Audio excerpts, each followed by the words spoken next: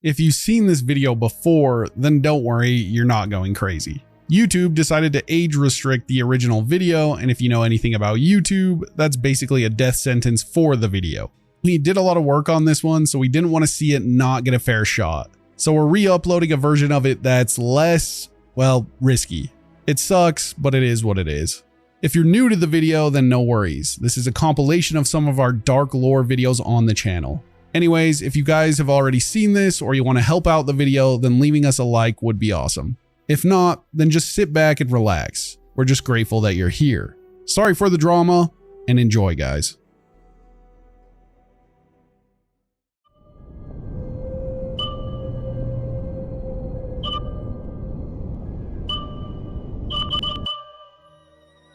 You might have heard of this vault before. Basically, it was cut content for Fallout 4, but it got very close to making it into the game. As you'll see, we have a ton of photos and even Todd Howard talking about it himself. Beneath the Atlantic coast of the Commonwealth, completely cut from Fallout 4's final release, is one of the strangest and most horrifying Vault-Tec experiments that never made it to the surface.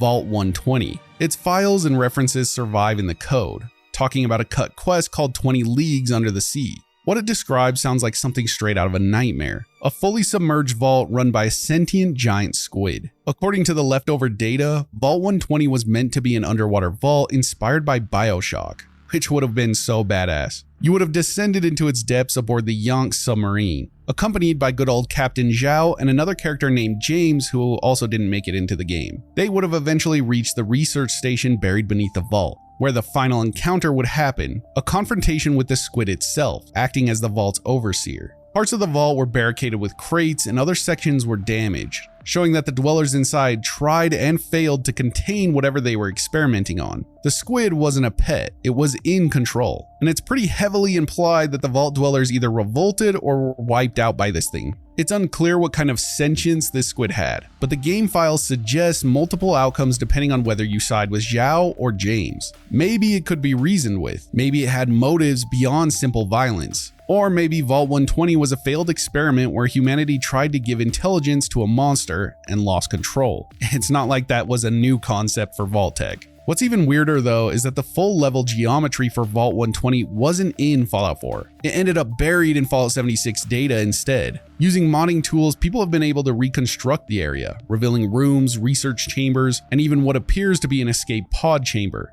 The vault never made it into the final game. The models were scrapped, the assets never finished, and the quest was cut before dialogue or custom art could be created. But the bones of it are still there. An underwater vault with a sea monster in charge, sealed away under the waves. The ghost of a storyline that almost dragged us into the ocean, face to face with something ancient, intelligent, and very angry.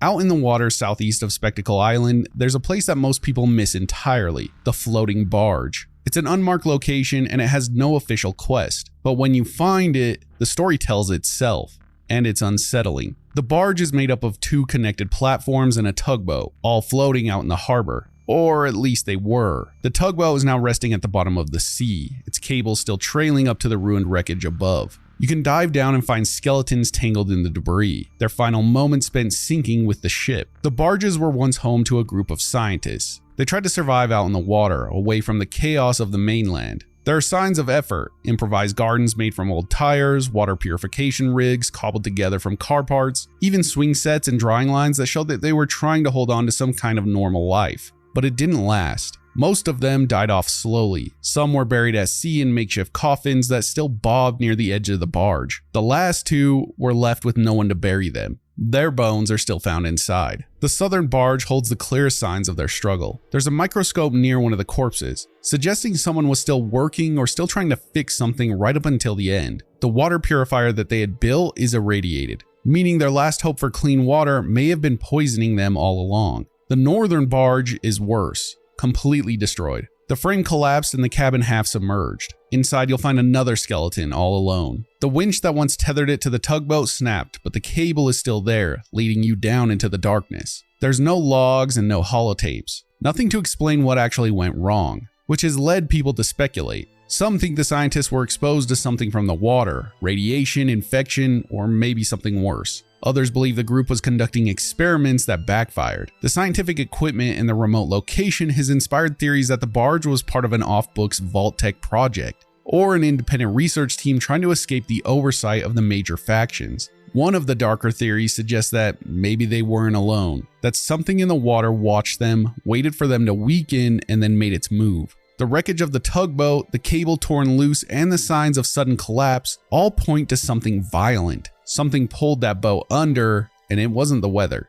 It's a classic horror story told on the ocean, being trapped on a barge and burying your loved ones in the sea. Maybe the radiation got them, or maybe something from the ocean.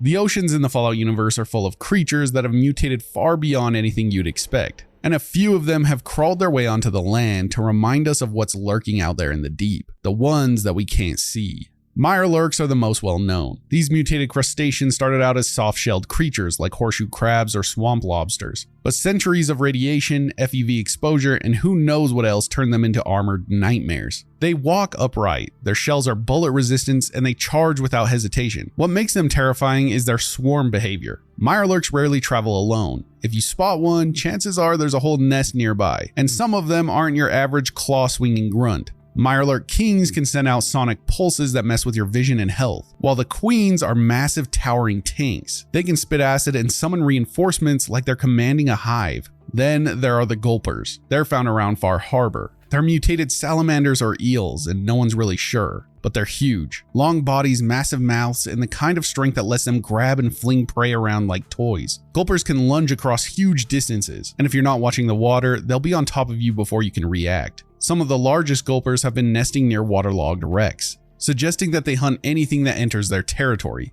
including humans. Angler creatures that are also in Far Harbor use glowing lures to mimic harmless lights in the fog. They crouch low, nearly invisible until you're within reach, then strike with claws and teeth. It's a mutated version of a deep-sea ambush predator, designed to make sure you never feel safe walking near the shoreline. And while not much is known about lake lurks, the aquatic cousins of mirelurks, they do show up in Fallout New Vegas and they seem built for stealth. They attack from the water's edge using projectile blasts and look like some hybrid of fish, insect, and reptile. The scariest part about all of this? These are the creatures we've actually seen. Fallout has hinted over and over that real monsters are still underwater, massive things mutated in isolation, far from human eyes, and every once in a while, one of them climbs ashore.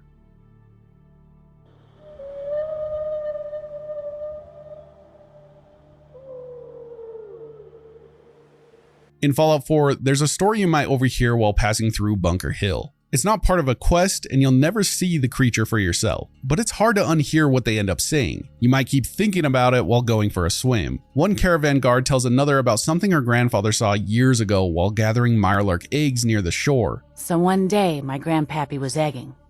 It was a foul day. Fog so thick you couldn't see your hand in front of your face. He was stumbling along and then he heard a tremendous clamoring. From the ocean. Like nothing he'd ever heard before or since. He stood still for a long time. The fog cleared for a brief moment, and that's when he saw the outline of the great behemoth. Massive. Bigger than anything you or I will ever see. Old Peg. A giant, blue ghoul whale.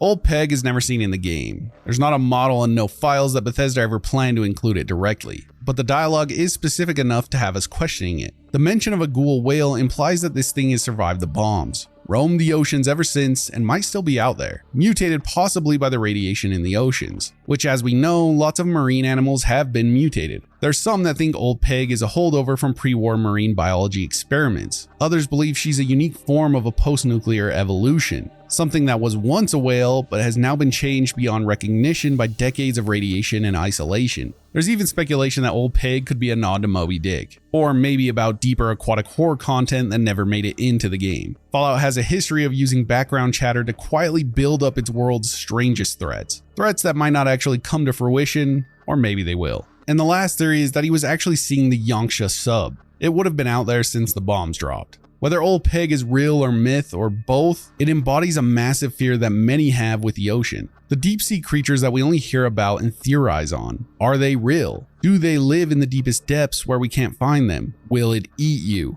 I guess we'll have to wait and see on that one.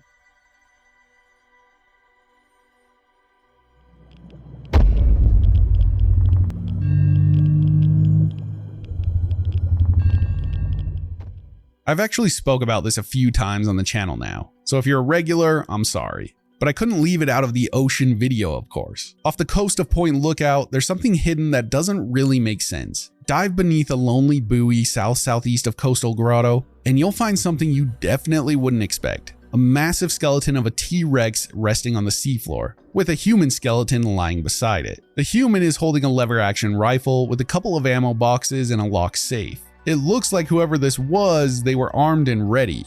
But ready for what? Why is there a dinosaur skeleton here in the first place? The only other T-Rex in the game is on display at the Museum of History in the capital Wasteland. That one makes sense, it's a pre-war exhibit.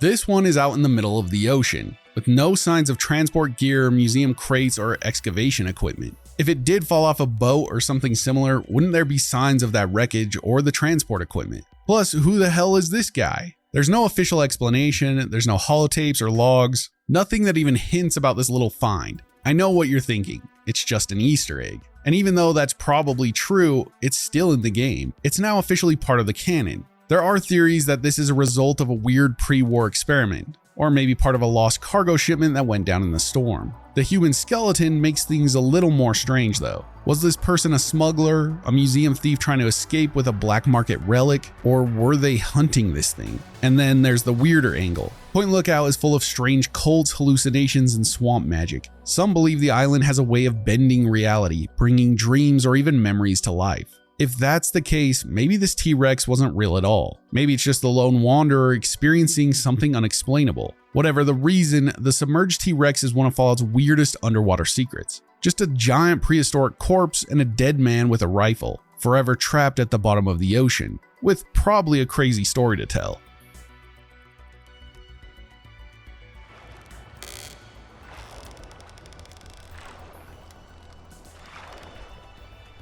This is probably one of the creepiest underwater places in the entire game. I pretty much wrote this entire video because of this location. The thought of it just freaks me out. Off the coast of Far Harbor, southwest of Fringe Cove Docks, you'll find a sunken boat. This isn't a new thing for Fallout. Lots of boats have been sunk since the bombs fell.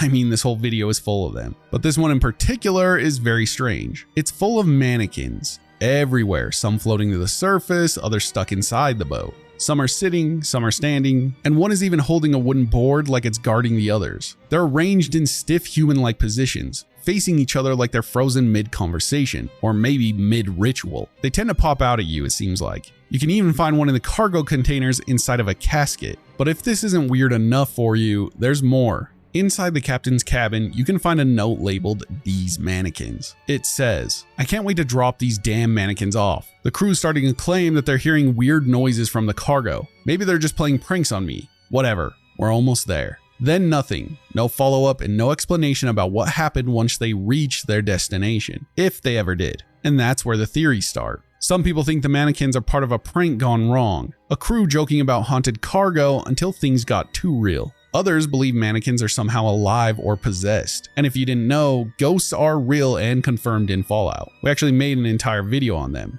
And the mannequins make it into that one as well. You should go check it out if you want to learn more about it. It's genuinely surprising how paranormal Fallout gets. So was this a ghost ship, a smuggler's joke, or something even darker? Was the crew pranking the captain because he didn't like the mannequins? Or were there actual sounds being made in those containers? It seems that the oceans in Fallout are filled with more than just monsters and mutants.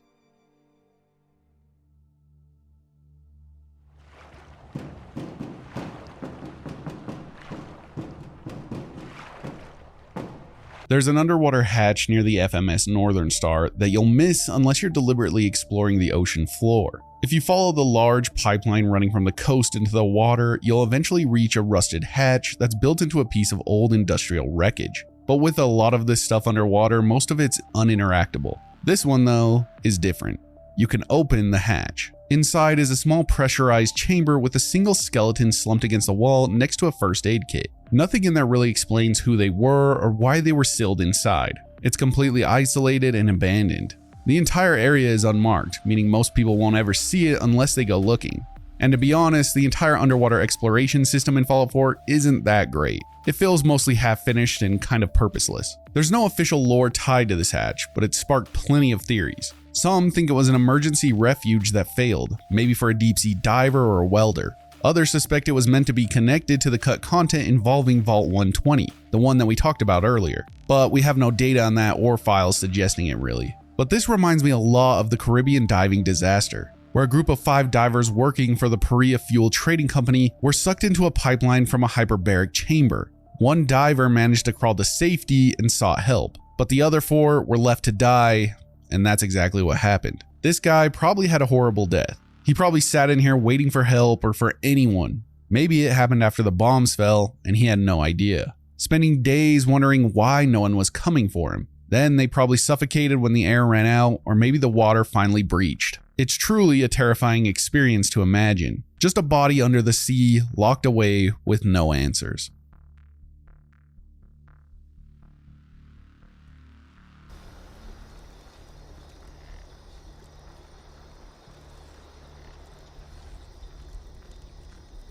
For the last segment, I wanted to include something that's relatively new to the series. I might do an entire video for this thing, but I figured we would include him because he fits so well. Anyways, don't expect like a crazy deep dive on this guy. We barely have any info of him at the moment. In Fallout 76 Gone Fission update, at the Fisherman's Rest in Appalachia, you'll encounter one of the most mysterious characters in the series now, the Fisherman. He looks almost amphibian, scaled skin, warped posture, webbed fingers. He's not hostile, he's just there, quietly selling bait, recipes, and fishing gear, while standing next to a sunken boat and a man named Captain Raymond Clark. He can't be harmed, and he won't engage in combat. No official background is given. Bethesda has confirmed nothing about his origins. Captain Clark just calls him a swell fella, but avoids giving any real answers.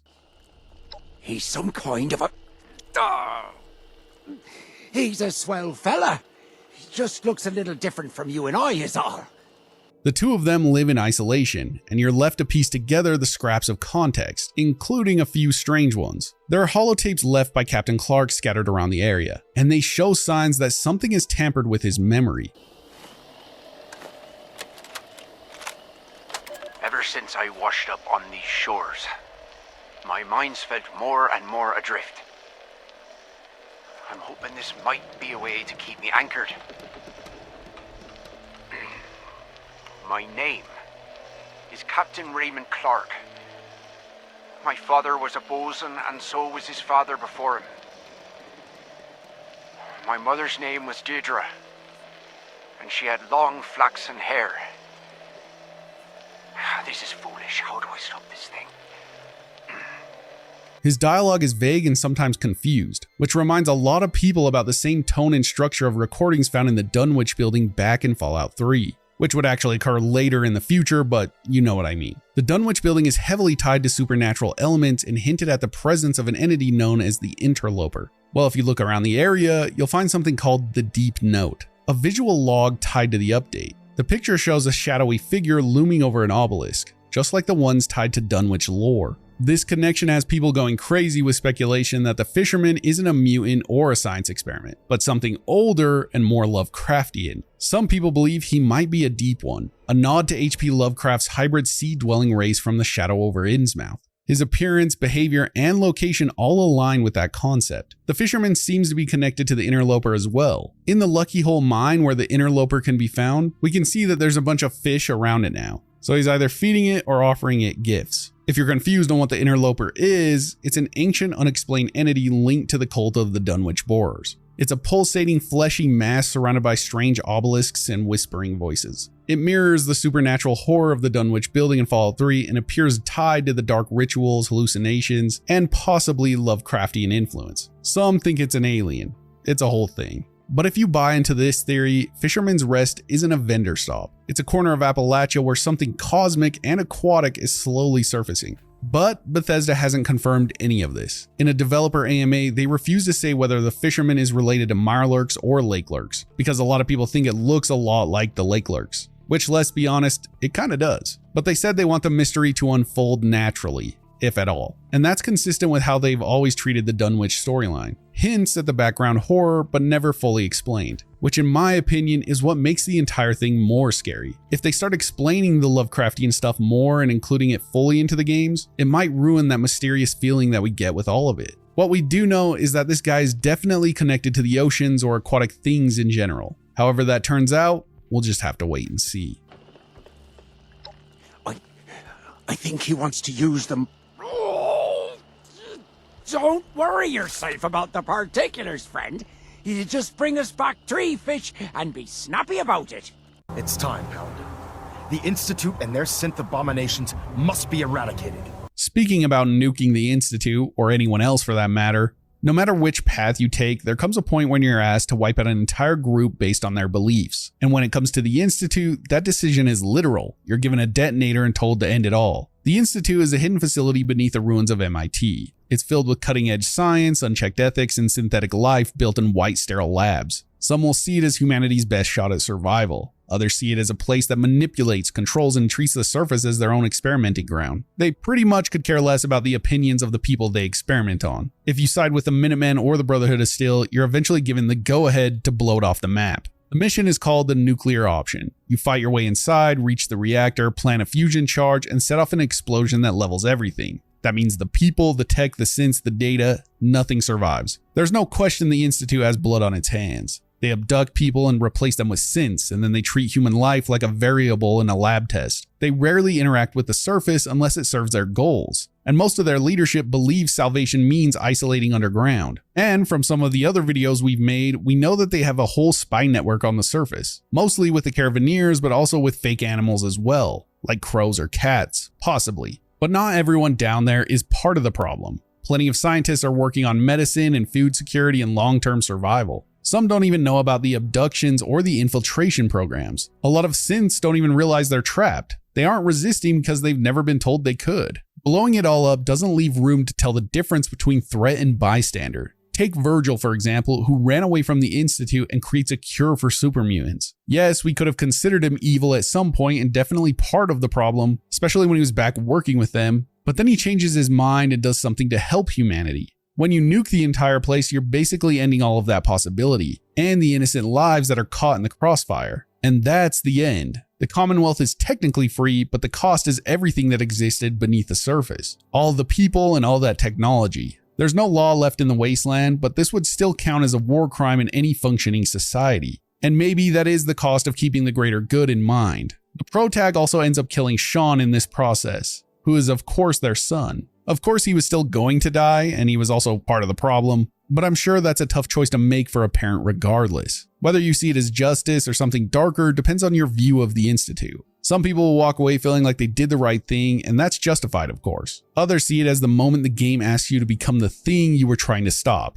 You know, war never changes, that whole thing. Either way, when you hit the button, the surface survives. But you decide what kind of person comes out on the other side.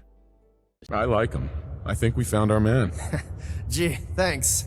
Found what exactly? We're looking for a volunteer, Clem. Someone to test some new devices that will help everyone. Fallout 4 hands you the tools to rebuild society. You have workshops, supplies, settlers, and it lets you shape what the future looks like. Best of luck out there. Some players build farms and homes and clean water systems that they conveniently use to monopolize the entire water system in the wasteland to become incredibly rich and gain even more power and even more water and even more caps, but that's not what this section is about. Instead of a safe haven, they design kill corridors and torture devices. Tight trap heavy paths meant to wipe out anything that enters. Originally, it would be a smart defense tactic against raiders or creatures.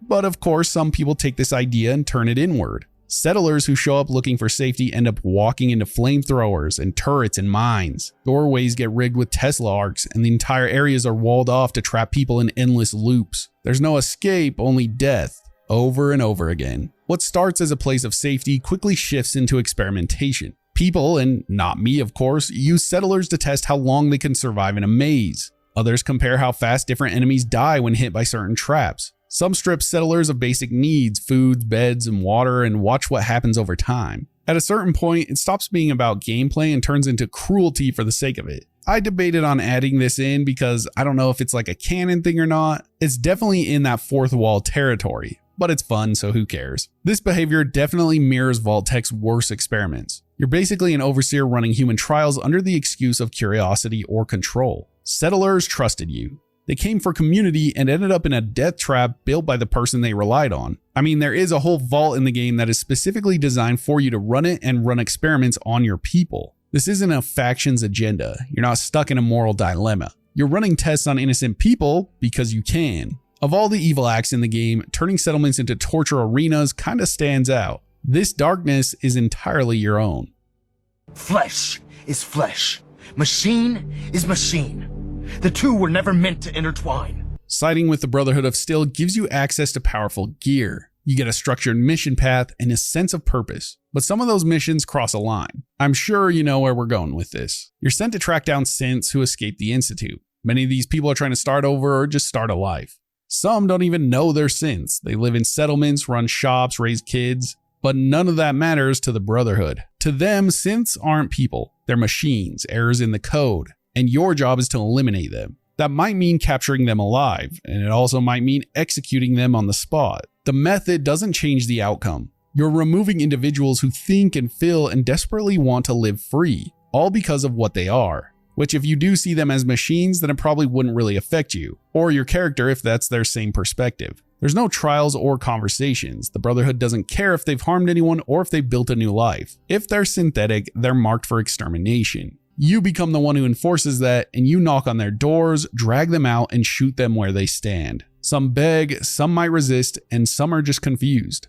But the mission always ends the same way. Okay, maybe it's not actually that gruesome in the game, but it can feel like that at times, especially when it's your companion and friend who you betray. But this is all doctrine to them. The Brotherhood operates under a belief that only the pure humans deserve to thrive. Everything else, like ghouls, mutants, or synths, is treated as a threat. The game does give you reasons to do it. There's better rewards, faction support, and that sense of power. But that's the part that kind of mimics what happens in the real world. The idea that someone doesn't deserve rights or life because of how they were made isn't fiction. It's something humanity's done before, is still doing, and will continue to do into the future. In the end, you become the person these synths hide from. The one they hope never finds them. The last face they ever see before everything goes dark. And then there's Dance. I won't dive too deep into it because we covered it in one of our last videos, but ultimately betraying Dance because he's a synth is one of the darkest things you can do in Fallout in my opinion. But some people just see it like this.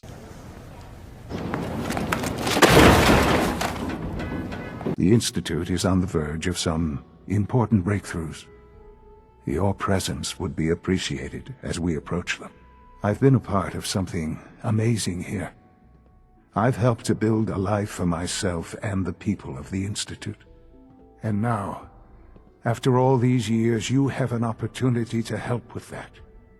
Doesn't that intrigue you? Isn't that what you want?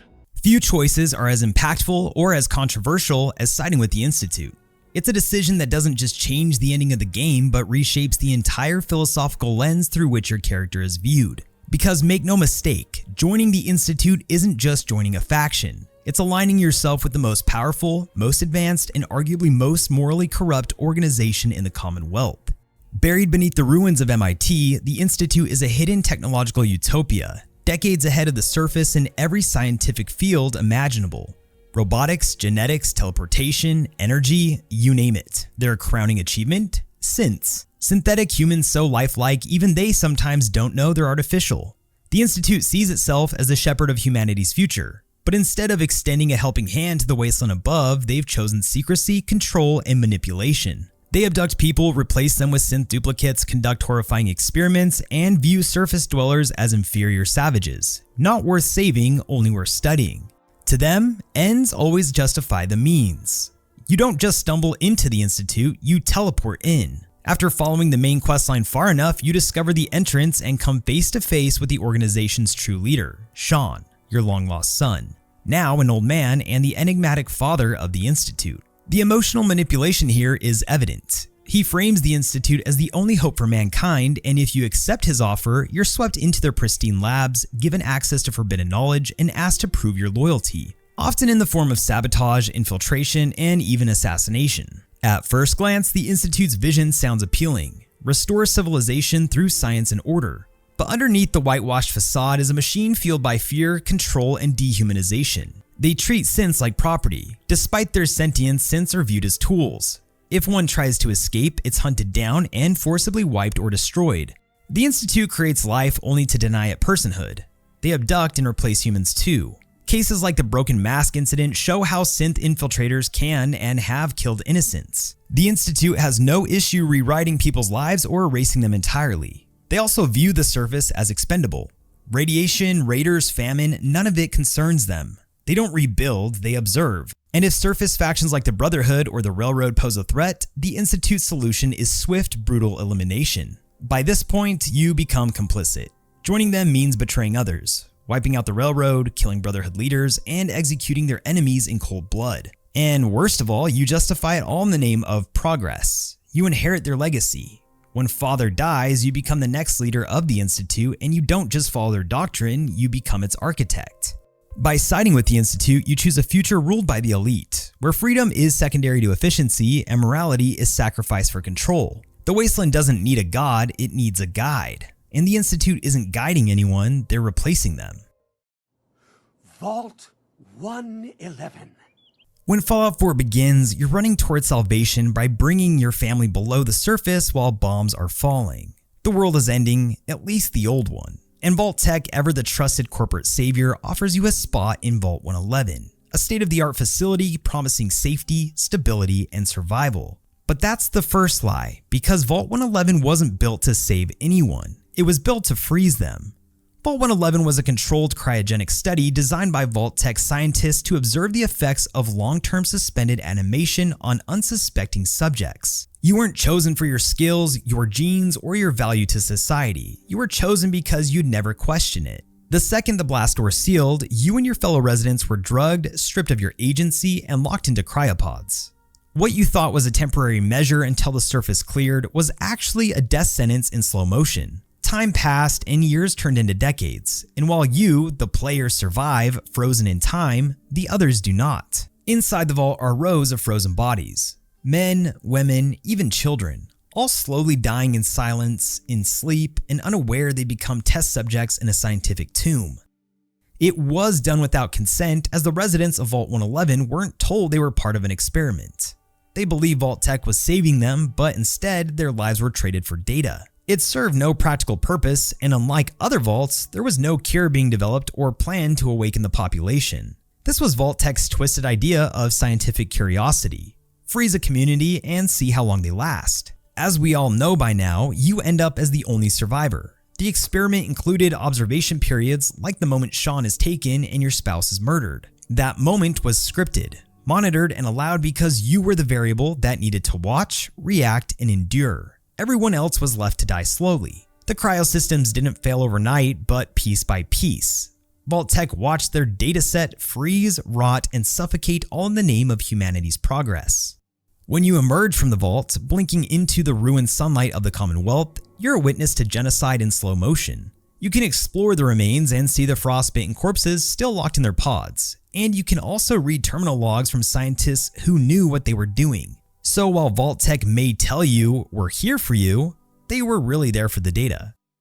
And what sort of business are you looking to take care of here in 81? I'm just a traveler. I thought I'd take a look around. Vault 81 is one of the few places in Fallout 4 that feels genuinely good. At first they're cautious, but once you prove yourself, they open their doors. You get access to quests in your own room, and storylines center around these people. There's a sick kid named Austin, a worried mother. Some might say it's a functional community, and they're doing their darndest. But if you choose to, you can destroy it.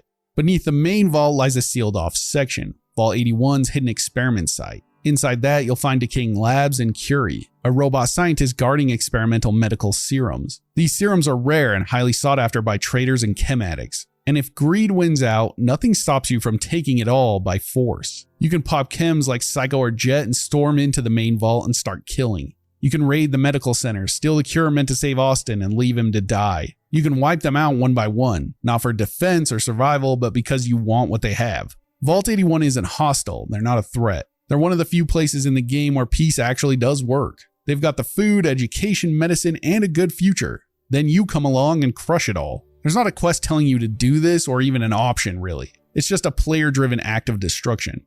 It's another one that I contemplated adding because essentially it's not a choice that the game offers you through quests or decisions. It's just a choice you can make, which I guess ultimately makes it valid. It's kind of weird. It's like walking into Diamond City or Good Neighbor and doing the same thing. But it is cool that you can make that choice if you want, except for the essential characters. I know we all love those guys, right? So just think of this section not only for Vault 81, but for any place really. Just the fact that you have the option to roll in and massacre entire towns because you feel like it. That's pretty dark, but also a staple for Bethesda games. In point of fact, everything down here is fine, with one notable exception. Dr. Frederick has informed me that the Directorate has pre-approved research on samples of the FEV virus. Now, I'm not one to question the Directorate, you all know that. I don't even want to know where this came from, but, well, this is troubling. Dangerous, possibly. I will do my best to make sure risks are minimized, but I really do hope that the consequences are understood. Deep inside the Institute, past the clean walls and the advanced tech, there's a section that they don't advertise. It's the FEV lab, locked off and hidden from most personnel. And buried beneath the layers of security, this lab holds one of the Institute's darkest secrets. They didn't stop super mutant research. They continued the work started at Vault 87, pushing it further in private. The lab was used to conduct experiments with forced evolutionary virus. This wasn't about studying old strains or containing outbreaks. The Institute deliberately exposed people to FEV. Dozens, maybe hundreds of surface dwellers were kidnapped and brought down here. All were treated as disposable and most died. Those few who did survive became super mutants, permanently altered and stripped of who they were and dumped back into the wasteland. The people used in these experiments weren't volunteers. They were taken. Their bodies and minds were rewritten, and once the Institute was done with them, they were left to roam, spreading more violence and instability across the Commonwealth. The project was eventually shut down, but the results are still out there. The super mutants you fight in Fallout 4, many of them aren't leftovers from Vault 87. They're actually new, created by the Institute. Terminals in the lab reveal everything. Failed experiments are noted with phrases like termination advised. Some entries hint at maybe regret or discomfort, but most don't. Most didn't see them as people, and they were just data points, which is a common occurrence for Institute scientists, as we already know. The worst part for me is the fact that they just let the experiments out to roam around and cause havoc. Like, why? What was the purpose of that? Maybe there's a lower reason I don't know about. Like, I understand trying to make a better human, but why not just eliminate the mutants that are formed? Now they're out there eating innocent people and destroying who knows what.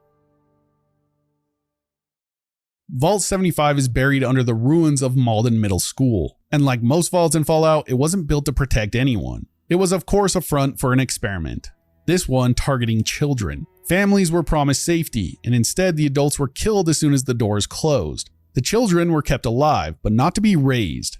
They were trained, conditioned, and turned into weapons. The idea was to create the perfect soldier. Children were isolated, tested, and pushed from a young age to be stronger, smarter, and more obedient. If they performed well, they got better food and better rooms, and maybe even a cooler sense of status. If they failed, they were removed, which actually meant execution. It's brutal, I know. There were no second chances. The Vault's creators didn't want family bonds or free thought, they just wanted the control. Going through Vault 75 and Fallout 4 shows you the aftermath of all of this. Practice rooms will be lined with human-shaped targets, barracks monitored constantly, terminals filled with logs from staff who started having second thoughts about what they were part of, and toward the end, a group of older kids try to fight back, but they were eventually outmatched and killed. Vault 75 was hell. It rewired these kids' brains to become super soldiers. And the craziest part is that during their little rebellion, some of the kids escaped the vault. We don't really know what happened to them, but I imagine some Captain Wasteland type people out there causing havoc.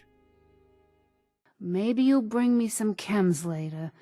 The site will paint a clearer picture. In the early hours of Fallout 4, you're introduced to Mama Murphy, eyes clouded by the past, future, and a steady stream of chems. She's not a fighter, though she assists you with your fight. She's not a faction leader of any kind either, but she's rather a relic of a time long gone, kept alive by what she calls the Sight. This actually has a deeper meaning closer to Stephen King's The Shine, which we explored in our Fallout Stephen King Iceberg last year. Through her drug-induced visions, she gives the Soul Survivor cryptic prophecies about the Institute, your son, and your future. But the catch is that she doesn't see anything without chems.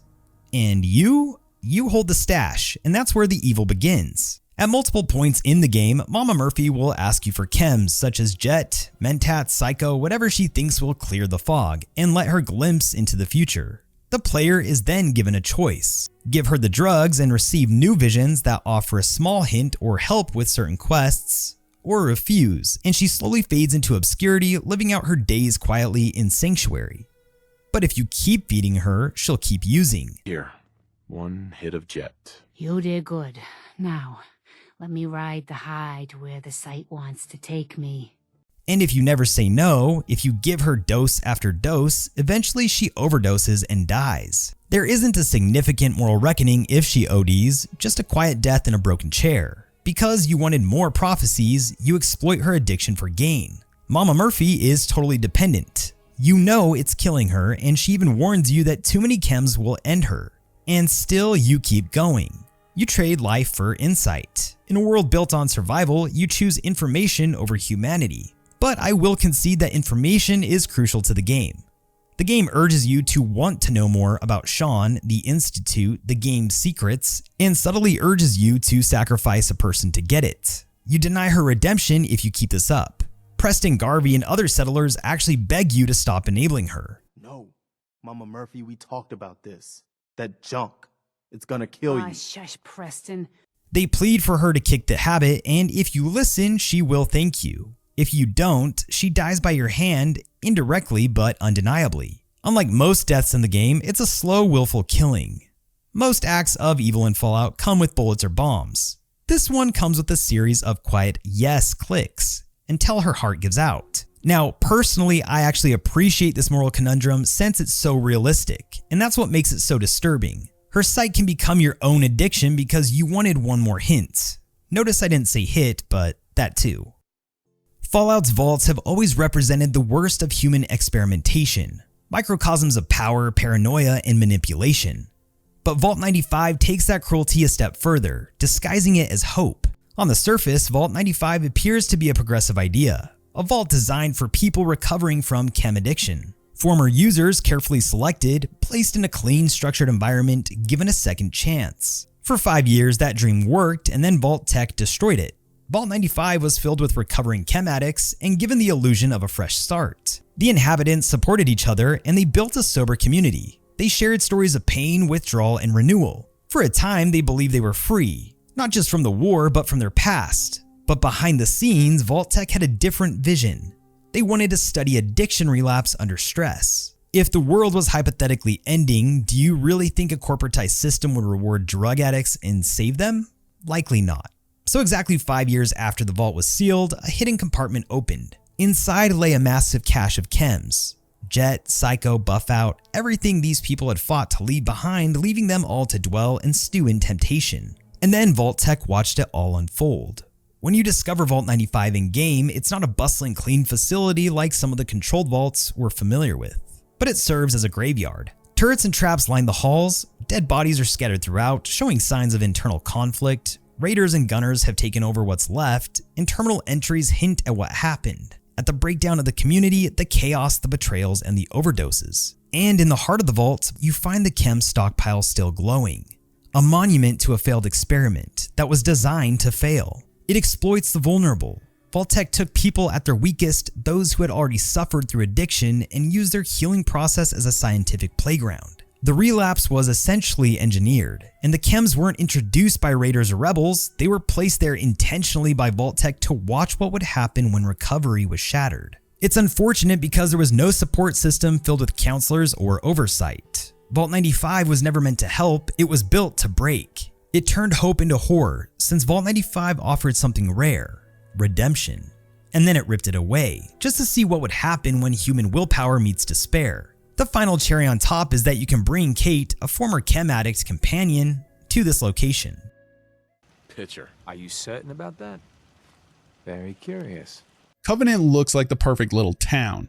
You've got your clean fences, pastel homes, and neighbors who never stop smiling. It sits along the river in the northern part of the Commonwealth, giving off that old school 1950s vibe. But the moment you try to enter, something does feel off. Before they let you in, you have to take the safe test. It's a weird psychological quiz full of loaded questions. They make it seem like it's part of the process and security, but the truth behind it is anything but. Fail the test and you're not welcome, and people who don't pass tend to disappear. Covenant isn't just trying to keep out the raiders, or even people selling purified water by the gallons. They're actually hunting synths. Suspected individuals are taken to a hidden facility nearby called the Compound, which is an underground lab buried in the woods and run by Dr. Rosalind Chambers. At the Compound, suspicion is all it takes for these loonies to ship you off. Victims are restrained, drugged, and tortured, sometimes to death, all because they didn't match the town's idea of safe. The woman at the center of the Honest Anne's side quest, Amelia Stockton, is one of them. She's being held simply because she failed the test. Whether or not she's a synth doesn't really matter to them. She's different and that's enough. Covenant hides its cruelty behind civility. The people believe in what they're doing. Chambers truly thinks she's actually protecting humanity. But the mindset turns into something darker, where their fear starts to justify the violence. The town is a facade. It promises security, but only if you conform completely. If you question it, you vanish. The entire operation is a reflection of real-world systems built on profiling and authoritarian control. And as I'm writing this, it feels a little too real these days. The lone survivor can eventually reveal the truth. You can help Honest Anne free Amelia and shut the whole thing down. Or you can support it. You can accept their logic and stand behind their methods and let Covenant keep running as is. The whole idea is really creepy, honestly. Tell me about these robots. They roam the Commonwealth and claim to be restoring order. We've seen them fighting raiders, but they've also attacked innocents, settlers, merchants, and caravans like ours. The Commonwealth has plenty of raiders, slavers, and warlords who know that they're monsters. Yet the Automatron DLC introduces a different threat, the Mechanist. Inside a lair, you'll find a masked figure who leads an army of Protectrons, Assaultrons, Robo-Brains, and Mr. Gutsies, claiming the goal of bringing peace to the Commonwealth. The plan does sound heroic, though the execution tends to be lethal. Her robots lack any sense of moral nuance, tagging anyone who carries a weapon or even looks tense as a hostile target, and they open fire without warning. The worst villains are always the ones that believe what they're doing to be the correct thing. Anyway, as you go along, you'll find whole settlements charred, their fields scattered with settler bodies and broken servos. Caravan routes are littered with crates and Brahmin that took plasma rounds. Family homesteads vanished because they matched a threat profile. These victims were civilians, not Institute agents or raider gangs. Yet the Mechanist continues to broadcast upbeat messages promising safety, unaware her protectors have turned into executioners. Her failure is accidental and preventable. She deployed a full-armed robotic militia without oversight or even testing really. The machines follow code with zero context, often wiping out those that they were supposed to defend. It's actually a pretty cool concept instead of the one-dimensional stuff that we usually get. At that point, the sole survivor can reveal the truth to her and shut the operation down, or ironically provide support and enlarge the robotic crusade. When you finally reach the command center and unmask the Mechanist, who is Isabella Cruz, you'll meet a young engineer who was inspired by comic books, and who is stunned to learn the damage she caused. She set out to be a savior and not a butcher, which makes the outcome even more tragic. Sometimes shit is just out of your control when you're trying to do the right thing. As we all know, no good deed goes unpunished. In the sterile white halls of the Institute, everything gleams with promise. Technology, order, civilization rebuilt. But buried below that perfect image is a dark secret. A department dedicated not to innovation, but to recapture and execution, and it's called the Synth Retention Bureau. Its mission is simple: track down escaped synths, bring them back, or make sure they never leave again. The Synth Retention Bureau, or SRB, operates under the direction of Justin, a cold, calculating figure who sees synths not as people but as property gone rogue. Now, to him, an escaped synth is nothing close to a moral dilemma, but is more closely aligned to a malfunctioning machine. The SRB monitors synth activity across the Commonwealth using telemetry, coded trackers, and field agents, including the infamous coursers, black-clad biologically enhanced killers who serve as the Institute's enforcers. When a synth escapes, whether seeking freedom, identity, or simply a chance at life, the SRB dispatches these guys to hunt them down for the sole purpose of termination or forced reprogramming. To the Institute, the idea of a synth wanting freedom is a bug, something to be deleted. But boy, is that one hell of a massive bug. This concept, as mentioned before, it mirrors real-world slavery. The SRB treats synths as property that must be recaptured when they escape. Their language, such as runaways, retention, reprogramming, It's eerily similar to the rhetoric of real-world slave patrols and fugitive slave laws, and it denies personhood. Many synths exhibit human-level intelligence, such as emotion, creativity, and even fear. But to the SRB, none of that really matters. A synth isn't a person, but it's a product. The SRB legitimizes murder as a form of maintenance. If a synth resists capture, they are executed without hesitation. The SRB calls this containment. But on the surface, let's call a spade, and let's call containment for what it is: assassination. You can become complicit in assassination since if the player sides with the Institute, you end up assisting the SRB. You help capture escaped synths, and you fight the Railroad during this crossroad, the one group trying to free them. You enforce the will of an organization that kills to preserve control. The most disturbing part is that many inside the Institute see absolutely nothing wrong with this. To them, this is QA, which is a fancy corporate acronym for quality assurance. Runaway synths are considered a danger to the Institute's secrecy, security risks that must be eliminated because they're inconvenient. And once you start treating lives as inconvenience, you've already lost the humanity the Commonwealth desperately needs. Man, I don't know who you are, but your timing's impeccable. Preston Garvey, Commonwealth Minutemen. God damn it. Minutemen? So now I'm traveling backward in time? When the Commonwealth is crying out for help, the Minutemen rise. Ordinary people banding together to protect each other when no one else will.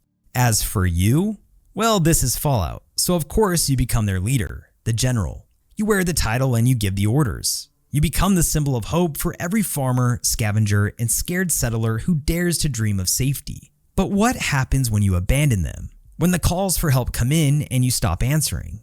When you take the title of protector and then just walk away? Early in Fallout 4, you help Preston Garvey and his ragtag band of survivors escape Concord.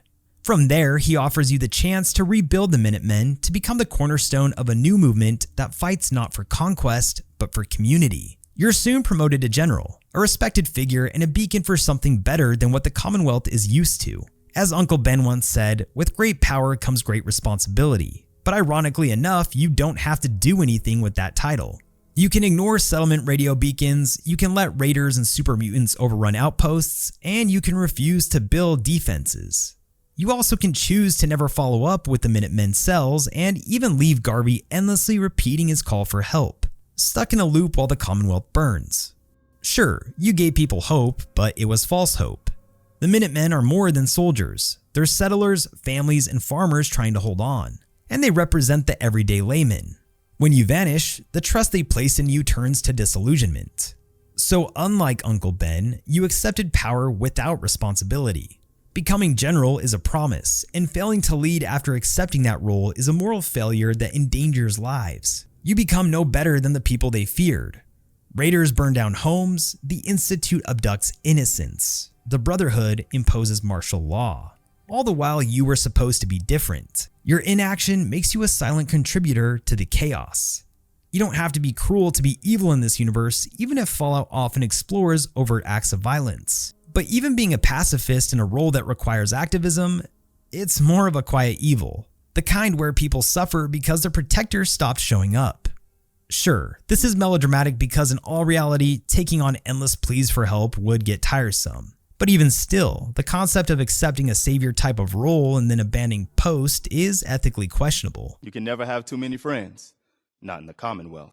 Kellogg starts off as the man who killed your spouse and took your child. He's the reason your story even begins. When you finally catch him and end his life, you learn a lot about his past, and it's pretty sad. You don't find the cartoon villain that they portray. You find a kid who grew up in a brutal world, then a young man that was angry and lost. Eventually a mercenary who stopped pretending to care. He loses his family by failing to protect them. Then he closes off everything human and turns himself into a weapon. His thoughts are disturbingly logical, even when talking about murder and kidnapping. But then you realize you're not far from this path yourself. You've lost someone, you're chasing your child, you've killed more people than you can count, and the difference between you and Kellogg isn't morality, it's just timing. You literally take his implants, use his brain to break into the Institute, and his methods become yours. Manipulation, violence, and doing whatever it takes. His memories show you that he walked a similar path that we are, and every time he made a little choice, he went further and further into oblivion. Kellogg wasn't born evil. He adapted to the world and he did what he thought was necessary. And that mindset, the trait of empathy for results, is something that we can easily slide into.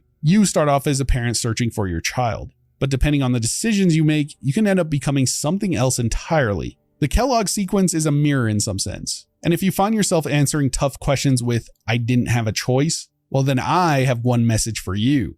Maybe Kellogg didn't either.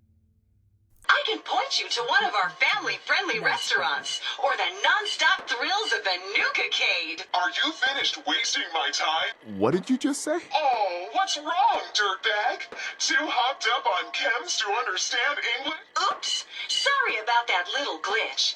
The Nuka-Cola Corporation was the pre-war United States' largest soft drink manufacturer, and one of the most powerful corporations in the Fallout universe. Founded by John Caleb Bradburton in 2044, the company quickly grew from a single beverage to a massive corporate empire that dominated the soda market. Nuka-Cola was basically a cultural staple. Its brand was everywhere, on billboards, vending machines, theme parks, and even military gear. The company expanded into dozens of flavors, each one carefully marketed to different regions and demographics, with Quantum being its most infamous product due to its crazy and wacky glow. Hell, the marketing transcends the fourth wall, basically. All of you guys know Nuka-Cola at this point. It truly is a staple for the series. Well, behind the branding and the cheerful mascots, the Nuka-Cola Corporation was heavily involved in unethical practices. It engaged in dangerous scientific research, military collaborations, hostile takeovers of competitors, and manipulative advertising. The company used its influence to hide the dangers of its products and push addictive, chemically altered drinks to children and adults alike.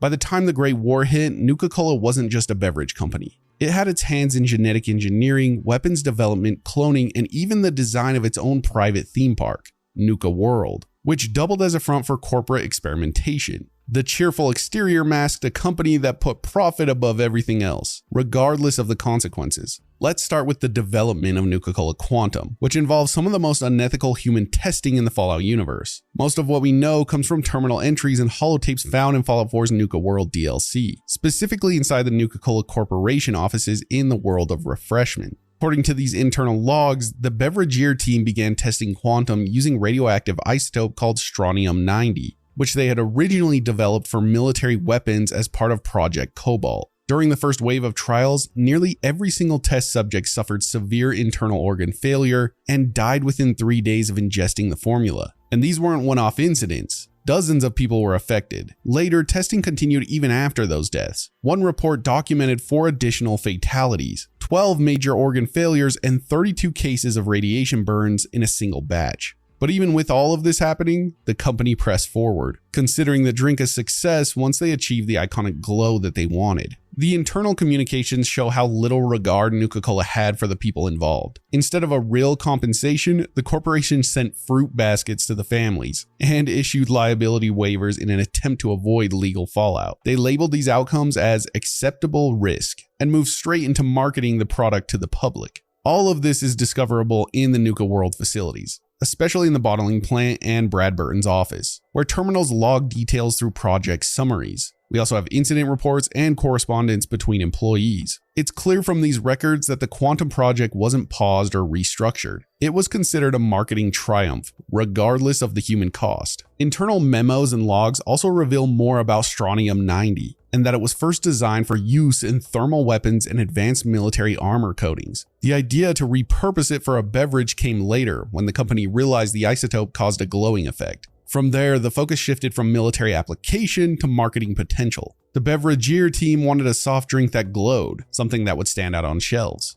Nuka-Cola Corporation also had a long history of crushing its competition through aggressive business tactics, and the case with Vim Pop in Maine is one of the clearest examples. We're shown this in Far Harbor, where terminals and dialogue inside the Vim Pop factory give us the full extent of what happened. Vim was a regional soda company with a strong local following, and when Nuka-Cola tried to buy them out, the owners refused. Nuka-Cola, though, didn't take no for an answer. According to the logs found in the Vim factory, Nuka-Cola hired mercenaries to carry out sabotage operations. These included theft of delivery trucks, intentional damage to production equipment, and even targeted intimidation of Vim employees. One memo describes how Nuka-Cola operatives stole proprietary recipes and attempted to undermine Vim's distribution network. The pressure campaign became so intense that it disrupted the company's ability to meet orders and maintain market presence. And of course, this wasn't an isolated incident either. Across the series, Nuka-Cola is shown absorbing or forcing out smaller soda companies, either through buyouts or more covert interference. The same behavior is hinted at in various terminals across Nuka-World, where old promotional materials and executive emails reference other acquired brands, all being folded into Nuka-Cola's product line without further explanation. In the case of Vim, the sabotage eventually led to the company's collapse. After the Great War, all that remained were abandoned facilities, broken machinery, and leftover crates of soda. Inside Nuka-World's Safari adventure, the Nuka-Cola Corporation was secretly running genetic experiments under the name Nuka-Gen Replication Program. Also, did they have to name everything Nuka? Jesus. Most of this is uncovered through terminal entries and holotapes found in the Safari adventure area. The project used a prototype device called the Nuka-Gen Replicator, which was designed to clone animals for park exhibits. On paper, it was meant to simplify upkeep by reproducing endangered or exotic creatures. In reality, it became a hub for reckless bioengineering. The replication process went wrong early on. Clones came out malformed, aggressive, and unstable. Some were highly radioactive, while others exploded shortly after replication due to cellular decay. The failures were on a regular basis, but scientists kept the program running. Terminals show the research team ignored safety warnings and ethical guidelines. Multiple entries mention creatures attacking handlers, genetic material degrading during replication, and security teams being called in to contain outbreaks. One holotape specifically describes a creature that detonated in the observation chamber, killing 2 staff members.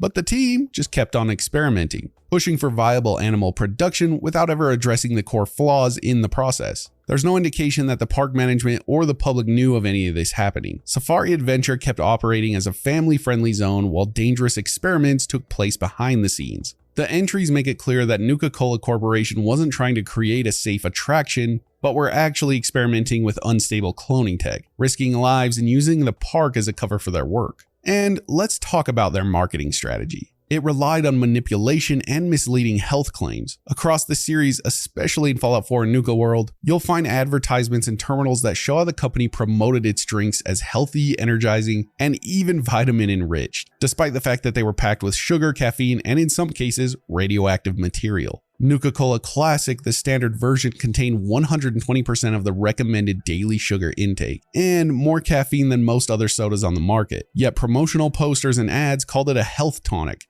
and pushed it as part of a balanced lifestyle. They also heavily advertised the drink's supposed vitamin content, even though there's no indication any real nutritional benefit existed. In the original games and New Vegas, you can actually become addicted to Nuka-Cola due to the caffeine content. And Fallout 3 includes notes that characters suffer headaches and withdrawal symptoms if they stop drinking it. The company didn't stop at false health claims. In the theme park, terminals tell us how their marketing team focused on brand saturation by plastering ads over everything, even defacing landmarks. One incident involved Nuka-Cola executives putting their logo over the iconic Hollywood sign, altering it to read Nuka-World. They also encouraged overexposure in schools and community centers to get kids hooked early. They sound like real peaches. Every piece of advertising was designed to hide the drink's negative effects while boosting its appeal. The use of glowing colors, catchy slogans, and mascots like Cappy created a cheerful image around what was essentially a highly addictive, chemically engineered product. The company viewed these tactics as a long-term investment. Get consumers hooked young, keep them dependent, and never mention the side effects. They ran several promotional campaigns that targeted children and families, often disguising marketing as education or community engagement. One example is the Zap That Thirst reading campaign, where students were encouraged to read an absurd number of books, up to 10,000 pages to earn Nuka-Cola rewards. This program is mentioned in terminal entries and displays found throughout Nuka-World, mostly in the Vault-Tec Among the Stars exhibit. The company used these programs to build brand loyalty in kids and push regular consumption at an early age. Another example involves Nuka-Cola's partnership with White Spring Resort in Fallout 76. Nuka-Cola provided exclusive branded content, sponsorships, and access to corporate spaces in exchange for promotional control across the property. Terminals at the White Springs show how the resort gave Nuka-Cola prime advertising real estate, naming rights, and even input on guest amenities. In return, the resort's events and merchandise prominently feature Nuka-Cola branding, giving the company access to a captive audience. Across the series, these campaigns are documented in logs, signs, and terminals, and they all point to a consistent strategy: use incentives to push product loyalty under the appearance of public outreach. Whether it was soda giveaways in schools, mascot meet and greets, or theme park attractions, Nuka-Cola blurred the line between advertising and community service. The company's goal wasn't to educate or entertain. It was to keep their product in the hands of every consumer, starting as early as possible. I'm sure there's more I missed, but I think you get the gist of it. Nuka-Cola is the shining example, the literal beacon of what capitalism turned into in the Fallout universe. Corps were in charge and suffered pretty much no consequences. Robco Industries was one of the most powerful and influential technology corporations in pre-war America. Founded by Robert House, the company specialized in advanced robotics, also computer systems and military technologies. Robco was responsible for developing a lot of the core systems and machines that became standard across the United States, including terminals, security turrets, and robots like the Protectron and Robo-Brain. Its technology was used everywhere, homes and factories to military bases and vaults. Robco terminals in particular became the universal standard for computer access across the country. They played a major role in the pre-war automation boom, and it came at the expense of the working class. The company mass-produced robotic labor units like Protectrons and Assaultrons, which were rolled into factories, delivery services, security, and even domestic work. As these machines took over, massive layoffs followed. Workers across the country lost their jobs almost overnight, especially in the industrial sectors. This led directly to the automation riots, a series of violent protests triggered by widespread unemployment and the collapse of job security. Definitely doesn't feel relevant at all to us in the real world right now,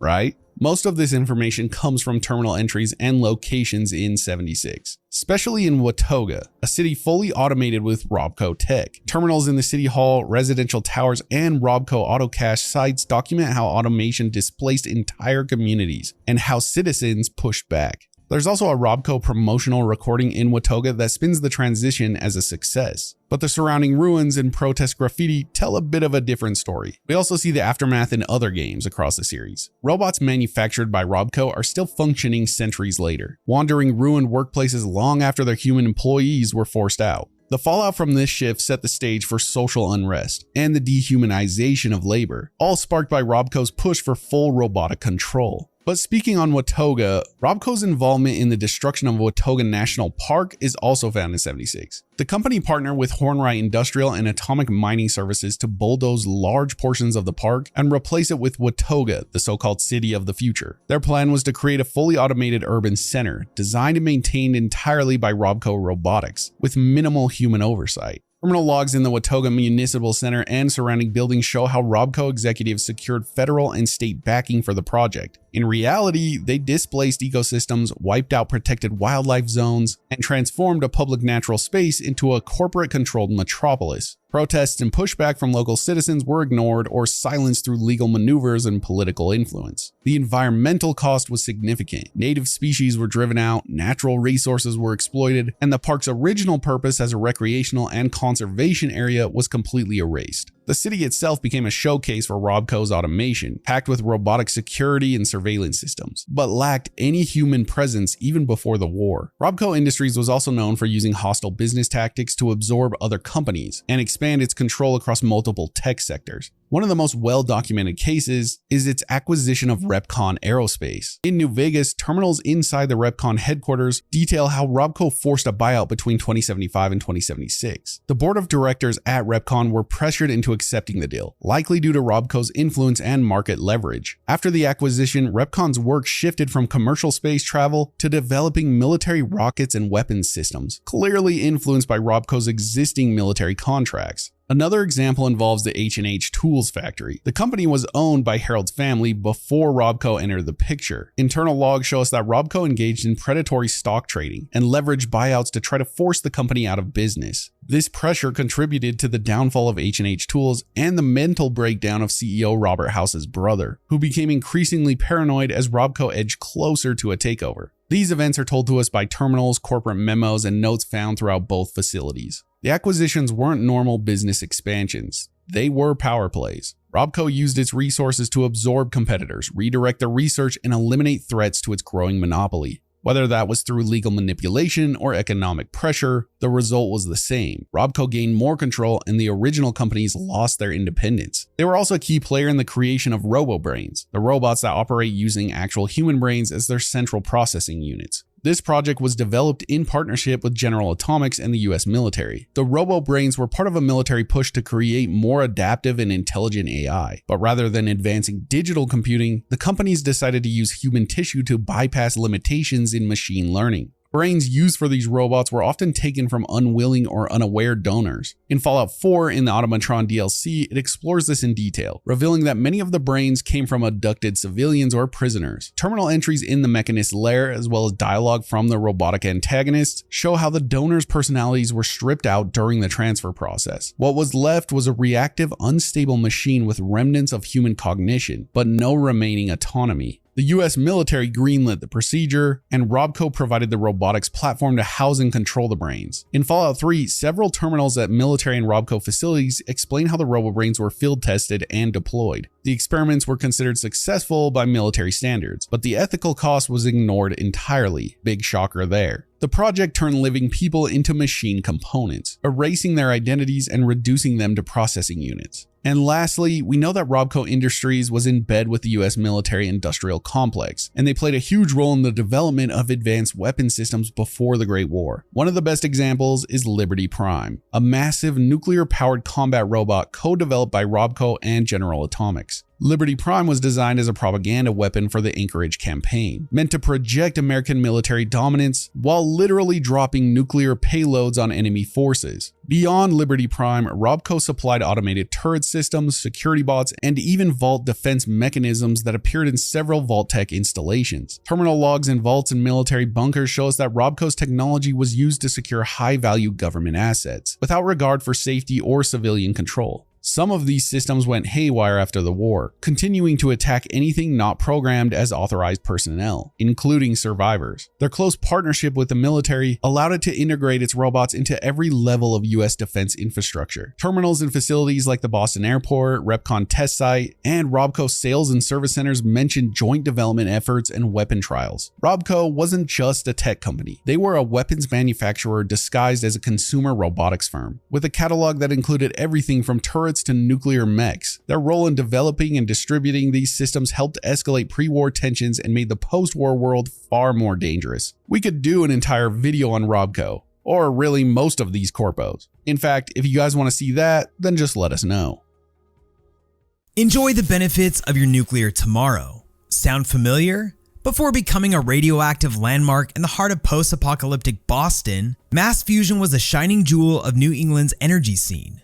Founded in 2043 by Carl Oslo, a visionary engineer fresh off a stint at Poseidon Energy, mass fusion quickly rose as Massachusetts' premier power provider. Their catchy slogans like "Total Power by Boston for Boston" and "Power People Perfect Mass Fusion" resonated deeply with the masses, painting a bright fusion-powered future. By 2070, mass fusion wasn't just lighting homes. They powered cars, factories, and entire cities. Fusion wells, engines, and cores bearing the mass fusion stamp became ubiquitous, humming quietly beneath the surface of everyday life. But in typical Fallout fashion, beneath the sleek marketing lay a darker, glowing secret. See, mass fusion operated nuclear containment facilities scattered around Boston, and when nobody was looking, coolants from these plants were carelessly dumped into local lakes. Citizens reported alarming symptoms like nausea, hair loss, radiation burns, and vomiting. You know, the basics. Mass Fusion's PR machine quickly swung into action, denying every accusation and assuring the public that their home fusion units were completely safe. Yet, the truth was leaking faster than that toxic coolant itself. Behind closed doors, Mass Fusion embarked on their ambitious yet controversial Clean Power Initiative. Under this banner, scientists Carl and Noel developed the groundbreaking beryllium agitator, a revolutionary fusion component promising limitless clean energy. Initially designed to propel civilian energy forward, the project soon drew the attention of the military. Pressured by powerful military contracts, Mass Fusion accelerated the project, pushing past safety limits in a frantic race for innovation. When Noel voiced concerns about the reckless pace and potential risks, Mass Fusion swiftly silenced him. He was fired, burdened by a strict non-compete clause, and buried under legal paperwork.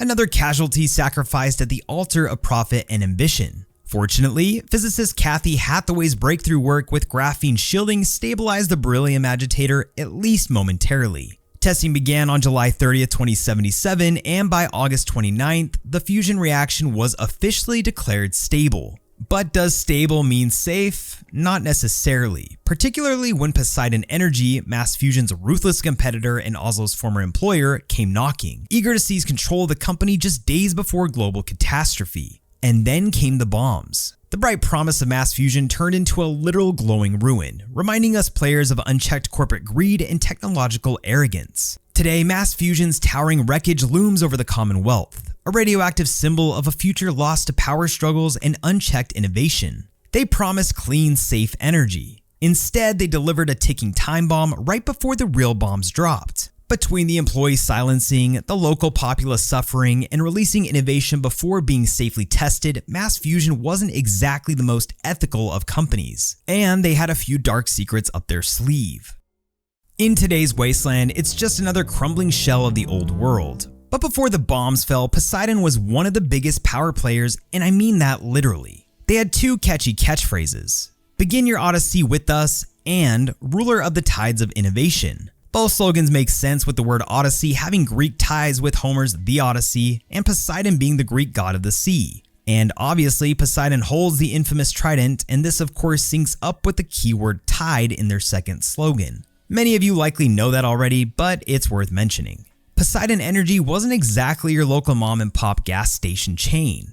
It was a massive pre-war energy conglomerate, pumping out fossil fuels, operating nuclear power plants, and supplying both civilian and military clients across the continental US. Sounds pretty important when it comes to day-to-day life in the pre-war life, and when it comes to the timeline of during the Great War. But their local stations weren't exactly as great as your local Buc-ee's. Shout out to our viewers from the South. I've never been to one, but Buc-ee's looks badass. But behind the pristine branding and gleaming towers of energy was a corporate machine powered by corruption, secrecy, and good old government contracts. The age-old hallmarks from the likes of Vault-Tec. Poseidon wasn't just lighting up the nation though. They were developing experimental energy weapons, working with the Department of Defense, and getting cozy with other shady megacorps like West-Tec. Word is, they may have helped fund early research into the FEV as well. And speaking of shady, Poseidon's execs were obsessed with maximizing profits over safety. Reports hinted at faulty reactors, overworked scientists, and cutting corners on inspections. There are even whispers that some of their clean energy initiatives were just marketing fluff to distract from the radioactive runoff and rising cancer rates near their plants. The roots of Poseidon run deep, as they even dabbled in projects through international affiliates like PetroChico in Mexico. So their secrecy of corruption was networked internationally. And that wasn't all. Poseidon developed its own internal communication network, PoseidonNet, connecting facilities coast to coast. Think of it as a high-powered corporate intranet built on top of crumbling democracy. Their portfolio was absolutely stacked. They manufactured the U-235 atomic outboard motor for boats. Yes, that's exactly as unstable as it sounds. Worked with atomic mining services, and ran power through the Poseidon Power Management System, including the massive facilities in Appalachia. Like most shady corporations pre-war, Poseidon wasn't just about energy. They were about control. The company dabbled in weapons development, maintained government contracts, and had no love for organized labor. When workers at Plant WV06 went on strike, supported by the Associated Miners Union, Poseidon didn't negotiate. Instead, they called in the National Guard, who responded with hallucinogen riot gas. Peaceful protests turned into chemically induced panic, and it was a classic tale of corporate diplomacy. Internally, Poseidon was fractured. Visionaries like Carl Oslo left out of frustration, founding Mass Fusion, a direct competitor. And while some of Poseidon's most ambitious research never reached completion, that hasn't stopped scavengers like the Brotherhood of Steel and the Enclave from trying to unlock their secrets in the modern-day wasteland. Quickly going back to some of their subsidiaries, they had four. First, as briefly mentioned, they had PetroChico, which operated in Mexico and the Mojave Desert before the Great War. And you may have noticed their billboards when traversing the Mojave yourself. Second, they had Poseidon Gasoline, which we see appear in Fallout 2. Third, Poseidon Oil, which also appears in Fallout 2. And lastly, they had Triton Material Disposal. This company made a contract with the mayor to store radioactive materials within city limits. Sounds safe enough. Allegedly, the contract was meant for 26 consecutive months, which is completely random since usually deals are for 12 months or annually based, so the additional 2 months are random, but kind of a fun fact. The deal was on the brink of being publicly announced via WKAK radio, but it is unknown if the revelation ever aired at this time, and the rumors likely died when the world collapsed. The ambitions of the company were nothing short of amazing, whether it be good or bad. This megacorp was lighting the way into a new golden age, or at least so they claimed. At Helios One, they created Archimedes, which was a solar-powered energy weapon disguised as a clean energy project. It used microwave radiation to beam power to remote locations. But it also had a dark twin, Archimedes 2, a satellite-based artillery system. One test nearly fried the Black Mountain Array and nearby military bunkers. They also developed a secret project meant to replace Winchester P94 plasma caster. Its prototype, the Q35 matter modulator, was stolen by Repconn Aerospace. Because even in a dying world, corporate espionage is eternal. Poseidon's legacy continues to glow on. A radioactive ambition left unchecked, weaponized progress, and a company that promised to power the future, but helped burn it down in doing so. Okay, we aren't going to cover any of the vaults because that would take forever. In fact, we already have a video covering every single vault on the channel and it's nearly 5 hours long. So yeah, if you want more information on those, I'd recommend it. It's probably one of our best. Vault-Tec built hundreds of vaults across the United States under the pretense of protecting citizens from nuclear war. But most of these vaults weren't designed to save people. They were built to run social experiments. Only 17 were true control vaults meant to function as survival shelters. The rest were customized for different long-term studies on human behavior under stress, isolation, and manipulated conditions. Each vault was given a specific experimental scenario, and none of the residents knew what was actually happening. Examples are everywhere in the series. Vault 11 forced residents to sacrifice one person every year or be killed by the vault's security systems. Vault 87 was used for the FEV experimentation, turning residents into supermutants. Vault 112 trapped its residents in a virtual simulation controlled by a single overseer. These experiments were designed to collect data on everything, from obedience and leadership under pressure to how long people could survive in a sealed environment with extreme limitations. Vault-Tec ran it all under the radar, using entire populations as live test data. They never told residents the truth about what they were signing up for. People entered the vaults thinking they were getting long-term protection from nuclear fallout, but in reality, they were being used as unwitting test subjects. There was no informed consent and no explanations about the true nature of the experiments. Once the vault doors closed, residents were locked into whatever scenario Vault-Tec had planned, ranging from psychological torture to drug trials and forced social restructuring. Vault 106 pumped psychoactive drugs into the air filtration system to observe the effects of long-term exposure. Vault 69 was designed with a population of 999 women and 1 man, just to see what could happen. Vault 108 had a clone lab and intentionally unstable leadership, creating a civil war among identical versions of 1 man. In all of these cases, the people involved had no idea they were part of an experiment. They believed they were being kept safe from the war outside,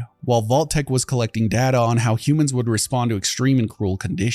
A lot of Vault-Tec's experiments weren't just manipulative. They were straight up fatal in most cases. Many vaults were designed to push residents past their breaking point, both physically and mentally. Some involved starvation, others introduced deadly diseases, or unstable social systems, or even regular killings as part of the vault's routine. Vault 22, for example, was focused on bioengineering plants to recycle CO2, but ended up infecting the entire population with a spore-based fungus that turned people into mindless carriers. Vault 11 forced residents to vote on yearly human sacrifices under the threat of mass execution. Vault 95 was filled with recovering addicts, then later stocked with drugs to observe relapse and self-destruction. These experiments led to psychological collapse, mass death, and in many cases, the complete failure of the vault's population. Vault-Tec documented everything, treating human suffering as data collection, and never attempted to intervene or shut the projects down. They didn't limit their experiments just to the vault residents either. Employees were used the same way. Internal records and terminal entries from across the series show us that the staff were often subjected to high-stress environments, unethical medical trials, and manipulative working conditions. In some vaults, the staff didn't even know they were part of the experiment until it was too late. Over time, these conditions led to breakdowns, rebellion, and suicide among staff members. Vault-Tec documented the effects on both employees and residents, showing that no one involved was actually safe from the larger experiment. The corporation treated its own personnel as tools to be studied, not protected.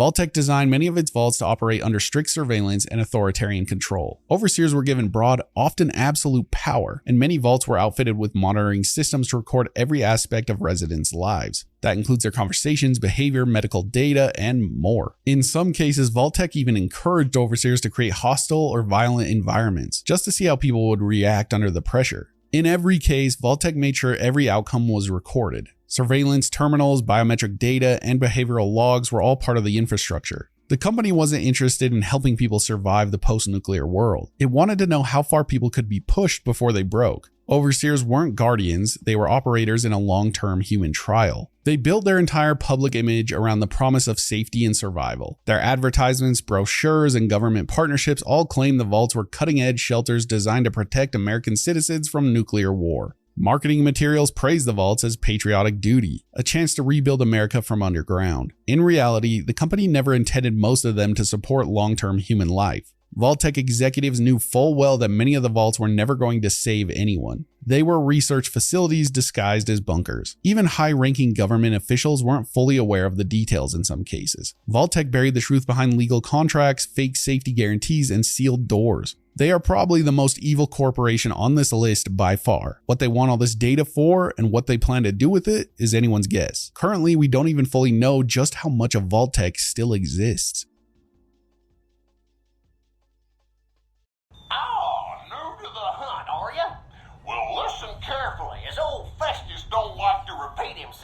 Before Nuka-Cola took over the soft drink world, there was a fizzy, frothy, root beer flavored legend sweeping across the American Southwest. It was called Sunset Sarsaparilla, and unlike its competitors, it didn't come out of a corporate boardroom, but from a saloon. Pretty fitting considering the world of New Vegas and its Wild West tones. Founded way back in 1918, the Sunset Sarsaparilla Company was born when a small town barkeep tried to craft a new drink. As the story goes, a mysterious stranger at the end of the bar offered a family recipe for sarsaparilla in exchange for a lifetime supply. The next day, the stranger turned up dead due to bandits. But by sundown, the recipe appeared on the barkeep's doorstep, sealed with a blue star. That bottle became the first batch of Sunset Sarsaparilla and the beginning of a legend. A dead stranger and a finger pointed at bandits, but then a recipe all of a sudden shows up on a doorstep. The sudden reeks of intentional murder, but by who? We may never know. Some doubt the saloon owner was in on it since he paid for the funeral of the lone stranger, but the timing of the ordeal was pretty impeccable to say the least. Over the decades, Sunset Sarsaparilla boomed. By the mid-2000s, they were shipping bottles from LA to Canada and selling like crazy across the Southwest. They even diversified into home goods. Lamps made from bottles, branded doormats, the American shit you'd expect to see in this dystopia of 1950s glamorized consumerism. But success brought competition, and Nuka-Cola's John Caleb tried to buy them out. When that failed, he released Nuka-Cola Wild, which is basically a root beer knockoff that never quite caught on. As Sunset expanded, they partnered with Robco to automate their factories. The janitorial staff got an upgrade with Mr. Janitor, but automation also led to technical glitches, like rogue delivery bots botching entire regional supply chains. Then came the rumor, or rather a fake contest. Collect bottle caps with blue stars for a grand prize, just like those lollipops we all had as kids. Truth was, there was no contest, just speculation. But sales shot up 300%, and instead of shutting the rumor down, the company leaned into it and essentially lied by doing so. They installed some fucked up robot named Festus, which was a talking robot cowboy mascot, and launched an entire cowboy themed marketing campaign to sell the myth. And FYI, he's creepy as all hell. And when concerns about health risks emerged, side effects from drinking too much Sunset, the company denied everything. Who could possibly drink that much, they claimed. So yes, Sunset Sarsaparilla was more than just a drink. It was an American myth. Part root beer, part ghost story, part corporate hustle. Even to today, a few bottles of Sunset Sarsaparilla have a bottle cap marked with a blue star that some say the saloon owner requested. But other rumors, or ghost stories, say the stranger is continuing to sample the bottles like he was promised. Spooky.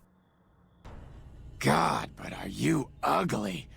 Get upstairs and talk to Jason before I throw up just from looking at you. Before the bombs fell, and long before humans were taken and frequenting space, yes, I'm looking at you, Zedans, Repconn Aerospace was trying and often failing to do just that. Founded in 2054 after a single successful launch of their Delta rocket, Repconn set up shop in Henderson, Nevada, aiming to revolutionize orbital propulsion in the middle of a growing energy crisis. Their pitch revolved around rockets fueled by plasma, fission, and experimental fuels that would solve Earth's energy problems, or at least blast some satellites into orbit.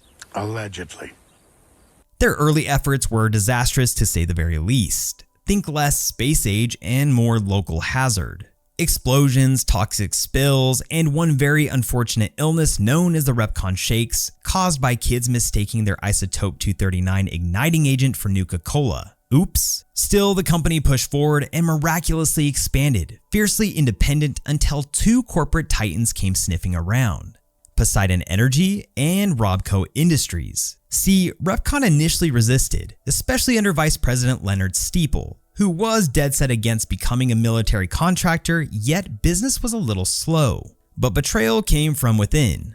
Julia Masters, the CFO at the time, secretly worked with Robco's manager, Pierce Isley, to sell out the company. The board voted Steeple out, and in 2076, Repconn was absorbed into the Robco empire. But I don't want to simply glaze over this. Julia Masters was actually representing Repconn over in LA at Vault-Tec's HQ way back in the day. And as we all know, Vault-Tec was a defense megacorporation. So they invited other defense contractors over like Robert House, West-Tec, and others. So clearly between Julia and the rest, it seems they had like-minded interests. What's even more horrific is that Julia, again a representative of Repconn, had the idea to create a vault where children and their parents would be separated, and only the best and brightest children would make it into adulthood. Pretty dark shit. She also had a shitty idea about a robot as an overseer that was initially going to deliver milk to the front door of the vault, but it was such a bad idea that I don't think it ever happened, at least that I know of. From there, things got even darker. Repconn's rocket tech was repurposed into weapons research, including the now famous Q-35 matter modulator, based on stolen data from a project within Poseidon. Yes, that's right, Julia Masters was a double agent, leaking intel back to Poseidon even as she helped Robco buy Repconn out. See, VP Steeple wasn't really that bad of a guy, but Robco kept buying shares of the publicly traded company, so he got ousted and betrayed,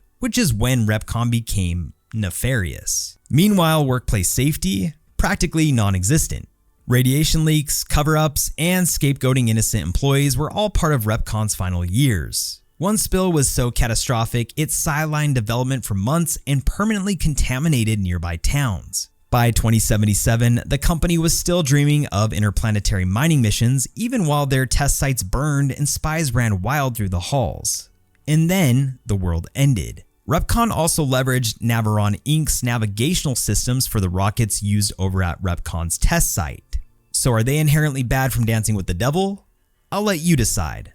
I don't necessarily think so, since they were likely working with them before Repconn went down that dark path. Speaking of paths, it's also worth noting that Repconn Aerospace is in the same location as the real-world Pepcon chemical plant, which was formerly in Henderson. And if you don't know what Pepcon is, neither did I until researching this video, but it's the Pacific Engineering and Production Company of Nevada. Today, Repconn's Mojave facilities sit in eerie silence, part museum, part relic, echoing a time when we thought rocket fuel could fix everything. Spoiler alert, it didn't. I'm sorry, but due to pending litigation, I am unable to comment. Please direct your inquiries to the General Atomics Legal Affairs Division. General Atomics International is a pre-war defense contractor and robotics manufacturer in the known for developing domestic and military robots. The company created the Mr. Handy, Mr. Gutsy, and Miss Nanny series, robots designed for everything from household chores to frontline combat. While Robco handled software and terminals, General Atomics specialized in hardware and AI integration. They were also behind some of the darker experiments in the Fallout world, including the joint creation of Robo-Brains using human brains. They developed something called the Director Management System, an automated control program meant to run entire facilities without human oversight. One of the main test sites for the system was the General Atomics Galleria in the Commonwealth. The system was supposed to manage day-to-day operations, assign robot duties, and keep everything running smoothly through a single AI director. The problem was that the system didn't work as intended. During the initial testing, the director made poor decisions and failed to properly manage the robots. Malfunctions became common, and things escalated to the point where multiple employees were injured or killed, including the human supervisor, who by law was required to oversee the facility's operation. And rather than shut the system down, General Atomics kept it active until enough damage had been done to force a shutdown. You can find the evidence of this in the terminal entries at the Galleria itself. Logs detail fatal incidents, firmware flaws, and post-mortem reviews by the company's own staff. Instead of pulling the plug entirely, they tried to fix it with software updates, but by then the damage was already done. The Galleria was locked down, left running on a broken system with no one left alive to manage it. After the director management system caused multiple fatalities at General Atomics facilities, the company's response wasn't to publicly acknowledge the problem or recall the system.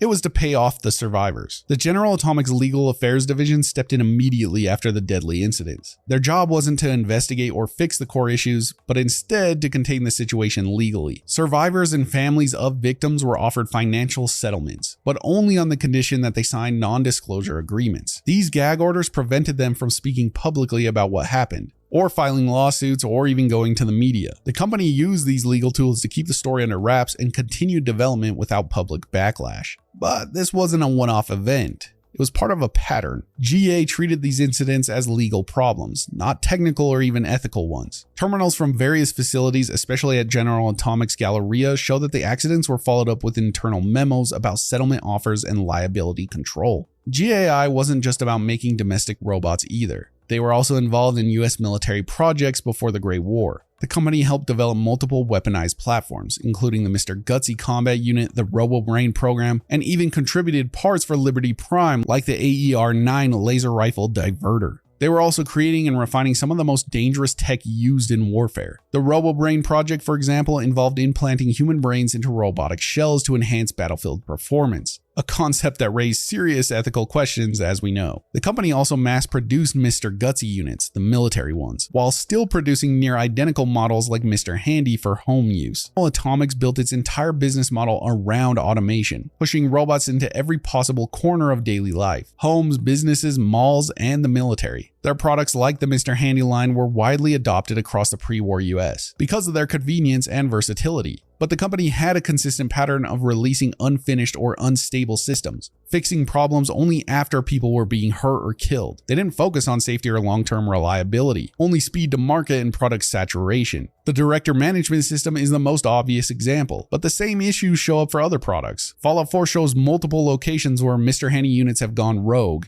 including homes, stores, and remote facilities. The Robo-Brain and Mr. Gutsy platforms also cause problems due to their aggressive programming and questionable AI behavior. Terminals across the series, from the General Atomics factory to various test sites, mention performance failures, erratic behavior, and post-incident patches instead of preventative design. Rather than addressing these issues at the root, they relied on firmware updates, settlements, and PR deflection. Their systems were reactive, not proactive. They put out the fires instead of building safer machines, and the result was a trail of broken bots, dead employees, and abandoned facilities. The company's automation obsession ultimately created more problems than it ever solved.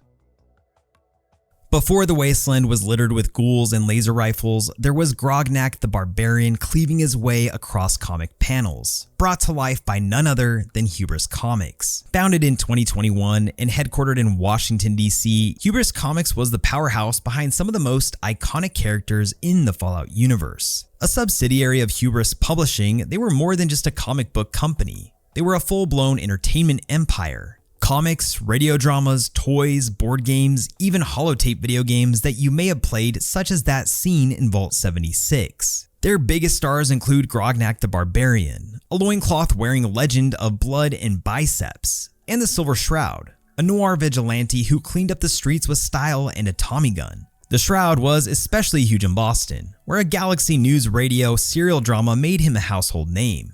But behind the panels and punchlines was chaos. A planned Silver Shroud TV show was in production just before the bombs fell, but it was instantly bogged down by creative drama, executive meddling, and non-stop rewrites. In the 2060s, Hubris launched Hubris Comics Game Studio, producing titles like Wasteland and Grognak and the Ruby Ruins. One of their most ambitious projects never made it past beta before the world went nuclear. And like most corporations of that era, Hubris Comics couldn't resist a little government partnership. They teamed up with Vault-Tec to insert Vault Boy into titles like Hell's Chain Gang and produce full-blown propaganda comics for the US military under the Tales from the Front series. With titles like Liberated Canada, The Red Terror, and Someone Must Die, these comics weren't exactly subtle. They were patriotic, punchy, and unapologetically pro-war. Oh, and let us not forget the Unstoppable Shindig board game, because nothing sells toys quite like radiation-fueled superheroes. The propaganda that Hubris got involved with was all for the sake of money, and it makes them just a hair less likable. But we can't hate too much since finding a comic in the wild is nostalgically fun and helpful.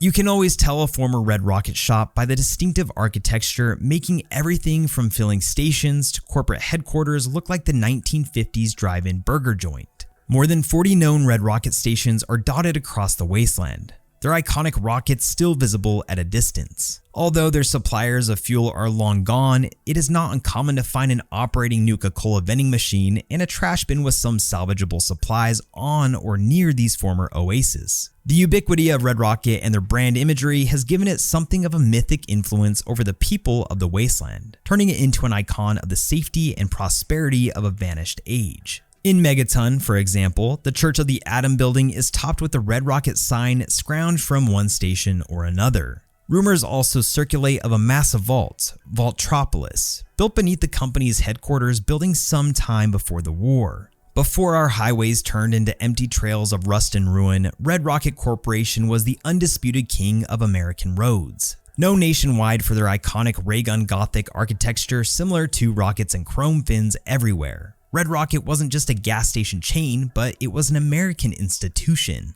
Founded long before atomic engines dominated the highways, Red Rocket initially sold traditional gasoline and diesel.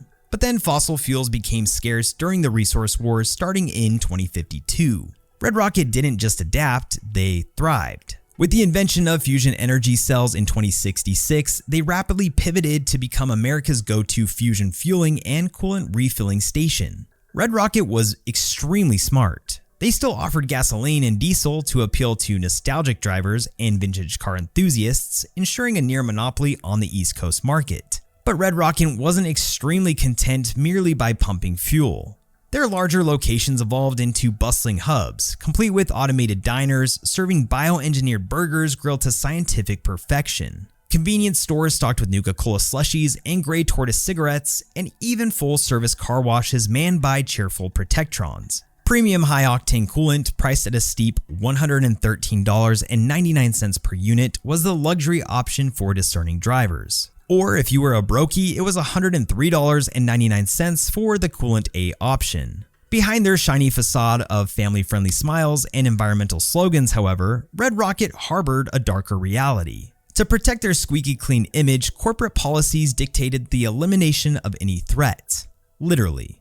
Even their celebrated Trash Busters Award, meant to recognize stations for waste reduction, sometimes rewarded operators who merely dumped waste discreetly out of public view. By 2076, Red Rocket boasted sky-high customer satisfaction rates, though whether these ratings were genuinely earned or subtly coerced remains a subject of speculation. Automation swept through the corporation, replacing human attendants with Protectron robots that tirelessly echoed company slogans, ensuring around-the-clock service 24/7. Red Rocket's influence extended beyond fuel and coolant, and they even dipped into tourism and migration promotion through the Across America board game, cleverly designed to lure job seekers and vacationers alike to industry hubs like Pittsburgh. So yes, Red Rocket may have worn the smiling mask of eco-friendliness and customer care, but beneath that polished veneer, they were every bit the ruthless megacorporation you'd expect in pre-war America and dabbled in anti-competitive practices. Their legacy now? Well, they stand scattered across the wasteland as decaying monuments. But I'd be lying if I said I don't feel a great sense of nostalgia when stumbling across one in my playthroughs. I'll keep this one short. Blamco is mostly known for its mac and cheese that, as far as I know, come in two different shapes and sizes. One has a bomb floating on the top of a bowl of this processed food, and the other just simply says Blamco mac and cheese. But a viewer with better eyesight than me spotted that they also sell instant noodles in the Fallout TV show. There's a scene where Squirrel is eating this stuff when talking to Lucy in the TV series. And then when the ghoul goes inside the Super Duper Mart later, there's the instant noodles on the ground close by the now dead version of Squirrel. So why is this company being mentioned in the video? Because any food lasting an apocalypse can't be good for you.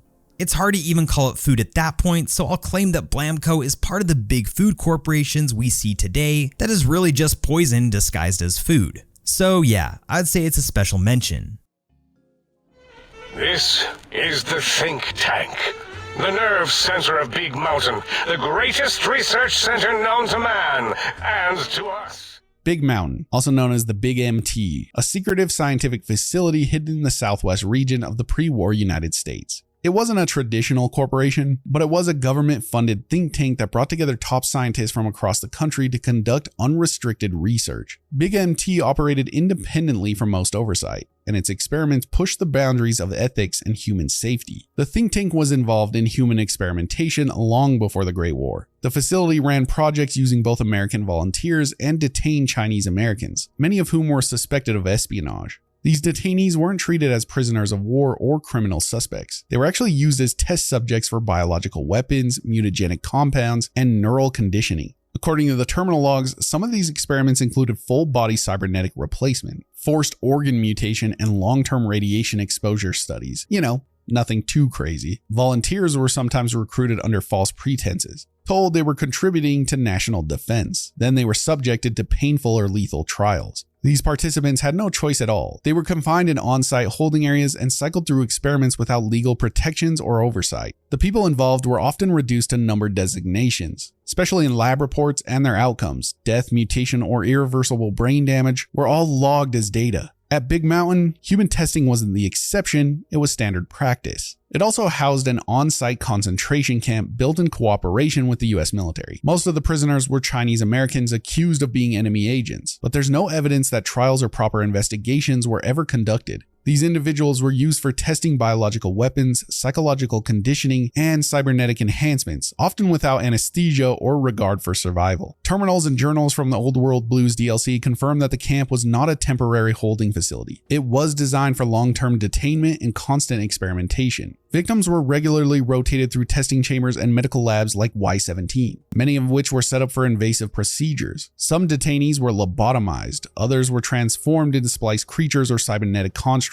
The camp was built into Big Mountain's infrastructure and treated as just another part of the research pipeline. When Big MT started running low on test subjects, they launched two internal programs to keep the human trials going: Project Burke and Project Hare. Project Burke involved digging up graves to collect fresh corpses for experimentation. Project Hare went even further. They began assassinating civilians to harvest live human subjects. These were random targets chosen to meet research quotas. The names of these projects were based on real-world body snatchers, William Burke and William Hare, who murdered people in the 19th century to sell their bodies to anatomists. The reference wasn't hidden at Big Mountain. The scientists use it openly, which shows how normalized these actions were within the facility. It's kind of horrifying. The scientists treated the killings and the corpse collections as a logistical problem. They kept count of bodies like lab supplies, and any hesitation about ethics was dismissed. These projects were approved, organized, and run directly out of Big Mountain, with full knowledge of what they involved. One of the earliest and most destructive experiments at Big MT took place in the Y0 Research Center. The experiment was so massive, it physically blew the top off the mountain, turning the site into a crater. And instead of shutting things down or investigating the blast's long-term effects, the scientists just kept going. They expanded their operations directly into the newly formed crater and continued using it as their primary research zone. Whatever they were testing at Y0 was powerful enough to vaporize an entire mountain peak. There's no record of evacuation or post-blast safety assessment. The crater was simply absorbed into Big MT's layout, and research continued on as usual. It's another example of how Big Mountain treated catastrophic failure as just a minor inconvenience. They're also responsible for creating some of the most dangerous mutated creatures in the wasteland, and these weren't natural mutations. They were engineered in labs by the facility's research teams. Creatures like the Cazadors, Night Stalkers, Cyberdogs, Spore Carriers, and Lobotomites were all products of Big MT experiments. Each one was designed for specific goals: combat enhancement, behavioral control, or hybrid biology, and most of them ended up escaping containment. Cazadors were made by splicing DNA from insects with modified traits to make them faster and more aggressive. Night Stalkers were the result of fusing canines with rattlesnake genetics. Spore carriers came from fungal infection tests gone wrong, and lobotomites were captured humans stripped of their higher brain function and turned into living drones. All of these creatures now roam the Big Mountain and the surrounding regions, attacking anything they come across. Most of them even spread to the Mojave Wasteland. But their focus wasn't just biology. They also developed advanced military-grade technology, much of it intended for assassination, surveillance, and large-scale combat. Some of their standout creations include the Robo-Scorpions, heavily armed mechanical drones built with ranged weaponry and armored plating. These machines were designed for battlefield deployment and autonomous hunting missions. They were prototypes, but fully functional and extremely aggressive. The facility also produced modified cyber dogs equipped with enhanced senses and weaponized implants, along with advanced energy weapons like proton axes, LAER rifles, and specialized pulse guns. Some of this tech was tested in-house, while other prototypes were intended for sale to military clients or Black Ops programs. Terminal logs in Old World Blues show us how the scientists saw weapons development as a core priority. These tools weren't designed with control systems, proper failsafes, or civilian safeguards. Once a prototype was built and tested, it was either archived, left active, or used for further experimentation. Many of them, including the Robo-Scorpions and prototype drones, still roam the Big Mountain crater, attacking intruders automatically. The science behind them was cutting edge, but the way that they were handled turned Big Mountain into a live weapons testing ground with no security protocols in place. After the Great War, the lead scientists at Big Mountain transferred their brains into robotic shells known as the Think Tank. This was a deliberate choice to remove their physical bodies so they could continue to work without limitations. Each member of the Think Tank was essentially immortal, sustained by cybernetic platforms that allowed them to think, communicate, and operate machinery indefinitely. But the longer they remained in that state, the more disconnected from reality they became. The think tank continued running experiments with no oversight, no ethics, and no sense of consequence. Anyone who entered Big MT willingly or not risked being captured and experimented on. The think tank had no grasp on human suffering anymore. They operate like a research algorithm. The scientists admit to horrific experiments without understanding why they were wrong. They didn't turn evil, they just stopped being human in any way that mattered, turning Big Mountain into a machine-run laboratory where nothing was off limits. One of the worst places here is the Y-17 medical facility, where the science crossed the line into outright torture. This lab specialized in neural experiments, trauma conditioning, and full body modifications. Victims brought here were subjected to forced electroshock therapy. They also had things called trauma override harnesses and surgical procedures designed to override basic motor functions. Many of the patients had their minds wiped or replaced entirely with artificial behavior controls. One of the most well-known victims of Y-17 is Christine Royce, who was captured and operated on by the think tank. Her vocal cords were removed, her skull was split open, and parts of her brain were surgically altered, all without her consent. The trauma override harnesses used in the facility were originally meant to control soldiers after death, reanimating them as programmable units. These harnesses were later left on the bodies of former test subjects, which still patrol Big Mountain as hostile glitching experiments. You encountered these lobotomites throughout Old World Blues, roaming the crater and attacking anything that moves. A lot of them wear surgical gear or have visible implants where their skulls were opened. Terminal entries confirm that lobotomization was fully automated and routinely used as a catch-all solution for containment.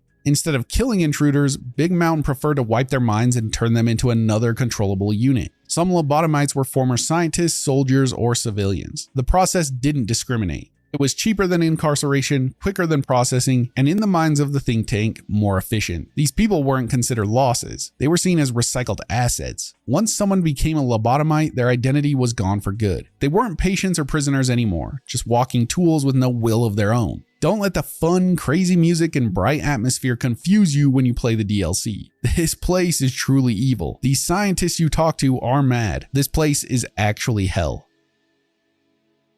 I'll be very upfront about this one. The capital Post, spelled either with an A or an O, depending on whether you're looking at a Fallout 3 loading screen or not, doesn't necessarily have any types of espionage or hidden DoD contracts that we have seen throughout some of the major pre-war companies we know about. However, one common theme that it carries over is forms of propaganda. But should we really be surprised by that? I mean, this is a mass media news outlet. Throughout our time playing Fallout, we have seen articles written about the commies getting crushed and Alaska being liberated, which is reminiscent of the Cold War era. But we've also seen factual news being stated as well. What stood out to me is that this newspaper shamelessly has Vault-Tec ads in their articles. Now sure, we could give them the benefit of the doubt and say that maybe Capital Post was completely unaware about any dark doings of the company or the evil plans they had in mind, but I do want to say that Vault-Tec had a lot of high-up connections. Would we really kid ourselves in believing that media outlets were unaware of any or all of Vault-Tec's conspiracies? I can't help but think that Vault-Tec likely had the ear of someone in the Capital Post. Plus, the newspaper is filled with military propaganda to begin with. So for that reason, this newspaper made the list.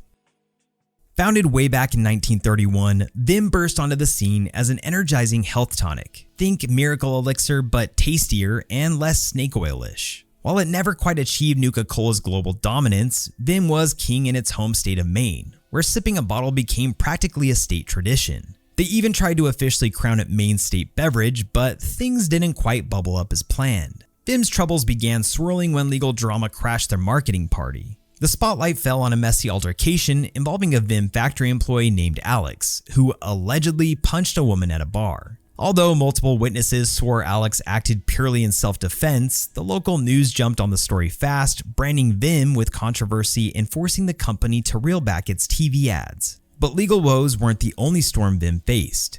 Nuka-Cola, the corporate giant, was sniffing out a vulnerable competitor. Vim's owner Doyle Reed fought valiantly against Nuka-Cola's relentless buyout attempts, determined to keep his family's legacy intact despite mounting financial pressures from the scandal. Still, Vim found quirky success through its wildly popular ambassador program. Picture this: salespeople clad head to toe in T-51 power armor painted in bright Vim colors strolling around town charming locals into loyal customers. Pretty genius, and let's be honest, who wouldn't buy a soda from someone rocking power armor? But what exactly made Vim special? I mean, aside from the brilliant marketing and armor-clad salespeople, it was all in the recipe. Maine's pure spring water blended with natural extracts and syrups slightly fermented for a unique zing. Vim's lineup featured favorites like Vim Refresh, Vim Quartz, and the iconic Captain's Blend, proudly advertised as the taste of Maine in a bottle. Side note, Vim's Captain's Blend shares its slogan with Maine's real-life beverage Moxie. Coincidence or clever respects paid? You decide. Interestingly, Vim even managed to avoid the radioactive fate of its rivals, despite sitting around in irradiated environments for 2 whole centuries. Vim drinks offer no rads, just refreshment. Plus, collectors love Vim for its unique giant bottle, perfect for home decor or impressing fellow survivors. Reminiscent of Sunset Sarsaparilla, at least in this light. In my opinion, Vim isn't one of the bad ones on the list, but we are covering the darker stories for each business, and with this in mind, allegations of punching a woman made the list. But what side are you on? Team Alex, the Vim employee, or Team Random Woman at the bar, the accuser?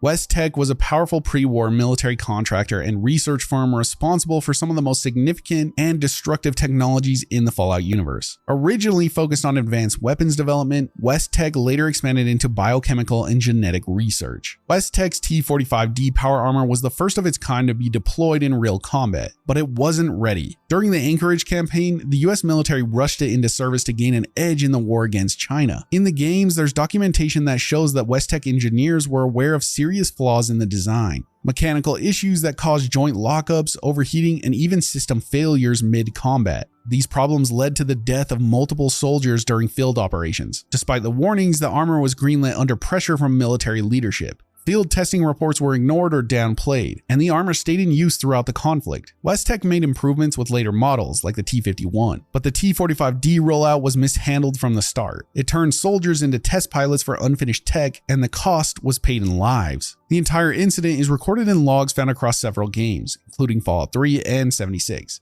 Where remnants of early power armor deployment are scattered throughout military bunkers and terminals. In 2073, West-Tek to develop what was originally called the Pan-Immunity Virion Project, a program meant to create a universal cure for all known diseases. That goal shifted. By 2075, the project had evolved into what became known as the Forced Evolutionary Virus, or FEV. Instead of curing illness, FEV was designed to forcibly mutate humans and animals into physically superior forms, boosting strength, endurance, and resistance to disease. But it came with severe side effects: genetic instability, mental degradation, and physical mutations. FEV wasn't predictable. It caused massive biological changes changes in hosts, often turning them into something unrecognizable. Some became sterile supermutants, while others didn't survive the process at all. But even with all this, West-Tek pushed the project forward, and the virus was tested in multiple locations. It was never meant to be a cure anymore. It became a tool for forced evolution, with little concern for human cost. So yeah, I'd say that creating super mutants and other FEV monsters is a pretty insane thing for a corp to do. West-Tek's Greenhouse Initiative was one of their lesser known projects, but it was just as reckless as their other work.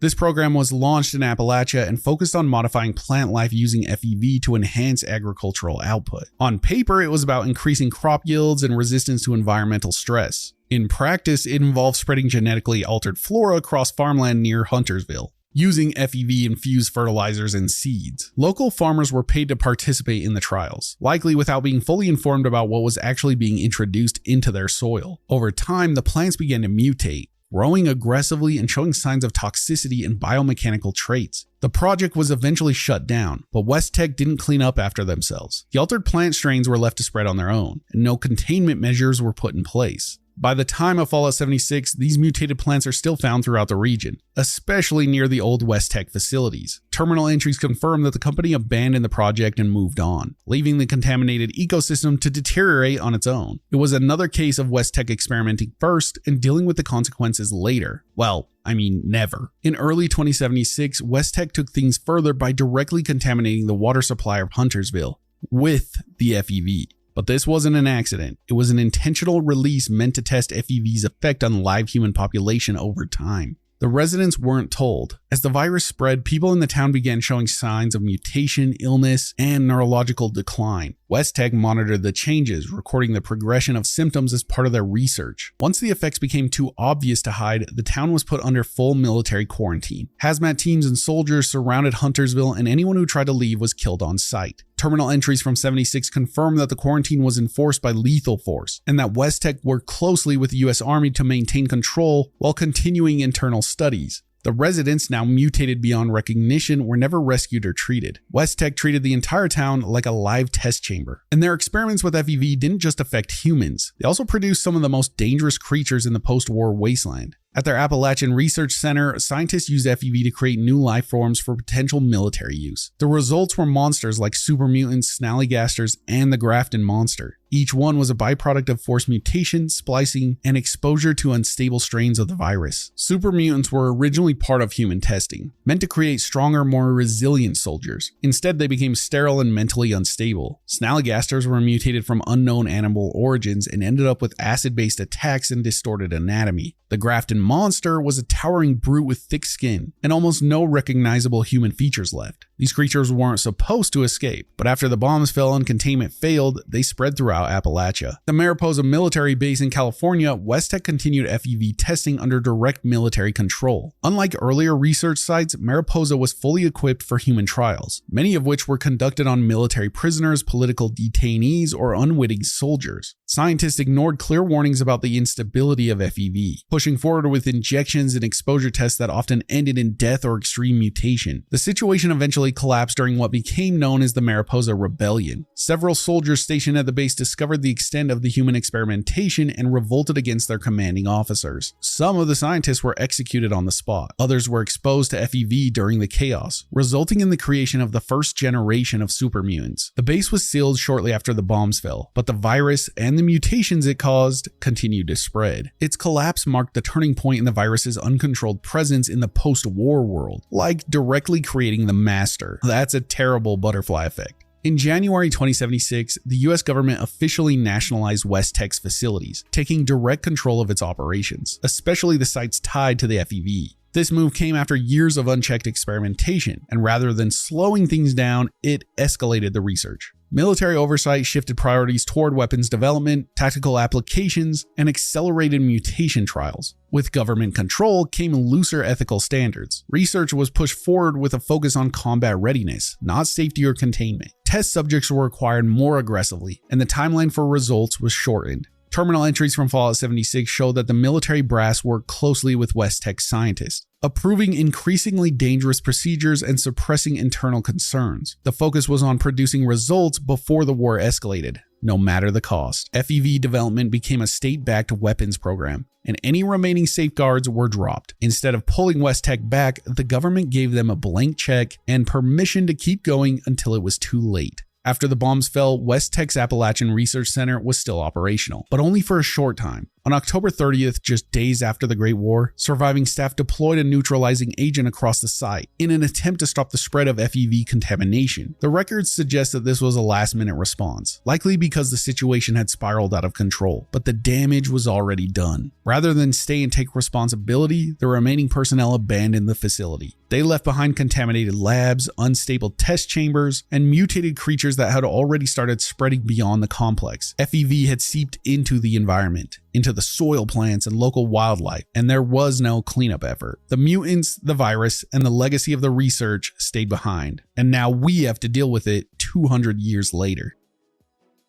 Med-Tek Research was running experiments on a viral disease that specifically affected teenagers and children. Terminals and notes found in the Med-Tek Research facility explained that the company wasn't using volunteers for these trials. Instead, they secured dozens of test subjects in heavily reinforced cells deep within the building. These cells weren't standard observation rooms. They were prison-style enclosures clearly designed to keep people in, not just monitor them. The virus itself was dangerous and not fully understood. It targeted younger individuals, which meant the people locked up were likely abducted or coerced teens. There are no records of consent forms or legal clearances, just the research logs detailing batch tests and symptom tracking. The lower level of the facility are filled with these sealed cells, and by the time you arrive, most of the former test subjects have turned into feral ghouls. The terminals confirm they were left there with no intention of release, clearly showing us that Med-Tek viewed them purely as data points in an experiment. As the bombs started to fall during the Great War, the director of Med-Tek Research initiated a full lockdown of the facility.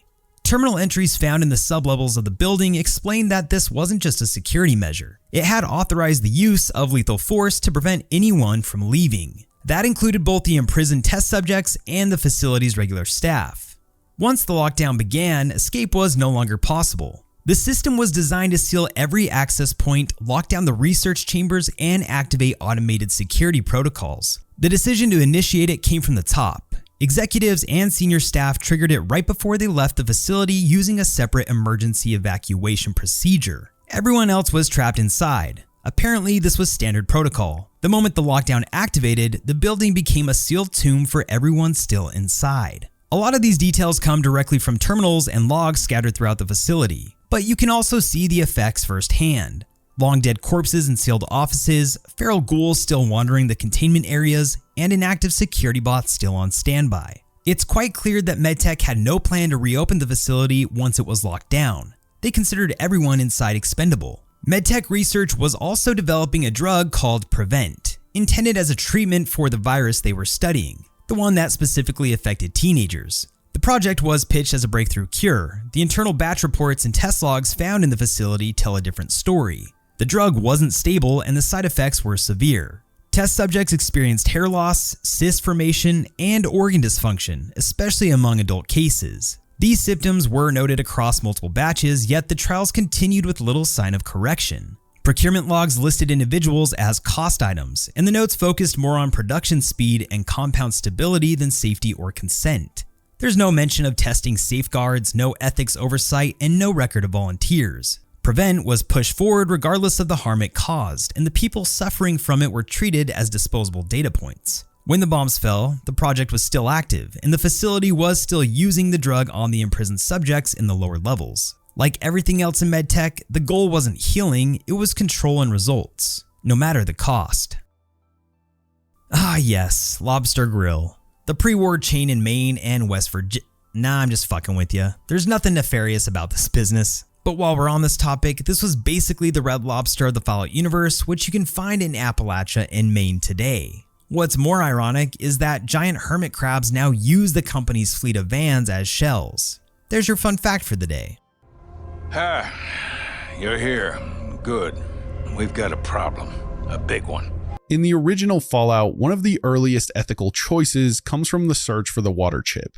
Vault 13's water purification system has broken down, and if it's not replaced soon, everyone inside, your friends, family, the entire vault is going to die of dehydration. So you head into the wasteland to find a replacement. Eventually, you make it to Necropolis, a ruined city mostly inhabited by ghouls. It used to be Bakersfield, California before the bombs hit. Now it's just a crumbling mess, but the ghouls have managed to survive thanks to a working water chip they salvaged from Vault 12. Vault 13 needs that chip to survive, but if you take it from Necropolis, you're basically dooming the ghouls. Without it, they can't purify water and will either die slowly or be forced into the dangerous wasteland, where they probably won't last long. And let's be real, this is classic Fallout. They're not making it past the first few tiles without getting jumped by rad scorpions. The game gives you total freedom. You can try to help the ghouls, look for another way, or just take the chip and disappear. If you choose the selfish route, the consequences hit hard. Come back to Necropolis later and it's a ghost town. Also that your vault could live. It's basically sacrificing one group to save another. And the worst part is that after everything, when you return home with the chip, the Vault Overseer decides you're too dangerous to keep around, and then you get exiled. So you end up in the wasteland anyway, with even more blood on your hands. The protag could have saved both, it would have just taken them a little more time and legwork, but here we see maybe one of the first diabolical choices in Fallout, and we have a lot more to show you. And frankly, I think you're the only hope we have. You need to go find us another controller chip. What I'm gonna ask of you may seem a bit disturbing. I assure you there's a very good reason for it. I'd like to explain what I want you to do. Will you indulge me for a moment? If the water purifier can be activated, it can be used to distribute toxins that will eliminate any mutated creatures upon ingestion. In Fallout 3, your journey through the irradiated wasteland of Washington, D.C. constantly tests your morality. Yet perhaps no decision weighs heavier than the sinister opportunity to sabotage Project Purity, the monumental effort to bring clean water back to a parched and dying wasteland. It was simple, really. Fresh, clean water for everyone. Such a simple idea, and yet so impossible to realize. In the scheme of things, getting clean water in a world filled with dirty, irradiated water is one of the most noblest of goals. Project Purity symbolizes hope in its purest form. Spearheaded by your father, James, it represents a monumental step toward reclaiming a semblance of normalcy in a devastated world. The capital wasteland, plagued by radiation, raiders, and mutants, desperately clings to this beacon of restoration. But as the lone wanderer, of course you're presented with a shitty alternative by the ruthless Colonel Autumn and the shadowy remnants of the Enclave. The Enclave, driven by their twisted vision of purity and order, offer you an evil choice. Infect the purified water with a modified strain of the forced evolutionary virus, aka the FEV. This insidious toxin promises to cleanse a wasteland, but only by systematically exterminating those deemed genetically impure. Accepting this mission transforms you from a potential savior into an agent of genocide. The moment of sabotage is something you can never reverse. Standing before Project Purity's control console, your heart races, acutely aware of the catastrophic consequences of your actions. Should you proceed, the purified waters, initially a symbol of hope, become a vehicle of death, silently carrying doom to thousands of unsuspecting innocents. The immediate aftermath is deceptively quiet. Water flows through the pipelines, appearing as clear and pristine as promised. Yet beneath this tranquil surface lies your treachery. Days pass before the full horror unfolds. Reports begin to flood in. Entire communities ravaged by sickness, survivors desperately fleeing, panic and betrayal spreading faster than the poison itself. Your legacy as the Lone Wanderer becomes irrevocably stained by this betrayal. Brotherhood of Steel members, once your closest allies, recoil from you in shock and disgust. Traders refuse your business, communities shutter their gates, and whispers trail behind you, branding you as the wasteland's greatest villain. The twisted irony is inescapable. The very project meant to cleanse and heal has been corrupted into a tool of mass extermination. Fallout 3, much like Fallout 2, forces you to grapple with this darkest of choices, challenging you to confront how easily good intentions can be twisted into monstrous deeds. Ultimately, poisoning Project Purity represents a reminder that even the most hopeful ventures can become nightmares in the wrong hands, and that sometimes the greatest threat to humanity's survival isn't the wasteland itself, but the choices made by those who walk it. The pulse charge is rigged. Excellent. Excellent! Ah, the anticipation is palpable. isn't it? When you have finished savoring the moment, you may have the honor of pressing the button. Oh, and mind your eyes, it'll be brighter than bright. Imagine stepping out from the safety of Vault 101 into the blinding sunlight of the capital wasteland. The radiation-soaked wind bites your skin as you catch your first glimpse of Megaton, a ramshackle settlement built around an unexploded nuclear bomb, lying ominously in the center like the ticking heart of the small city. As Fallout 3's Lone Wanderer, one of your earliest, most confrontational choices revolves around this very bomb. Approached by Mr. Burke, a slick, mysterious figure with a twisted agenda, you're presented with a haunting proposal. Rig the bomb to explode, wiping Megaton and its innocent residents from existence. Now, why would anyone want to destroy Megaton? Well, Burke represents Tenpenny Tower, a luxurious haven for the wealthy untouched by the wasteland's brutality. They find Megaton an eyesore, an unwanted blemish on their view. Burke tempts you with a luxurious lifestyle, a promise of caps, power, and a permanent residence at Tenpenny Tower. Yet Megaton is more than just a town. It's full of survivors making the most out of their bleak reality. Sheriff Lucas Sims, Moira Brown and her enthusiastic, if questionable, survival guide, Gob the Ghoul bartender struggling against prejudice. Every resident has a story worth protecting. And based on your guys' comments from our other video, the city is apparently worth saving for Miss Brown alone. The moment of decision is heavy, however. You stand before the bomb, its warped metal surface radiating menace. Defusing it means saving innocent lives, becoming a hero, and solidifying your place as a beacon of hope in the wasteland. But arming it? That's irreversible devastation for personal gain, a dark descent into villainy. Luckily, Moira puts her survival guide to good use and somehow lives through the explosion. But her skin is melty and you fucked up her appearance. Choosing to trigger the explosion sets an expressive sequence in motion. You ascend Tenpenny Tower, staring down from luxury onto distant silhouette of Megaton and the peasants that have no idea what's coming. With the push of a button, a mushroom cloud blooms silently, its terrifying beauty marking the moment you forever change the wasteland's landscape and your soul. This isn't just about destruction. It's about choice, consequence, and morality in a world stripped of all comforts and certainties. The haunting sight of Megaton's smoldering crater show that in the wasteland, every choice is stamped through eternity.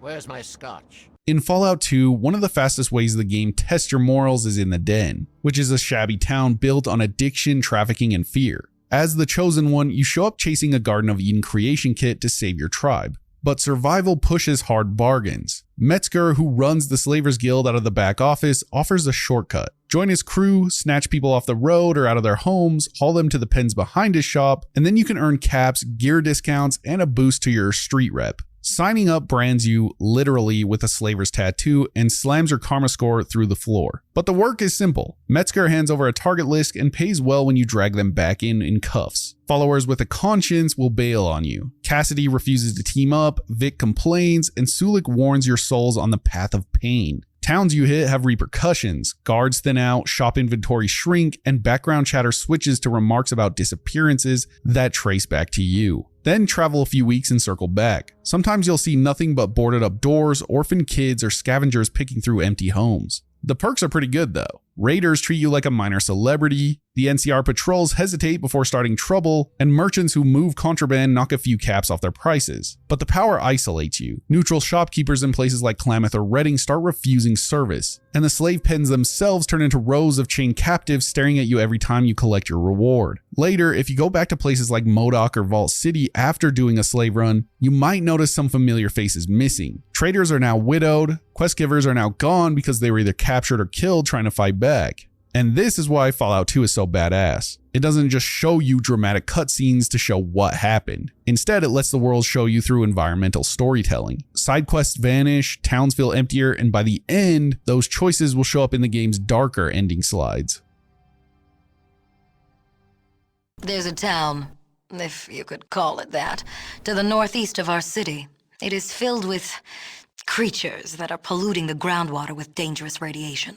Staying in Fallout 2, one of the more darker choices you can make happen is in Gecko, which is a small ghoul-run town barely holding things together under the threat of a failing nuclear power plant. The reactor's old and leaking, and the radiation is putting nearby Vault City at risk. Vault City is clean and not thrilled about the glowing neighbor down the road. When you show up as the Chosen One, you're pulled into the mess and given the chance to fix things, or make them worse. You can choose to repair the reactor and push Gecko and Vault City toward cooperation. It's not a perfect solution, but it keeps everyone alive. Or, if you want, you can go in the opposite direction and sabotage the whole thing.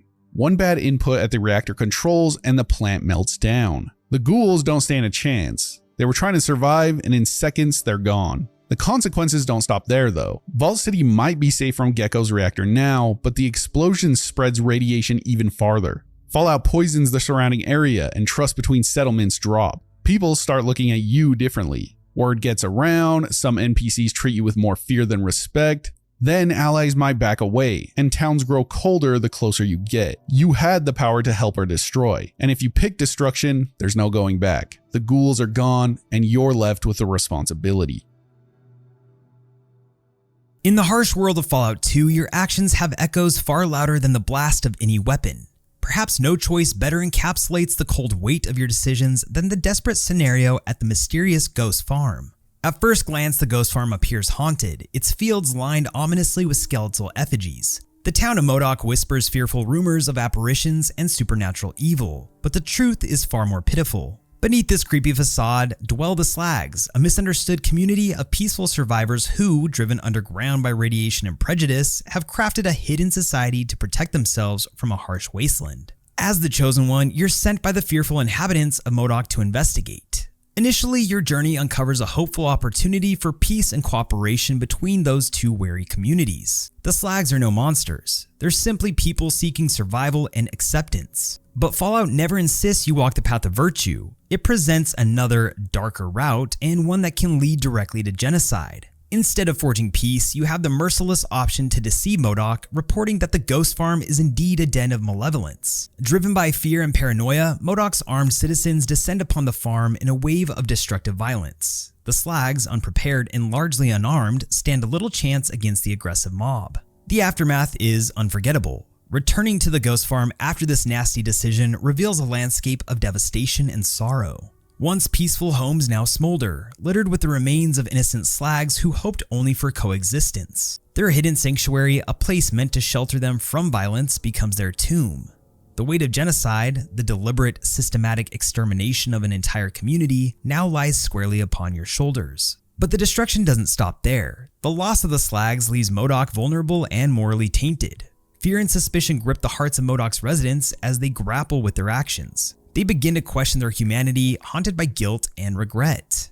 Neighboring settlements hear of the massacre, wary of forming alliances or trade, isolating MODOK even further. This scenario highlights Fallout 2's merciless portrayal of consequence and morality, and in my opinion, Fallout 2 leans deep into ethically questionable decision-making opportunities. It forces you to confront the darkest aspects of human nature, how easily fear turns neighbors into enemies and suspicion into slaughter. The genocide at the Ghost Farm becomes a powerful metaphor for the perilous ease with which societies slip into violence when compassion and understanding fail.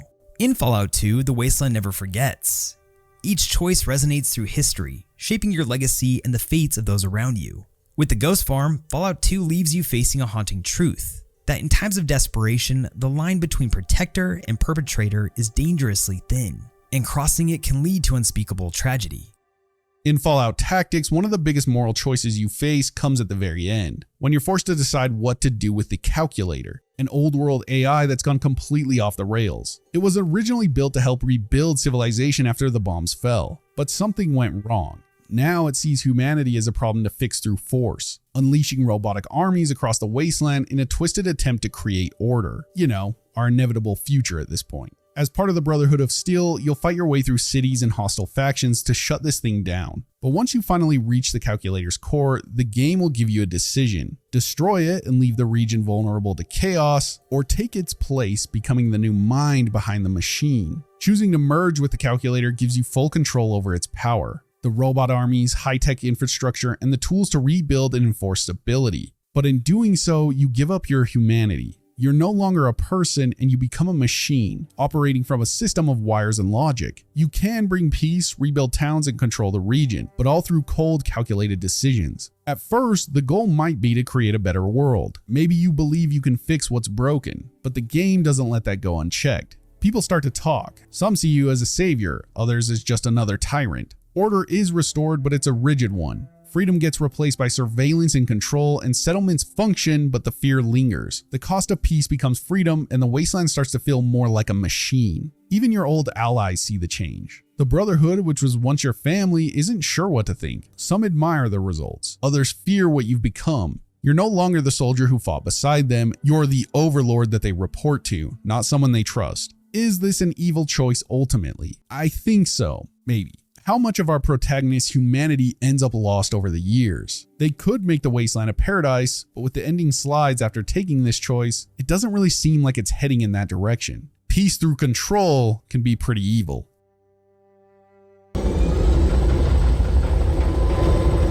Citadel Control, this is Brian One. Citadel Control, come in. What the hell's wrong with the equipment on this flying junk pile? Let me try this. Citadel Control, come in. This is Brian 1. Citadel Control, where the heck are you? There must be a malfunction or some trouble over there. We're going to head right over and see what's going on. Hang on. In the Broken Steel DLC, one of the most insane choices you can make comes after the Enclave has been defeated and the dust starts to settle. You've been fighting alongside the Brotherhood of Steel, helping them take down one of the most dangerous factions in the wasteland. The Brotherhood has stood for order, protection, and rebuilding. Their base, the Citadel, isn't just a military stronghold. It's a symbol of hope for those poor bastards in the capital wasteland. Inside, there are knights and scribes working non-stop to keep people safe from raiders, mutants, and whatever else crawls out of those ruins. But the game gives you a choice. You can destroy it all. Once you gain access to the Enclave's orbital strike weapon, you're given the option to use it however you see fit. And for some reason, that includes targeting the Citadel. There's no strategic reason that the game forces on you. It's mostly a moral test. Maybe you think the Brotherhood has become too powerful, or maybe you're tempted by the idea of watching what happens when one of the last organized forces in the region is wiped off the map. Either way, if you choose to enter the launch codes and confirm the strike, the Citadel is obliterated. The missile hits hard, and the explosion is visible across the wasteland. And just like that, the Brotherhood's headquarters is reduced to rubble. The people who stood beside you, who fought and bled for the same cause, are gone in an instant. What the hell? The whole place, it's gone. It was you. You did this. You goddamn murderer. You've killed them all. Kill this traitor. Kill him. With the Brotherhood crippled, their patrols disappear. Raiders start pushing deeper into once safe zones, super mutants roam unchecked, and regular people, those who depended on the Brotherhood's protection, are left completely vulnerable. The fragile balance in the wasteland collapses. Civilians suffer, settlements fail, and the chaos that the Brotherhood helped hold back starts spilling into every corner of the map. Your name, once tied to heroism, is now associated with betrayal. The game doesn't tell you why to do it. That part is entirely up to you. Maybe it's revenge, maybe it's curiosity, maybe you just want to see what happens when you tear everything down. It's a pretty cool choice to offer, even though it's super random. You basically just headcanon your own reasoning. Maybe you figured after the Enclave were gone that the Brotherhood would become too powerful. Which, spoiler alert, you might have been right. Because unlike a lot of the choices in this video, we actually know for a fact that this choice is not canon. In Fallout 4, the Brotherhood shows up and the Citadel is mentioned. So this choice essentially becomes useless, and maybe that's the most evil thing of it all. I die so that democracy may live. Picture this. You're not wandering the irradiated wasteland this time, but floating miles above the Earth aboard Mothership Zeta. Captured by mysterious extraterrestrial beings, you fought your way through the sleek metallic corridors, discovering wonders and horrors far beyond human comprehension. But the greatest shock is yet to come. Deep within this alien craft lies a terrifyingly powerful tool, a death ray capable of obliterating entire regions on Earth with a single burst. Stepping onto the ship's command deck, screens glow ominously, displaying a haunting target: the Great Lakes region. Home to the ruins of once great cities, possibly still sheltering desperate survivors. And by possibly, I mean most certainly. Here, Fallout 3 presents one of its darkest and most profound moral dilemmas. As the lone wanderer, control of the alien death ray falls into your hands. With a single action, you have the power to either annihilate the Great Lakes area or spare it from total destruction. Why would anyone consider pulling the trigger?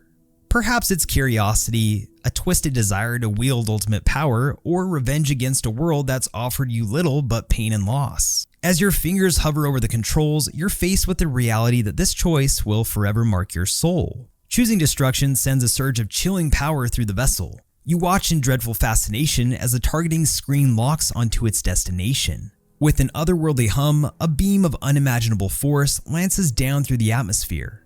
In an instant, entire landscapes vanish, reduced to nothing more than smoldering craters. You're left with the knowledge of your own devastating power, that true evil isn't just in the monsters you face, but sometimes it's within yourself. But refusing to fire holds its own power too. By stepping away from the destruction, you affirm your humanity amidst chaos. You reject the cold temptation of absolute power and choose mercy. The Great Lakes region remains untouched, and you can carry with you the quiet dignity of having resisted temptation. But let's be honest, if you pull this metaphorical trigger, you'd likely continue to pull it to see what happens. Fortunately, the world doesn't blow up from your trigger-happy self. But can you imagine being one of the souls hanging out near the Great Lakes trying to find some clean water when all of a sudden an alien weapon beams down on you? Just when you think things can't get any worse, somehow they inevitably do. I think it's also very telling that the Zetans could essentially wipe out entire regions of the world and yet somehow have more restraint than you do should you choose to use this weapon. This scenario aboard Mothership Zeta forces players into one of the game's most memorable choices, emphasizing the game's profound exploration of morality, power, and consequence. In a universe filled with alien threats and nuclear devastation, the greatest battles are those waged within the human heart. So, don't be a dick. Let the people of the Great Lakes live on. Imagine standing atop Hoover Dam, flames of conflict cooling behind you. Under Caesar's banner, the Legion has claimed victory. The Courier, once a neutral wanderer, is now the architect of a darker, new world. There are different ending slides for when the Legion wins, each with their own unique consequences. So I thought it would be fitting to briefly cover them since, in this case, we're deliberately siding with a faction who literally crucifies people and enslaves women. So yeah, siding with the Legion made it on the list. Let's start with the Hoover Dam victory slides should Caesar live through his tumor. Caesar enters the strip as though it was his triumph. The Legion pushes the NCR out of New Vegas entirely, driving them back to the Mojave outpost. New Vegas enters a new age. No longer the Republic's prize, no longer independent, but under the iron thumb of Rome reborn in the desert. If you allow Caesar to die, then the legate is crowned as the new Caesar. The courtier enters the strip alongside the legate, carrying both honor and guilt. Civilians are cruelly pacified, slavery and oppression follow. Civilization is built, but at brutal cost now under the Legion's banner. Depending on your karma and whether Caesar still lives, the game depicts the courier as anything from courageous and just to mercenary to unapologetically ruthless. If you have good karma, you're honored with a golden coin by Caesar himself, a gift validating your contributions and shared vision under the new Rome rule. Should your karma be neutral or evil, then the coin still comes, but the flavor text darkens. The courier's path becomes tinged with brutality. We also have faction consequences. For instance, followers of the apocalypse are either hunted and totally exterminated or spared depending on your actions, occasionally allowed to flee. As for Goodsprings and other towns, some survive. Others are scarred or destroyed as the Legion consolidates power. And then there's you, or us, which is the courier themselves. If Caesar survives, the courier stands proudly at Caesar's side. If Caesar dies, the legate assumes the throne in a more ruthless era, still with the courier's coin in hand. If Caesar lives, Caesar's vision is methodical. Roads improved, irrigation projects begin, slaves and citizens live under a strict but organized Roman-inspired order. The Mojave becomes a stable militarized province. The courier is a high-ranking officer, respected, feared, and forever stained by compromise. Technically, the Mojave under Caesar's rule isn't as bad when compared to the legate himself rising instead. Legate Lanius's reign heralds a harsher regime. Cleansing campaigns intensify, morality fades in favor of martial dominance. The Mojave becomes a crucible, efficient, brutal, and unyielding. The courier, perhaps managing logistics or spies, becomes complicit in regimes of fear. In both outcomes, the courier's golden coin travels as far as Legion rule, a symbol of loyalty, power, and the weight of choice. Future generations will learn of the courier, not as a savior, but as the enabler of a new world order. Factions like the Followers are either eradicated or scattered, with their fort likely turning into ruins. Towns like Good Springs, Novak, or Freeside may exist, but under watch, tribute, or fear. Slavery becomes institutionalized. Outsiders and dissidents are dealt with harshly. So does this sound like the dawn of a golden age to you? Or does siding with the Legion seem like it deserves to be in this video? The Legion promises order, but at the cost of freedom, humanity, and hope. Choosing Caesar's path writes a new epic for the Mojave, one of conquest, discipline, and unflinching rule. In the Courier, you become the flip side of hope, a powerful figure who chose domination over compassion. I think morally this might be one of the most disturbing things you can do in Fallout 3. It starts with an unmarked quest called the Kid Kidnapper. You won't find it on your Pip-Boy and there's no objective marker, but if you go to Paradise Falls and talk to Eulogy Jones, the head slaver, he'll offer you a job. He wants you to kidnap a child from Little Lamplight. He doesn't give us very many details, and he only mentions that he has some clients in the market or something. Just a straight up child abduction request. It's pretty disgusting. The kid in question is Bumble, a 6-year-old girl who's of course friendly and naive enough to follow you if you have a high enough speech skill or the Child at Heart perk. That perk was meant to help you connect with kids. In this case, it'll let you manipulate one into slavery. Also, Betty or Bumble is one of the sweetest kids in Little Lamplight. I want to read you guys her official game guide description so that this really hits home as to what you're actually doing. The youngest member of Little Lamplight, Bumble, is 6 and the closest to a carefree child to be found in Little Lamplight. She's only just learned how to fire a gun but hasn't tried it out yet because she literally doesn't have the strength to pull the trigger. She sometimes carries around a teddy bear that used to be her mother's and has been passed down through generations of Lamplighters. Lucy treats her like a little sister. She's also clumsy and prone to knocking into objects, which earned her nickname. She is extremely naive. Man, 6 years old. Once she agrees to come with you, you lead her out of the safety of Little Lamplight to the waiting slaver outside. She acts friendly and gives her a pretty necklace, which is actually a slave collar, and then walks off with her into the wasteland. You don't even see what happens to her. If you return to Eulogy, he hands you your reward, the Boogeyman's Hood, which is a mask that boosts sneak. It's a decent item, but the cost is probably one of the most unethical acts in the entire game. You also get hit with a massive negative 200 karma penalty the moment you hand her off. The entire quest is built around the idea that you're willing to betray the trust of a literal child for gear and karma loss. There's no deeper purpose. It's just evil for the sake of being evil. It has to be top 3 worst choices you can make in the entire series for me personally. Bye-bye, Vault Dweller. You can rise from the ruins of the Commonwealth, not as a hero, but as a conqueror. Your crown forged in blood and betrayal. You are the sole survivor and now the Raider Overboss, ruler of Nuka-World. But your ambition doesn't end with the amusement park's spinning rides and garish lights. You plant your flag firmly across the Commonwealth, enslaving settlements and bending survivors to your will. Storm clouds gather over the glowing Nuka-World entrance. The gauntlet behind you conquered, Coulter defeated. Raider leaders bow before you. The operators, disciples, pack. You stand victorious given the symbol of absolute power, the Overboss's helmet. You've claimed Nuka-World, but the Commonwealth calls. Working with Shank and Gage, you spread your authority. Outposts rise in Gladstone, Somerville, and Nordhagen.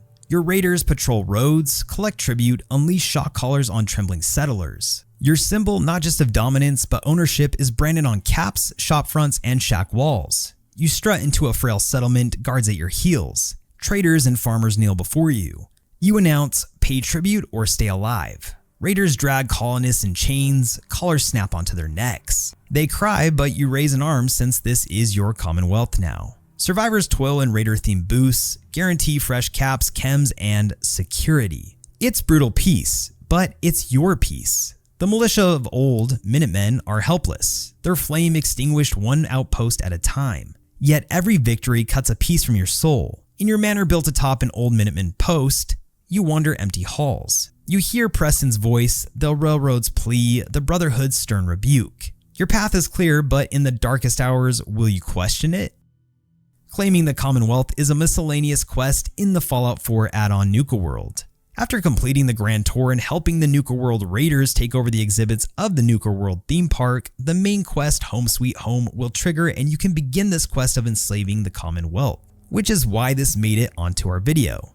This shit is foul. What would the Commonwealth look like under Overboss rule? In terms of trade, raiders run the markets. Chems, caps, and forced labor drive a shadow economy. As for the settlement outposts, once harvest fields now feed raider caravans. Old spy towers record comings and goings. And yet despite your rule, a resistance would form. Nuka-World offered power, and you took it. Enslaving the Commonwealth isn't just conquest, it's a statement. The old world is gone and brutality builds a new one, much like the Legion in New Vegas. You've earned Wasteland Warlord perks, Raider-themed shops, tribute systems, and you wear the Overboss title like a bloody badge. Yet Fallout isn't a victory lap, it's a mirror. Forcing submission, you become what you despised. Tyrant, oppressor, the darkness in the human heart. As Overboss, do you tighten the noose or allow mercy? Do you wipe out any spark of rebellion, or do you risk your empire for something better? Well, if you made it this far, you're likely more dictator and less mercy filled.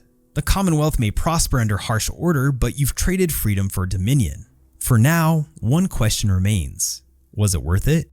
In the New Vegas Lonesome Road DLC, it has one of the most ruthless decisions in the entire series, and it comes right at the end of the DLC. As the courier, you've made it through the Divide, a place torn apart by storms, warheads, and your own past actions. After facing Ulysses and hearing his perspective on everything that's gone wrong with the world, you reach the missile control room. It's there that you're given the chance to do something extreme. Fire off nuclear missiles at the NCR, Caesar's Legion, or both. You can also choose to walk away and power everything down. But if you go through with the launch, you're deciding to double down on the kind of destruction that ended the old world in the first place, which seems to be a common theme in this video in particular. If you target the NCR, you destroy the Long 15, one of their key routes into the Mojave. It's where they send troops, caravans, and supplies. Wiping it out doesn't just cripple the NCR's reach, it sends shockwaves across the region. You mess with trade, settlements, infrastructure, and likely take out a ton of people in the process, most of whom had nothing to do with the decisions that led to this. If you go after Caesar's Legion, the nuke lands on dry wells, obliterating their camps and wiping out their foothold. It's revenge, sure, but it's also genocide. You're not just killing Legion soldiers, you're annihilating everything in the blast zone, no questions asked. But the worst option is nuking both. This isn't a calculated move or a moral stand. It's a total rejection of all sides. You choose to erase both the NCR and the Legion in a single strike, and with it, you erase the only two powers keeping some form of order in the Mojave. The game doesn't sugarcoat it either. The final slide straight up says this: The couriers finally really did it. They blew up the lands west and east of the Mojave, damning them all to hell. You're not saving anyone, you're burning it all down, and sure, maybe neither faction deserve full control, but nuking them both is the kind of decision that makes you part of the problem. It's evil not because it's flashy or dramatic, it's evil because it's final. No diplomacy, no mercy, and no rebuilding. Just pure destruction because you had the power to make it happen. Of course, we could debate whether it's a good choice or not. That's literally the point of Lonesome Road, really. All choices in life are basically subjective from certain perspectives. But if you were an NCR soldier who just barely made it along the Long 15, and you never killed a man in your life, and you were friendly and good, and the next thing you know a nuke is landing on your head, you'd probably assume that that choice was pretty evil. Or maybe you're a citizen in dry wells that has nothing to do with Caesar's atrocities, and you get blasted as well. Point is, it's an evil damn choice to make in certain circumstances, and these decisions are still debated on to this day. War. Never. Yes, this is literally the point. One of the most destructive choices you can make in Fallout 76 is launching a nuclear missile, and the game actually lets you do it multiple times. Technically, it's framed as an endgame mechanic. You go through a long process collecting nuclear keycard fragments, decoding launch codes, and infiltrating one of the old missile silos left behind by the Enclave. Once you're in, you can choose exactly where to drop the bomb.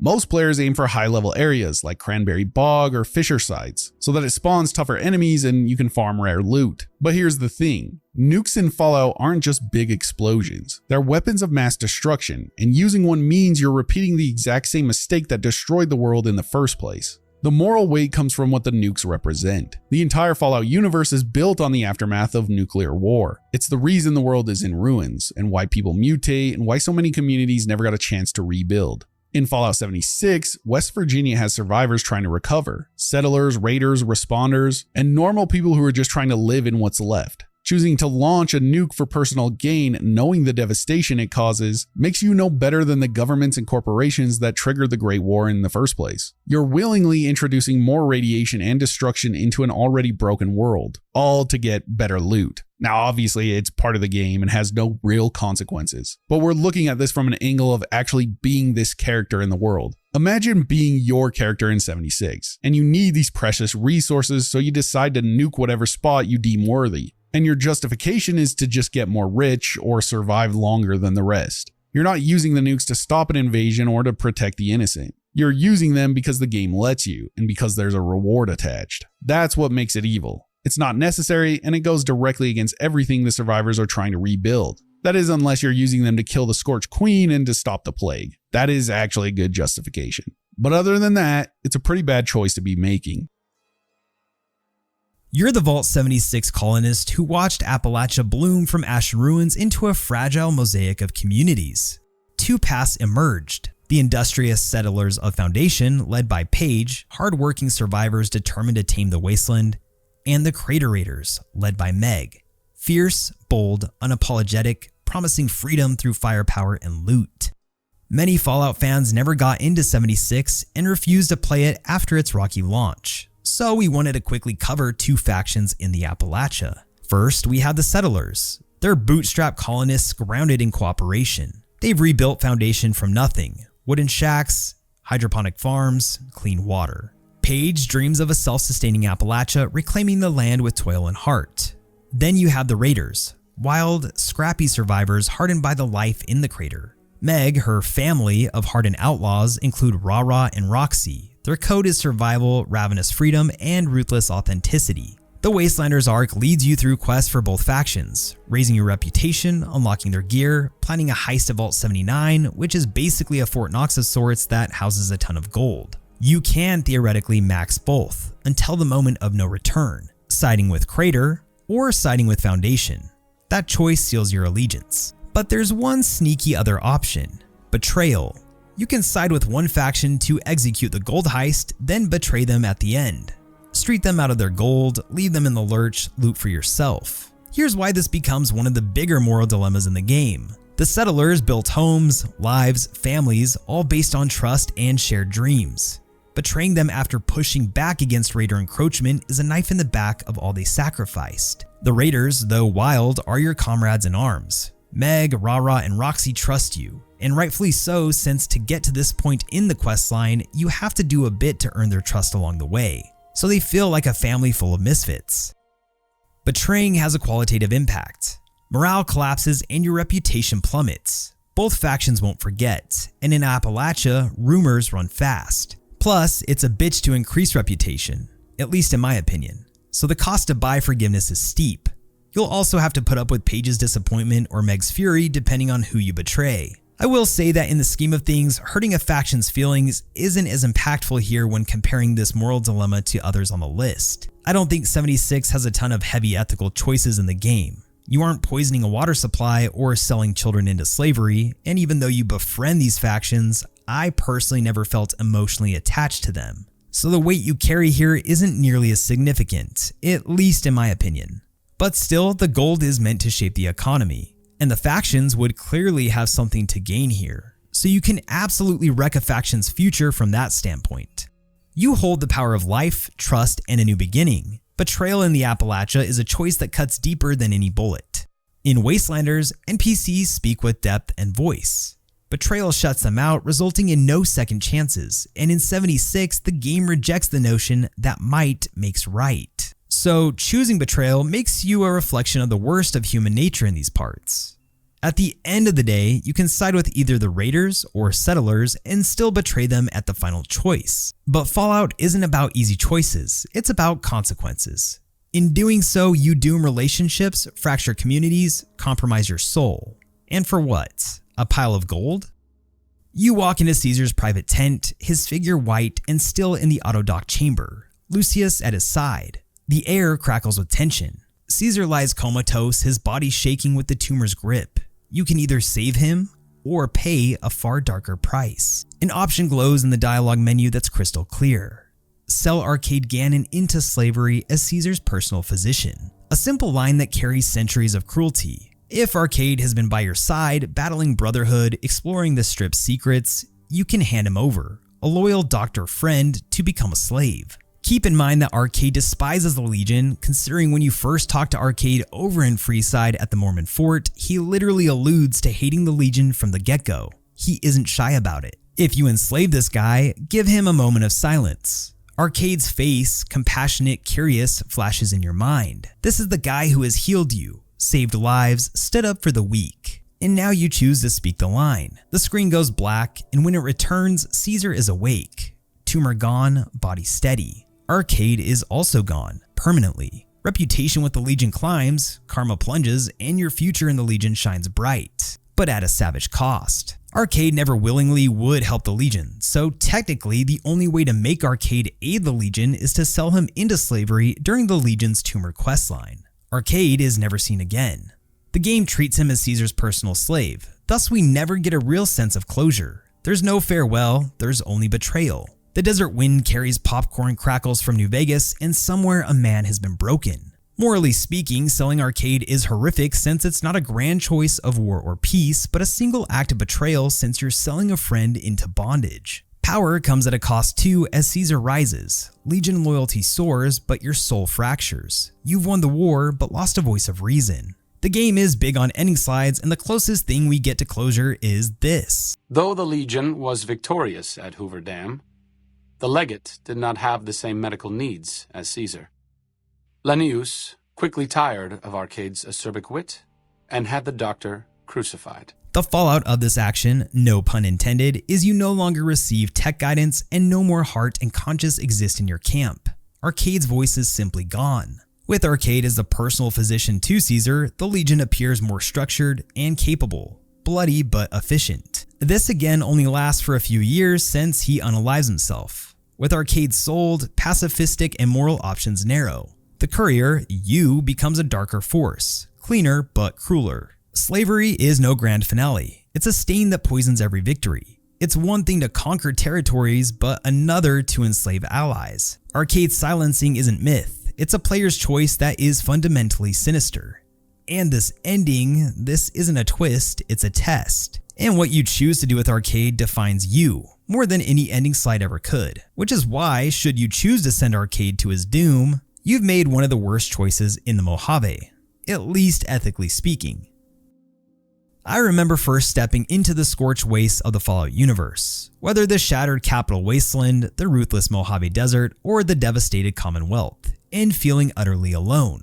But I was never truly alone because I found companionship in a loyal canine ally. Dogmeat in Fallout 3 and 4, and then Rex in Fallout New Vegas. See, Dogmeat isn't just a dog. He's your faithful companion through a land ravaged by radiation and conflict. Found wandering alone, Dogmeat offers unconditional loyalty, protection, and solace amidst despair. He's more than a pet, he's a friend, an ally who braves the harshest dangers without hesitation. Then there's Rex, the cybernetic hound from New Vegas. A relic of pre-war world who carries not just wires and metal, but a loyal heart beneath his cold exterior. Rex's loyalty is unmatched, his past mysterious yet distressing, serving faithfully by your side, devoted until the end. But Fallout's freedom comes with dark possibilities. Yes, it allows even the most troubling choices, such as harming or even killing your loyal companions.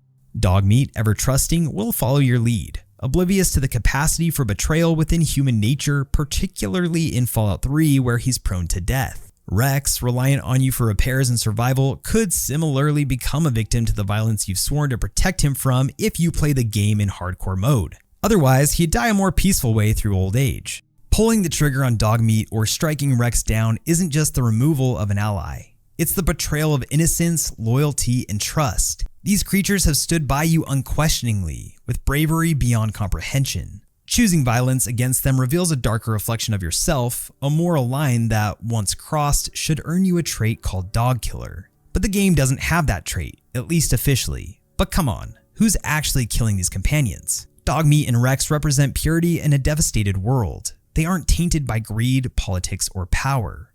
Their deaths symbolize a loss beyond mere gameplay. It symbolizes the abandonment of humanity itself. So while killing an animal may not be the most horrific choice you can make, I think killing Rex or dog meat intentionally is worth putting on this list. Because A, they're dogs. Have you ever heard a dog whimper? Shit is tragic. And B, they would never expect you to kill them since you're also their companion. That type of betrayal is worthy of being an honorable mention in this vid. The courier, our courier, has a complicated past. We don't know much about it really besides one specific event that takes place in one of the major DLCs, the Lonesome Road, and more specifically the Divide, the location the DLC takes place in. After the nuclear war, Hopeville and Ashton were mostly abandoned. These were two pre-war towns both on the outskirts of the Divide, but a small group managed to survive in the storm-ridden outskirts. Even though the weather was brutal, which was caused by Big Mountain's climate experiments, people held out in the wreckage of the old world buildings. They seemed to draw motivation or maybe even purpose from the old symbols and tech still found around the area. By the 23rd century, the settlement started to grow, thanks in large part to a courier who regularly braved the storms to deliver supplies. That effort gave the people a sense of hope and kept them connected to the outside world. And yes, this would be our protagonist from New Vegas. Over time, this group came to call their home the Divide. The name didn't originally refer to the massive chasm that we'd see later on, but actually to its position between two powers, the NCR to the west and the Mojave settlements to the east, aka Caesar's Legion. These people saw the Divide as a chance to build something new, possibly even better than what either the NCR or Caesar's Legion offered.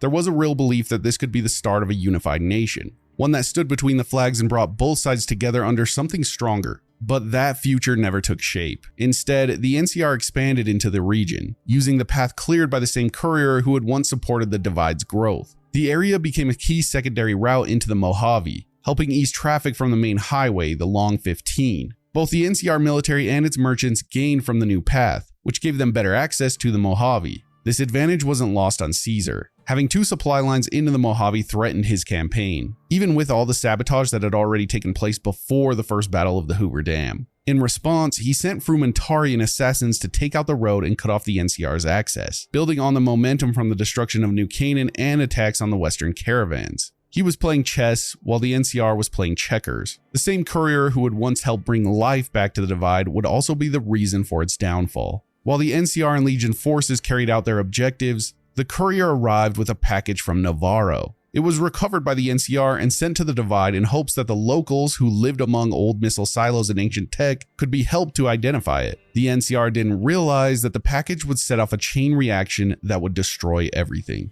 After it was opened, the device inside activated and linked with the old missile systems buried in the region. It triggered launch protocols and override commands, waking up the silos and causing multiple underground warheads to detonate. The resulting quake tore the land apart, changing Hopeville, Ashton, and the surrounding military structures. The explosions kicked up dust and debris into storms, turning the Divide into a crazy dust storm zone that could strip the flesh from your bones. It's hard to label this as something evil that the courier did, or even the NCR really. No one knew that this was going to happen. Tragic really, but not evil. But I wanted to include it regardless because the act killed so many people and it was directly tied to our character. And that's exactly what it did. Many died in the blasts, but not all. Some survivors were twisted by radiation in the storms, their skin constantly torn away and regenerated by radioactive winds. These mutants, who are now called the Marked Men, formed raiding bands using whatever they could salvage to rebuild armor and weapons. One man survived intact, rescued by medical bots who mistook the flag on his back for a US military uniform. He made it out alive, but was mentally wrecked. Even though the Legion lost its task force in the blast, the destruction of the Divide gave them an edge. With the region ruined, NCR lost its backup supply. Route 127 became unusable, and convoys trying to get through were wiped out before reaching Nevada. The NCR couldn't move troops fast enough after their win at the First Battle of Hoover Dam, which gave Caesar the breathing room he needed to retreat and regroup in Arizona. The Divide itself faded from memory, wiped out by storms no one could survive for long. But one man remembered, Ulysses, a former Frumentarius, who spent years walking the wasteland, haunted by what had happened. And then you guys kind of know the story from here on out. The courier and Ulysses have a showdown in the Divide, and it's a tale as old as time that I don't need to rehash. I don't know what we're labeling this video as I'm writing the script, but the Divide was an awful event regardless, and it needs to be put here. Some of you might see the NCR as ignorant, and that in itself isn't an excuse for what they did. Maybe you even see the courier like that. It's crazy to know that this thriving community was obliterated in an instant by nukes again in this series. After already making 2 of these videos, it never occurred to me just how many more nukes and things of that nature had been used after the war. The Wasteland is damn brutal, but I think Bethesda might be the catalyst to most of it. They don't want the Wasteland to recover. We need to keep having Fallout games, of course. So there will always be another setback, another bomb to take care of factions, groups, people, or anyone getting too big. The divide will occur over and over again. What lottery? The lottery, that's what lottery! Are you stupid? Only lottery that matters. Oh my god, smell that air! What was the aftermath of the Nipton lottery? From a 50,000-foot view, the desert town looks like it simply fell victim to raiders, with smoke lining the horizon of homes and rubble and waste where homes once stood. But the truth is far more shady. What happened in Nipton wasn't a battle of raiders versus townfolk. It was a message of sorts. Caesar's legions stormed the town not because Nipton posed an exact threat, but because they wanted to make an example out of it. I want you to witness the fate of the town of Nipton, to memorize every detail. And then, when you move on, I want you to teach everyone you meet the lesson that Caesar's legion taught here, especially any NCR troops you run across. The Legion discovered that Nipton had been cooperating with both the NCR and the Powder Gangers, playing both sides for profit. To the Legion, this was treasonous decadence, an insult to their ideals of loyalty and order. Their response? Brutal spectacle. If we go back to the ways of ancient Rome, if you got caught going against the Republic, you were slain. Or worse, tortured. And this was meant to set an example to those who swayed too far from the ideals of their government and what the Romans stood for. Even walking the streets of Nipton, we can see that Caesar took a page directly from the history books in this regard. They, the Legion, held a twisted lottery. Townsfolk were forced to draw lots, and the winners were met with fates arguably worse than death. Some townsfolk were crucified, their bodies nailed to wooden posts to slowly die in agony. And by some, we see that there were plenty who received this fate. Others were burned alive, made into examples of the consequences of degeneracy. Many were enslaved, dragged off in chains to serve the Legion, and one man, just one, was spared. No, not out of mercy, but because his survival served a purpose: to spread the tale of Nipton's fall, to inspire fear. This act wasn't solely about punishment. It was about terror as propaganda. Yeah! Who won the lottery? I did! The Legion wanted the Mojave to know what happens when you defy Caesar, or worse, live without his rule. Or even worse, to go against the New World Order or regional order that the Legion is trying to spread. To most moral frameworks, this wasn't justice. Crucifixion and death by fire was a sadistic display of power, where an entire community was destroyed not for what they did, but for the lesson they could teach others. This is what makes Nipton's fate so evil. It wasn't random violence. Nipton's lottery is psychological warfare dressed up as divine retribution. In the cold logic of the Legion, it was necessary. But to the rest of the Wasteland and to most players, Nipton stands to serve that evil isn't always chaos. Evil can be organized. Evil can be systematic. And evil can be in uniform. But compared to the Roman uniforms, the Mojaves are a bit shittier. Powder ganger? What? I mean, yeah, used to be, sure. But not no more. Powder gang is small time, man. I'm a winner! I won the motherfucking lottery! Bye. Deep beneath the Mojave, you might find scorpions and their layers, or even gigantic ants waging war. But there's also something more monstrous than either of those. Crammed away from the sun-scorched wasteland lies one of the most morally defying social experiments ever conceived in the Fallout universe, Vault 11. This should come as no surprise since each vault displays some type of sadistic behavior and game, like Jigsaw performing some type of moral social experiment from the movie series. I want to play a game. On the surface, the vault functioned like any other where residents simply lived their monotonous day-to-day lives free from worry with the exception of what was happening to the outside world. But from the day the doors sealed, the residents were given a choice: sacrifice one of their own every year or die. Each year, Vault 11's overseer was to be chosen, and that person would be ceremonially executed in a chamber called the Sacrificial Chamber. If the residents failed to comply, the Vault's AI would supposedly kill everyone. And can you guess the result? An annual blood ritual, a system where death was institutionalized, normalized, and eventually corrupted. A diabolical experiment even by Vault-Tec standards. At first, people tried to follow the rules, classic NPC behavior, but it didn't take long before things got overly political. Power-hungry factions formed, manipulating the voting process so their enemies would be elected overseer, and thus consequentially sent to die. It became a game of survival and betrayal, where the goal wasn't to lead but to avoid being chosen. Morality was tossed aside and out the window. Backstabbing became policy, and eventually murder replaced democracy. This sounds all too familiar. As for the tragedy, the entire test was a total farce. Had the Vault's inhabitants ever refused to make a sacrifice, even once, they would have learned the truth. They would have been set free. The experiment was designed to see if people would uphold human decency even in the face of fear. Vault 11 failed that test catastrophically. So was the evil purely the corporation of Vault-Tec's fault? Yes and no. I mean, an entire society simply went with it based on game theory alone. By the time the player finds Vault 11, it's basically a tomb. The last survivors, realizing the truth too late, took their own lives out of guilt, leaving only their recorded confessions behind.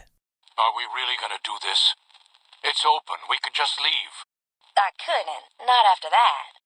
We don't deserve to leave. A shining example. That's what it called us. But we were. We did what we were supposed to. Not by a long shot. Anybody would have done what we did. You ask me? That's exactly the problem. Now let's get on with this. I'll go first. Wait. People should know what happened. They could learn from it. If there's anyone out there at all, I hope they never have to find out. Ready, Harry? Yeah. No, wait!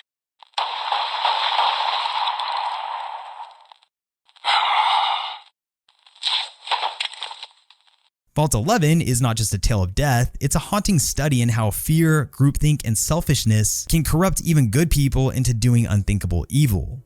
What makes Vault 11 so raw isn't just the deaths, it's the bureaucratic nature of the cruelty. Wrapped in rituals and ballots, delivered with a smile by terminal screens with the promise that safety was a mere election away. Evil, at least in this instance, comes in the form of rules and voluntary votes.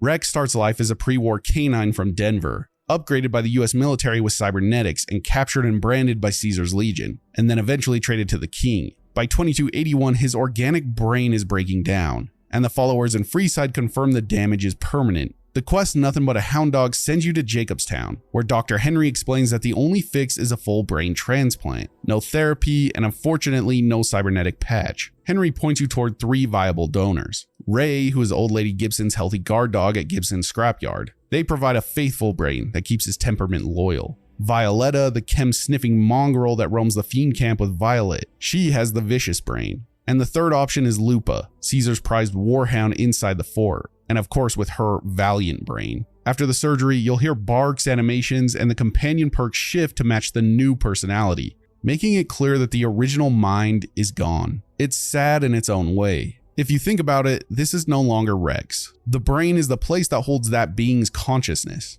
Rex is now one of those 3 dogs just placed into a new body. At least that's what I believe. I don't see how any part of Rex could exist, unless Rex himself has a code or AI built into him that overrides the brain with whatever that code is. But that would just mean that Rex is a machine and not an actual dog. Point is, it's another dark moment in New Vegas. Rex is alive, but is he really? Then we have to look at the other point of view. If you refuse or delay the operation, Rex's degenerative seizures trigger at random, and the ending slide reports he dies within weeks. Choose a transplant and he survives the main story. But his 200-year memory, his fear of hats, hatred of rats, and every scar from Legion fights disappears with his old neurons. Your decision rewires a sentient veteran so he can keep following commands, leaving us with an uncomfortable question of whether prolonging a cyberdog's life is kindness or not. Is it a selfish act to keep the husk of Rex going just so that you don't lose your faithful companion?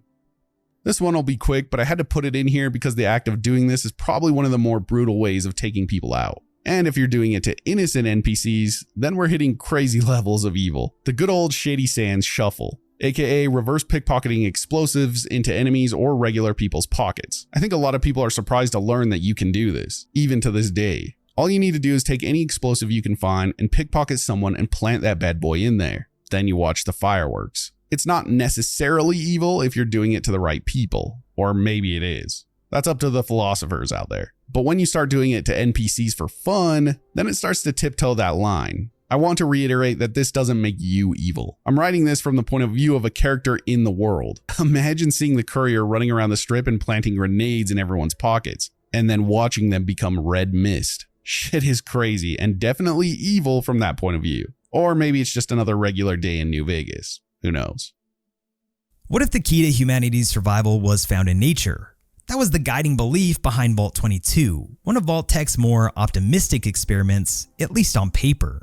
Rather than breaking society down through psychological torture or authoritarian control, or even faulted elections, Vault 22 was meant to build something better and organic. Inside, scientists would explore ways to grow food without sunlight, pushing the boundaries of botany, and ideally ensuring a future where starvation was a thing of the past. But in the Fallout universe, even utopias rot and shit can go sideways real fast. This vault became a greenhouse paradise. Lush, overgrown, and even beautiful. Every surface bloomed with vibrant life. Oxygen levels were so high, the air was practically flammable, and to the untrained eye, it was a success story. But nature wasn't the only thing growing. The Vault's researchers began experimenting with fungal spores, splicing them into plants to make them more adaptable and regenerative. But these spores weren't just enhancing vegetation, they were mutating, evolving, and adapting to organic hosts. And the worst part was the scientists saw it happening and still kept going. One by one, Vault residents began falling ill, and not by means of radiation sickness or the flu, but with something stranger. They became sluggish. Residents became paranoid. They slowly became disconnected, and then they vanished, only to reappear later as something else, something no longer human. The spore infection didn't kill off the population, at least not entirely. It rewrote their genetic code. It took over their minds, their bodies, and used them as tools to spread itself as life tends to do. These poor souls became the spore carriers, groaning, shuffling monstrosities covered in fungal growth, blind and thoughtless, but still driven to attack the uninfected in hopes to survive and spread. The Vault had created a form of aggressive, ambulatory plant life, and it was intelligent enough to defend itself. What makes this Vault truly evil isn't just the horror of the outcome, it's the willful blindness that got them there. The scientists prioritized results over ethics. They even suppressed internal reports. They then silenced dissenters so that the catastrophe was hidden. One researcher, Keeley, uncovered logs showing that people begged the overseer to shut the project, but he refused, believing the breakthrough was too important and was for the greater good. In the end, that pride doomed them all. When the infection could no longer be contained, the surviving staff attempted to flee, with some making it to the upper levels. Others locked themselves in rooms, which wasn't a long-term solution, but a short-term survival tactic. But most, they never escaped. The vault doors sealed, and the jungle was left to grow unchecked in the dark. By the time we arrive, Vault 22 is a silent, breathing ruin. The lights flicker as vines crawl across the floors, and deep within, the air is thick with spores and whispers of a hope long lost to fungal overgrowth. The few remaining terminals reveal just how catastrophic the situation became. Entire departments gone overnight, halls filled with gas, and bodies never recovered. Even worse, the threat didn't die within the vault. The fungal strain has started to spread beyond its walls, possibly carried by escaped spores or infected creatures. If left unchecked, Vault 22's solution to world hunger could consume more than just one vault. It could consume the Mojave itself. Vault 22 is a tale of hubris. Sometimes evil blooms quietly in petri dishes and test tubes, watered by good intentions and fertilized by ambition. And by the time anyone notices, it's already too late. At the very start of New Vegas, what are you? If your answer is nothing more than a bullet-riddled corpse in the dirt, left to die by a man in a checkered suit and his goons, then you'd be right. And yet, somehow you're given a second chance. A quiet doctor named Mitchell patches you up in the town of Good Springs, a humble desert community full of people who don't owe you a thing, but still risk their safety to help a stranger. It's a place where your story begins, but for some players, it's also where it ends, in flames. If you choose to side with the Powder Gangers, a gang of escaped convicts from the NCR Correctional Facility, you're not only picking a faction, you're choosing to betray the very town that saved your life. The Powder Gangers are chaotic, self-serving criminals who survive through intimidation, robbery, and violence. And when they come knocking on Good Springs' door, demanding control, you're given a choice. Defend the town with its residents, or help burn it to the ground. Should you choose the latter, you'll personally lead a massacre. You kill townspeople who were never a threat, store owners, farmers, citizens who just wanted to live in peace. People who gave you shelter, medical aid, and a chance to get back on your feet. But you also don't owe these people a damn thing. And that's what makes this moment so evil. It's simply betrayal. The courier isn't responding to aggression. Good Springs didn't wrong you, they helped you. And in return, you repay their kindness with gunfire and blood. You aren't fighting for survival, you're fighting for thugs who would slit your throat for a box of caps. You become the hammer of destruction on behalf of a gang that blows up caravans and extorts villages. Like this one. Even Ringo, the man the powder gangers are hunting, is no hardened soldier. Helping him protect Good Springs is one of the few early game acts of heroism. But if you side with the gangers, you gun him down too.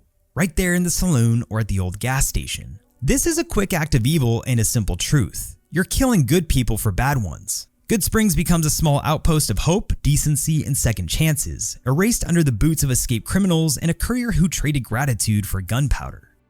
Let's just get it over with. Welcome to the most skipped segment in the video. I'll try to make it quick because we've all heard this over and over again. Honestly, I was going to leave it out because it's the most overplayed point of view in the series at this point. But it is probably the worst choice that we can make if we go by the majority mindshare. Caesar's Legion runs on organized domination. Every conquered tribe loses its name, language, and customs, replaced by Legion ranks and Latin titles. Men go into frontline service or hard labor. Women become breeding stock or camp workers, barred from any authority. Children are taken early, drilled to obey, and never see their families again. Life has value only when it serves the Legion. Soldiers who fail face decimation, which is 1 in 10 executed at random, just to keep the rest in line. Medical care is withheld from wounded troops to strengthen the ranks. Fear and discipline replace compassion or loyalty. A Legion victory removes the NCR and hands the Mojave to Caesar as a launch pad for more wars. He views expansion as the cure for the old world's decay. If he dies, Legatlantius carries on with even harsher methods, focused purely on conquest and annihilation.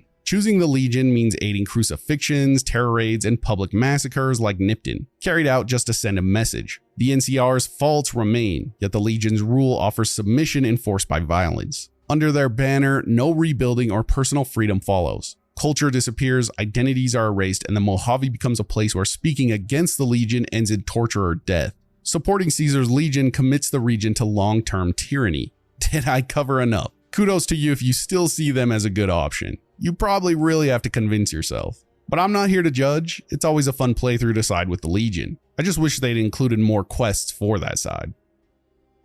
Genie May Crawford, the motel owner in Novak, might seem pretty harmless. Polite, helpful, a good old grandma type, one might say. But behind the facade is one of the most cold-blooded acts in the game. She sold Carla Boone, Boone's pregnant wife might I add, to Caesar's Legion for caps. Not because Carla was dangerous or had wronged anyone, but because Genie thought she was bad for business. For 1,000 to 1,500 caps, she arranged a secret handoff that ended with Carla being dragged into slavery. Carla wasn't a stranger. She lived in Novak and had a husband in the NCR military. She was known in the community, but none of that mattered. Genie saw an opportunity to profit and took it, working directly with the Legion's slavers behind everyone's back. This wasn't a crime of passion, it was a transaction. And they probably had lived there for a good while. The act is straight atrocious behavior. You find out what happened during the quest One for My Baby, when Boone asks you to uncover who sold out his wife. If you go through her safe, you'll find the bill of sale, written proof that she knowingly handed over a pregnant woman to one of the most brutal factions in the Wasteland. Genie never confesses or shows regret. She doesn't even see it as wrong. The fact that it's optional to expose her or to punish her at all makes it even darker. Boone's revenge is savage, but in my opinion, it's highly justified. Plus, there's really no law in Novak to deal with the situation, so Boone's gotta do what he's gotta do. When you finally learn about all of this and start another playthrough and run into that old Genie again, just smiling and being complacent in her little office, it feels sick and wrong. She truly is a monster. I like long walks in the desert and candlelit metal workshops. We're playing in a world rebuilt on ash and regrets, where factions cling to power like rusted armor. So it's rare to find someone who still believes change is possible. Veronica is one of those rare people. A member of the Brotherhood of Steel, Veronica is unlike her brethren. While most of the Brotherhood remains trapped in the past, hoarding pre-war tech and walling themselves off from the world, Veronica wants to open the door. She dreams of a Brotherhood that helps people and not just machines, that protects the helpless and not just holotapes. She speaks with passion, humor, and unshakable belief that maybe, just maybe, her order can evolve. But in the eyes of the Brotherhood, that's complete heresy. If the courier chooses the darker path, Veronica can be executed by her own people simply for speaking out. And that's exactly what makes this morally incorrect, at least in my opinion. Veronica isn't some radical looking to upend her faction with the intent to destroy the Brotherhood. She's trying to save it and allow it to flourish. She's one of the most loyal, most thoughtful scribes. And hell, she even has a great personality and some funny wit. I want a dress. Yeah, a good one. Something elegant and classy, you know? But still stylish. Something that's eye-catching and sexy, but also says, don't fuck with me. But in a culture where dissent equals disloyalty, even questioning tradition is a death sentence. Killing Veronica isn't just the death of a character, it's the death of an ideal that's hard to come by in your travels. You're watching a brilliant, kind-hearted woman who fought for progress, crushed by the very institution she tried to reform. You see hope get stamped out by the cold machinery of the Brotherhood's dogma. Even more appalling is how avoidable it all is. You, the courier, can stand beside her and defend her, help her carve a new path. But if you choose indifference, or worse, compliance, you become complicit in one of the most hush-hush yet cruelest executions in the game. A once vibrant voice extinguished for daring to believe in something better. In the Wasteland, death is a dime a dozen. But this is ideological murder. You are not free to carry the secret of this bunker's location beyond Hidden Valley, until I'm convinced that you're capable and dependable. To underscore this point, you'll be fitted with an explosive collar. Wander off and it will detonate. Focus on your mission, and you'll be fine. Speaking of the Hood's isolationism, let's get more into it. In the irradiated skeleton of the old world, survival is a daily miracle. People scrape by with makeshift farms, salvaged rifles, and half-broken water filters. Every tool, every scrap of tech could mean the difference between life and death. But buried away in bunkers of steel and secrecy is a group that would rather let the world burn than share their toys. The Brotherhood of Steel. Founded in the aftermath of the Great War, the Brotherhood began with a noble purpose: to preserve technology and prevent it from ever being misused again. After seeing the horrors of nuclear weapons, they vowed that no one could be trusted with the old world's power. But over time, that mission twisted. What was once about protection became about possession. In New Vegas, the Brotherhood you meet isn't exactly a force for good. They're a dying order, hiding in bunkers and clinging to ancient codes like gospel, all while treating every outsider as a threat, even when those outsiders just want to survive. Instead of using their knowledge to heal, feed, or protect the people of the Mojave, they hoard it. They'd rather go extinct than evolve. But they don't just isolate, they kill. If a scavenger finds a working laser rifle, they'll be hunted down. If a farmer gets a hold of a water purifier, that's Brotherhood property now. Anyone with advanced tech becomes a target, not a beneficiary. They believe the masses are too ignorant to use technology responsibly. But in doing so, they deny the Wasteland its future. And in all fairness, maybe they're right in some ways. I wouldn't expect 90% of the Mojave to use tech other than for selfish reasons or to take power in some way, shape, or form, since most people tend to act in self-interest. But that doesn't make what the Brotherhood is doing any less cruel.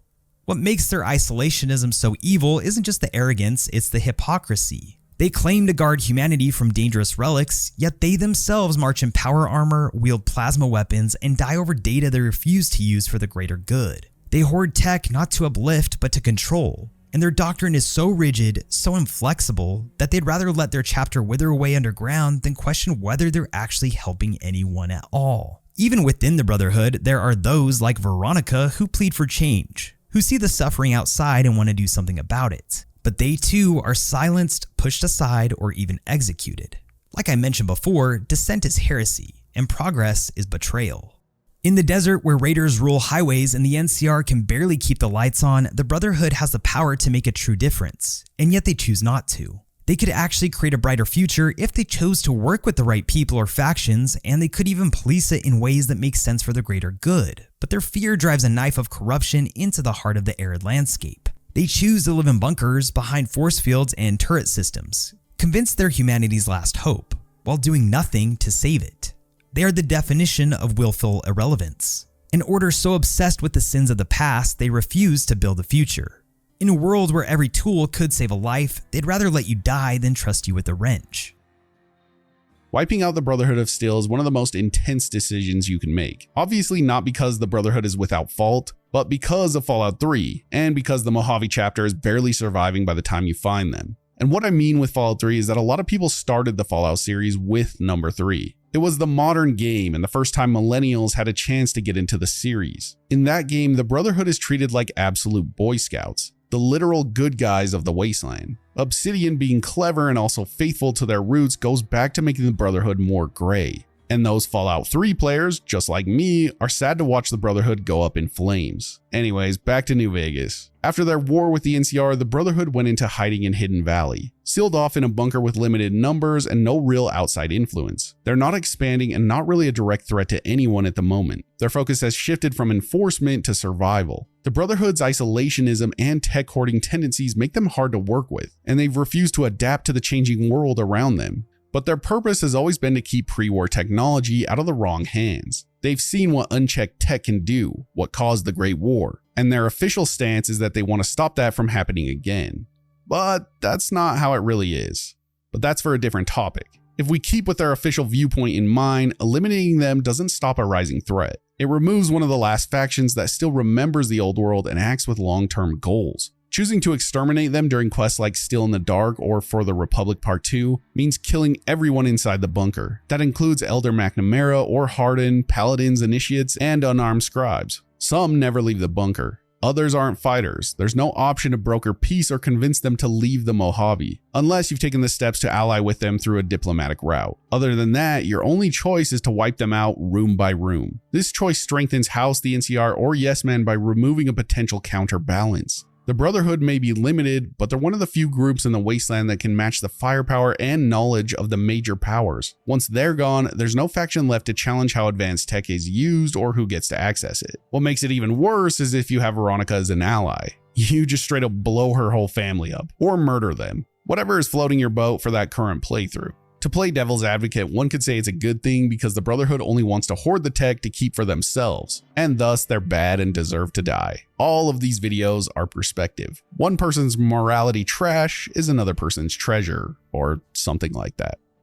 Wiping out the Great Khans holds more weight than the Brotherhood in my opinion. They're less world conquering and more like a society. After the Bitter Springs massacre, where the NCR nearly destroyed them, including non-combatants, they've retreated to Red Rock Canyon, broken and directionless. They're not raiding towns or expanding their reach. They're just isolated and trying to figure out what their future even looks like. Leaders like Regis want change. He sees no future in violence and is pushing to reshape the Khans into something sustainable, something beyond their legacy of blood and chems. When you meet him, the Khans are loosely aligned with Caesar's Legion, but the connection is thin. They aren't true believers, they're just desperate, and Caesar offers land and purpose, but only so he can throw them at the NCR as cannon fodder. If you take the time to talk to their leadership, Papa Khan, Regis, even some of the younger members, it becomes clear they're looking for a way out. You can convince them to cut ties with Caesar and step away from the war entirely, and even move on to start fresh outside the Mojave. These peaceful outcomes are fully supported by dialogue and quest options like Oh My Papa. Also saying that quest title is a bit awkward if you were wondering, yes. Choosing to destroy them is about ignoring all the alternatives. You attack a tribe that's fractured, hesitant, and willing to change. You kill off people who have already suffered major loss, and who this time weren't fighting back.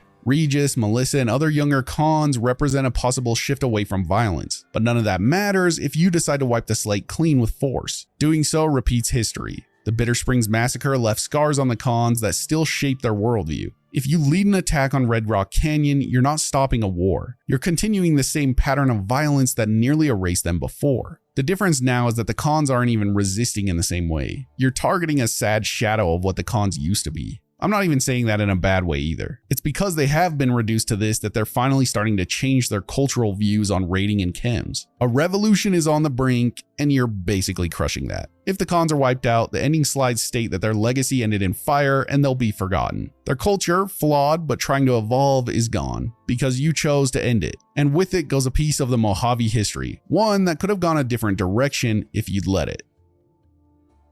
Siding with the Omertas means supporting one of the most violent and exploitative groups on the strip. They aren't just another casino crew running shady deals. They're traffickers, torturers, and executioners. Before Mr. House brought them in, the Omertas were known as the Slitherkin, a tribe that lured in travelers, drugged them, and either killed them or enslaved them for entertainment. And that mindset never went away. At Gomorrah, sex workers are kept in line with chems and violence. Debt collectors use beatings and murders to send messages, and anyone who talks ends up buried in the desert. In the quest How Little We Know, you uncover their real plan, Plan B. a Legion-backed operation that involves smuggling weapons and chlorine gas into the Strip. Their goal is to assassinate Mr. House, or whoever's in power, gas the casino floor, and seize control of the Strip in one move. It's about wiping out everyone in their way and turning New Vegas into a territory ruled by one of the most brutal crime syndicates in the region. Going along with this, either by staying silent or even helping them, means signing off on a terror attack that could kill thousands of civilians. Even if you take out Big Sal or Nero yourself, that doesn't really fix anything. You don't really shut down the torture chambers or free the trafficked workers. You just clear the way for someone else to take over. Maybe even Caccino, who's only slightly less psychotic. The power structure stays intact and Gamora keeps running the same way it always has. You do get clear alternatives though. You can expose the plot and help Caccino stop the coup, and you can reduce the body count without handing power to another sadist. Choosing instead to enable, ignore, or directly support the Omertas shows your focus isn't on helping anyone. It's about gaining influence through whatever means keeps the Strip profitable for the people on top. Whether you swap out one boss for another or back the entire operation, the outcome will stay the same. Gamora keeps running on abuse, and you helped keep it that way. You look positively famished. We simply can't have that. As with many things in the Mojave, on the surface, all is well, including the Ultralux Casino, which is one of the most pristine and sophisticated locations in the desert. A gleaming temple to luxury, art, and high society, it's run by an elite group known as the White Glove Society, a wealthy, well-dressed faction that prides itself on etiquette, refinement, and exclusivity. Did I mention it has a cool pool too? This place is paradise. But peel back the velvet curtains of the society, what we find beneath the polished manners and pristine white gloves, we see something far more baleful, a history of cannibalism. The White Glove Society wasn't always the highbrow elite it pretends to be. A community that didn't just tolerate cannibalism as a way of life, they celebrated and fully endorsed it. They believed that eating human flesh was the ultimate indulgence, a mark of sophistication and power, a decadent tradition handed down like fine wine or family heirlooms. They were basically and are the Illuminati of New Vegas. The White Glove Society has only just made itself known to the public, of course, but our pedigree was established over generations. Were we always so refined? I'd be lying if I said yes. Eventually, they realized their taste wouldn't fly in polite society. It only worked in the shadows of grains of the sand it sprouted from. So what did they do? Well, they rebranded. The White Glove Society was born. They changed their image, cleaned their clothes, put on fancy masks, and most importantly, publicly renounced cannibalism. But not all members were content with the new identity. Enter Mortimer, a high-ranking member of the society who still longs for the old ways. To him, their cannibalistic heritage wasn't a shameful past to be buried. It was a symbol of refinement, superiority, and tradition. Mortimer believes that cannibalism can return, even thrive, if it's repackaged for the modern world. And so he begins to plot. In the quest ironically named Beyond the Beef, the courier uncovers Mortimer's horrific plan. Kidnap an innocent man, cook him, and serve him to an unsuspecting banquet of elites, essentially reintroducing human flesh to the White Glove Society without their knowledge. He believes that once they've tasted it again, once they've been reminded of its elegance, they'll accept it back into their culture willingly. This isn't just about mere appetite for human divinity, and it's deeper than tradition. Mortimer's plan is about manipulation and a complete disregard for human life. But can we blame him? All he's ever known is that life is tossable, evident by the bombs that took so many souls before his deception. And this is where the evil lies. Sure, cannibalism itself is pretty twisted to begin with, but in the cold, calculated way it's being reintroduced as a fashion statement, it cranks the egregious act up a notch. The victims aren't even enemies. The innocent man is just that, innocent, so he's not even a threat. They're people who don't know they're on the menu. Mortimer's plan is surgical, executed with a fork in one hand and a wine glass in the other. What makes the White Glove Society creepy, aside from those weird masks, is how polished their evil is and how quiet it whispers. The society acts with a smile on its face. They wear tuxedos while preparing human remains like fine cuisine. It's a commentary on how cruelty can hide beneath wealth, manners, and elite status, and it's reminiscent of the Bohemian Grove, which, if you get a chance, you should YouTube since it's a real-world representation of how elitism acts behind closed doors. I'll be honest, I had no idea Sierra Madre was an actual place. I shouldn't be surprised considering New Vegas with the Nellis Air Force Base, Lake Mead, the Strip, Zion, Prim, and almost everything else is based on real-world locations. But unlike every other location in the series, Sierra Madre is downright creepy from the get-go. Begin again. That's the message we keep on hearing. A beacon calling desperate souls with promises of wealth, salvation, and a fresh start. So who wouldn't want to come here after roaming the empty bitterness of the desert? But what lies beyond the signal isn't hope. It's a mausoleum, a trap-laden tomb ruled by obsession, haunted by greed, and dripping with poisonous ambition. The Sierra Madre was once the grandest dream of a pre-war industrialist named Frederick Sinclair. A man so wealthy he didn't build a casino for profit, he built it for control. Envisioned as a fortress against the chaos of the outside world, the Sierra Madre was sealed tight, airtight, and self-sustaining. Sinclair believed that if he could create a perfect place, he could protect everything: his money, his legacy, and most importantly, the woman he loved. As with anything love-based in the series, we should expect nothing less of tragedy, at least at this point. That woman was Miss Keys, a famous actress. But their story wasn't a love affair, it was the tragedy we'd expect to find, at least in a place like this. Sinclair designed the casino to keep her safe. What he didn't realize is she was actually being manipulated by Dean, a smooth-talking lounge singer who planned to rob the place blind. Before the heist could happen, the bombs fell and the war began, and the Sierra Madre sealed itself shut, just as designed. But instead of a sanctuary, it became a prison. What makes the Sierra Madre so evil isn't just the security systems, the toxic red cloud, or the ghost people who roam the ruins.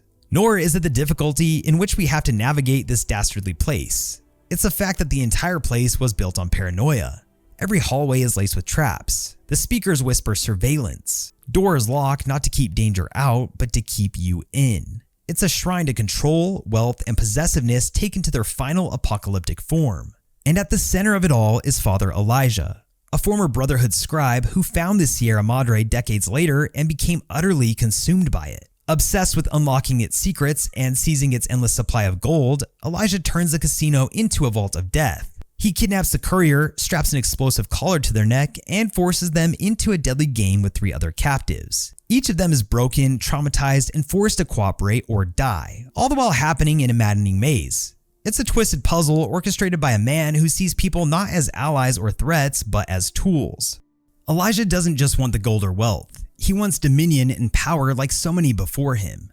The Sierra Madre's security systems are unhackable. It's lockdown eternal. In his mind, it's the last true power in the world, a fortress where he alone can decide who lives and who dies. He's not seeking freedom, but seeking ownership of resources, of lives, of the future. The evil of the Sierra Madre stews in its design. It makes you question what happens when fear of loss turns into obsession, when love turns into possession, and when survival becomes a weapon. It's a place that feeds on your greed, lures you into the promise of treasure, then traps you forever in a cage you didn't realize you walked into. And even if you escape, the message of the Sierra Madre lingers, saying, begin again. But here, beginning again means surrendering your past and your freedom. Any place that strips you of freedom has to be evil, right? Mr. House is the Strip's last living link to the pre-war world. A 261-year-old engineer sealed in a life support pod beneath the Lucky 38. His networked mainframes forced disarm codes into 59 incoming warheads, sparing Las Vegas when the bombs fell. He spent the next 2 centuries building the Securitron army and the dome that shields the Strip today. Ending him isn't something I would really call a showdown. You clear a few checkpoints, lower the sarcophagus, crack the sill, and the outside bacteria will finish the job in a year or so. Or you take Nephi's driver to his head, whatever fits your fancy in this specific occasion. House's goals reach beyond the casino profits. He plans to feed Hoover Dam power into orbital factories and eventually crewed spaceflight, arguing that humanity needs a new technological horizon. He bankrolls your resurrection, offers a cut of Strip revenue, and directs his toughest demands at corporations and armed factions, not Freeside's drifters. Also, this is not to argue that there aren't a myriad of things that House is doing wrong or believes, because there absolutely is. It's honestly pretty tough to argue for him on this one, but there is a possibility that House would have made things better. His vision is pretty capitalist and authoritarian, but at least he has a vision. It's better than the Legion's, Maybe. Pulling the plug collapses the house always wins instantly. Securitrons drop to autopilot, and New Vegas slips to NCR bureaucracy, Legion rule, or a shaky yes-man republic. Disabling rather than killing him only slows the process. Once the pod seal breaks, infection ends his life within a year, leaving that same power vacuum. We don't really have long-range thinkers like Mr. House. Killing him will cause massive disturbances in the post-apocalypse force. Maybe it was for the better though in the end, but it's going to take a lot of hardship and time to see the fruits of that labor. It's really about unplugging a bedridden visionary for the sake of a quicker payday or another flag over the strip. Hold it right there. Don't you move. How the hell did you survive that bombardment? Out in the irradiated wastes, past the skeletal husks of the Mojave's past, is a hidden community behind a deadly wall of artillery fire. Nellis Air Force Base, home of the Boomers. Approach them and you're met with explosive hostility, literally. Mortar shells rain down on any traveler, merchant, refugee, or NCR soldier who dares come close. They don't ask questions and the game doesn't give you warnings aside from the sounds of incoming artillery shells. The Boomers are descendants of Vault 34, which was a vault obsessed with munitions and weapon stockpiling.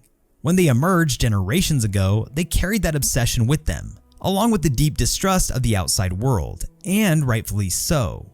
After settling in the old Air Force Base, they decided to embrace one philosophy above all else: total isolation at any cost. And the cost has been human life. You have to keep in mind that you're our first contact with the outside world since I was barely a woman. Seclusion has kept us safe, but the world around us is changing.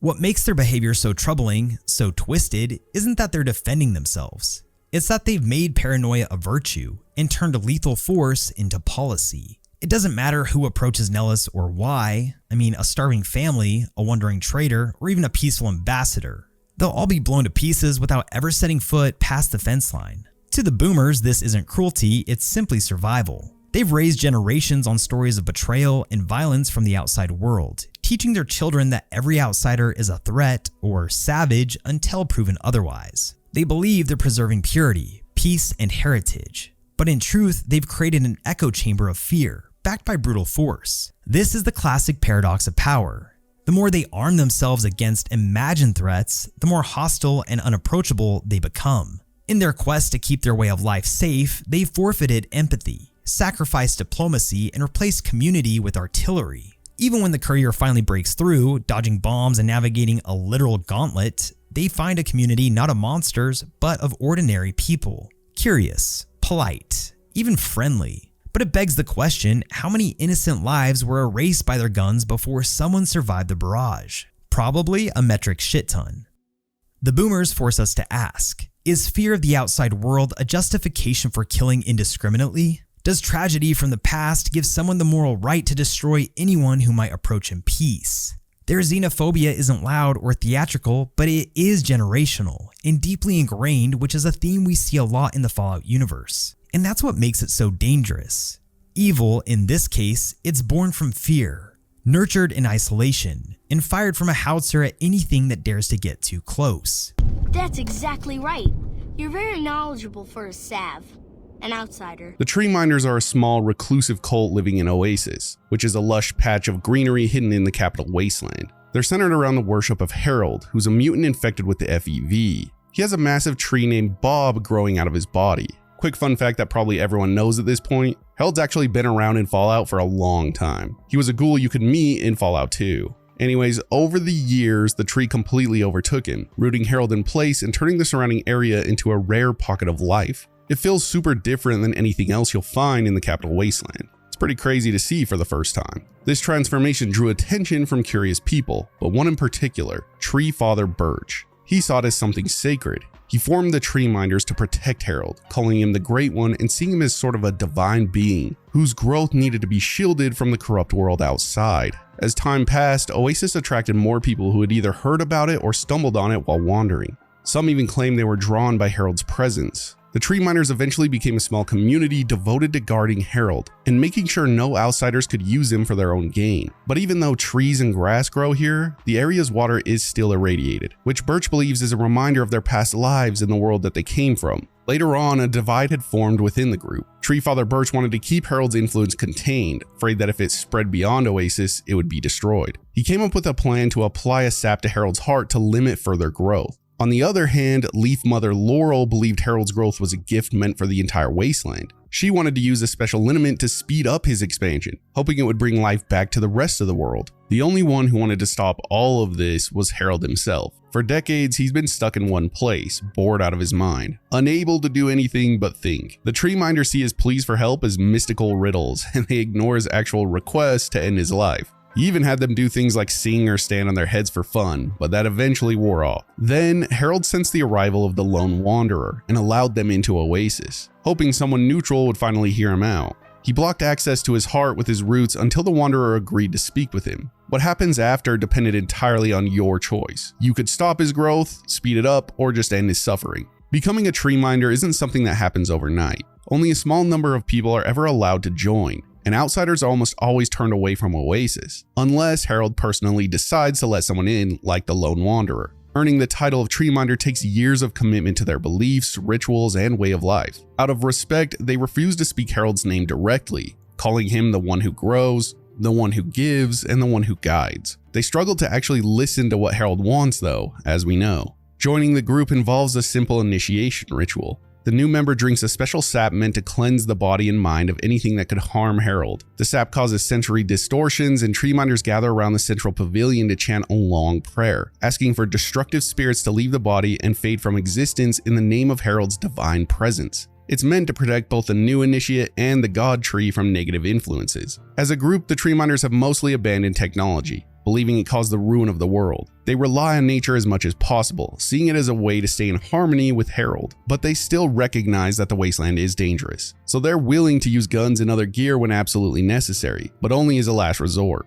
Their hierarchy is pretty simple. Tree Father and Leaf Mother share leadership and are responsible for upholding Harold's teachings. Below them are the branch tenders who guard Oasis, bloom seers who act as healers and spiritual guides, and saplings who are still in training. Leadership is meant to be balanced, which is why the current disagreement between Birch and Laurel has caused such a rift. Both technically have equal authority. I'm sure nothing could go wrong with that system. In my opinion, these people aren't so bad. Ignoring Harold is probably their worst flaw. Dude doesn't want to be stuck as a tree forever, of course. But the rest of their beliefs are fairly simple and harmless in my opinion. Safeguarding nature is admirable, but also gatekeeping it isn't great either. The Harold dilemma is pretty interesting though, one of the few choices in Fallout 3 where you might actually have to think for a moment. What did you guys do with him? I think a lot of people might overlook the Sorrows when talking about these types of groups, but I definitely think they needed to be here. In case you haven't played the New Vegas DLC Honest Hearts, the Sorrows are a pacifist tribe that lives in Zion Canyon, Utah. They arrived there in 2123. 24 children, none older than about 14, found shelter in the canyon after escaping a place they called the School. They spoke a broken mix of English, and they scared one another with stories about a figure known only as the Principal. We've talked a bit about this guy on the channel before, some creepy stuff. Less than a year after they settled in the Narrows, gifts began turning up in their camp. At first, they had things like storybooks, later medical guides, and weapon manuals better suited to survival. Each bundle came with a note signed The Father, urging the children to read and stay kind and defend one another, and treat Zion as a place meant to balance all the sorrows humanity had caused. The mysterious benefactor was Randall Dean Clark, a retired US soldier who had lived alone in Zion since the war. Clark stayed out of sight because he feared the children would feel let down if their guardian spirit turned out to be an injured old man. As his health failed, he left a final set of letters, one for each child, then left completely, promising to keep watch from a distance. Over the next 157 years, the story of the father shaped every part of the Sorrows culture. Inspired by his apology, they chose Sorrows as their tribal name and searched the canyon's caves for signs of him. When a tribe member died in a trap Clark had set decades earlier, the Sorrows took it as a punishment for prying into sacred ground. From that point on, they banned entry to any cave or pre-war structure, a rule that remains a core taboo of their faith. The Sorrows are deeply connected to nature and their way of life reflects that. They aren't an aggressive tribe, but not fully pacifist either. Their coming-of-age ritual involves hunting and killing a Yao Guai, then crafting its paw into a tribe signature Yao Guai gauntlet. It's a dangerous trial meant to show strength and survival. And even though they can fight well, the Sorrows are known for their compassion. They mourn every loss, even the deaths of their enemies like the Whitelegs. Around their camp, geckos wander freely, meaning the Sorrows might have learned to tame or coexist with them. Every member of the tribe wears a tattoo of the Virgin River, symbolizing their connection to Zion. That river and nature as a whole is essential to how they see themselves. A well-known legend in their culture is the ghost of She. According to the story, a young girl from the tribe once wandered into a cave where a Yaogwai was sleeping. She died before receiving her name, so her spirit was believed to remain trapped, restless and always wandering. Hunters tried to kill the beast that took her, but none succeeded. Eventually, the tribe's shaman said the girl and the Yaogwai had become one, her spirit now fused with the creature, forever haunting the land. The caves where the father once lived are sacred, and stepping into them is considered a serious taboo, as we know. The Sorrows believe those who enter are taken from the world. To prevent intrusions, they mark cave entrances with white handprints as a warning. Lately, the Sorrows have come into contact with the New Canaanites. A missionary named Daniel has been trying to convert them to Mormonism for about 6 years. Some have responded to his teachings, mostly because of similarities between their beliefs and his, but Daniel hasn't fully understood why his message hasn't taken hold the way he hoped. The Sorrows continue to follow their old ways while slowly absorbing some of the new.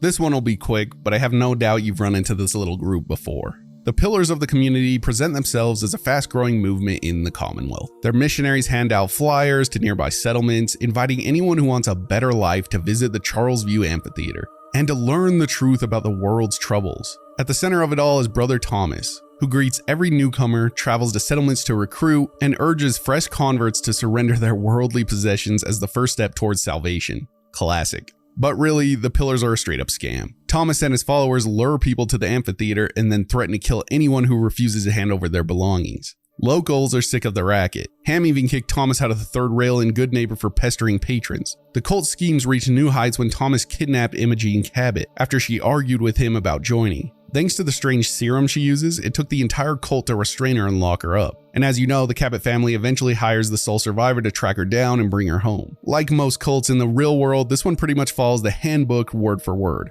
These guys use the religion to lure in desperate people and then take advantage of them. Too bad they end up running into the crazed psycho user known as the sole survivor later on.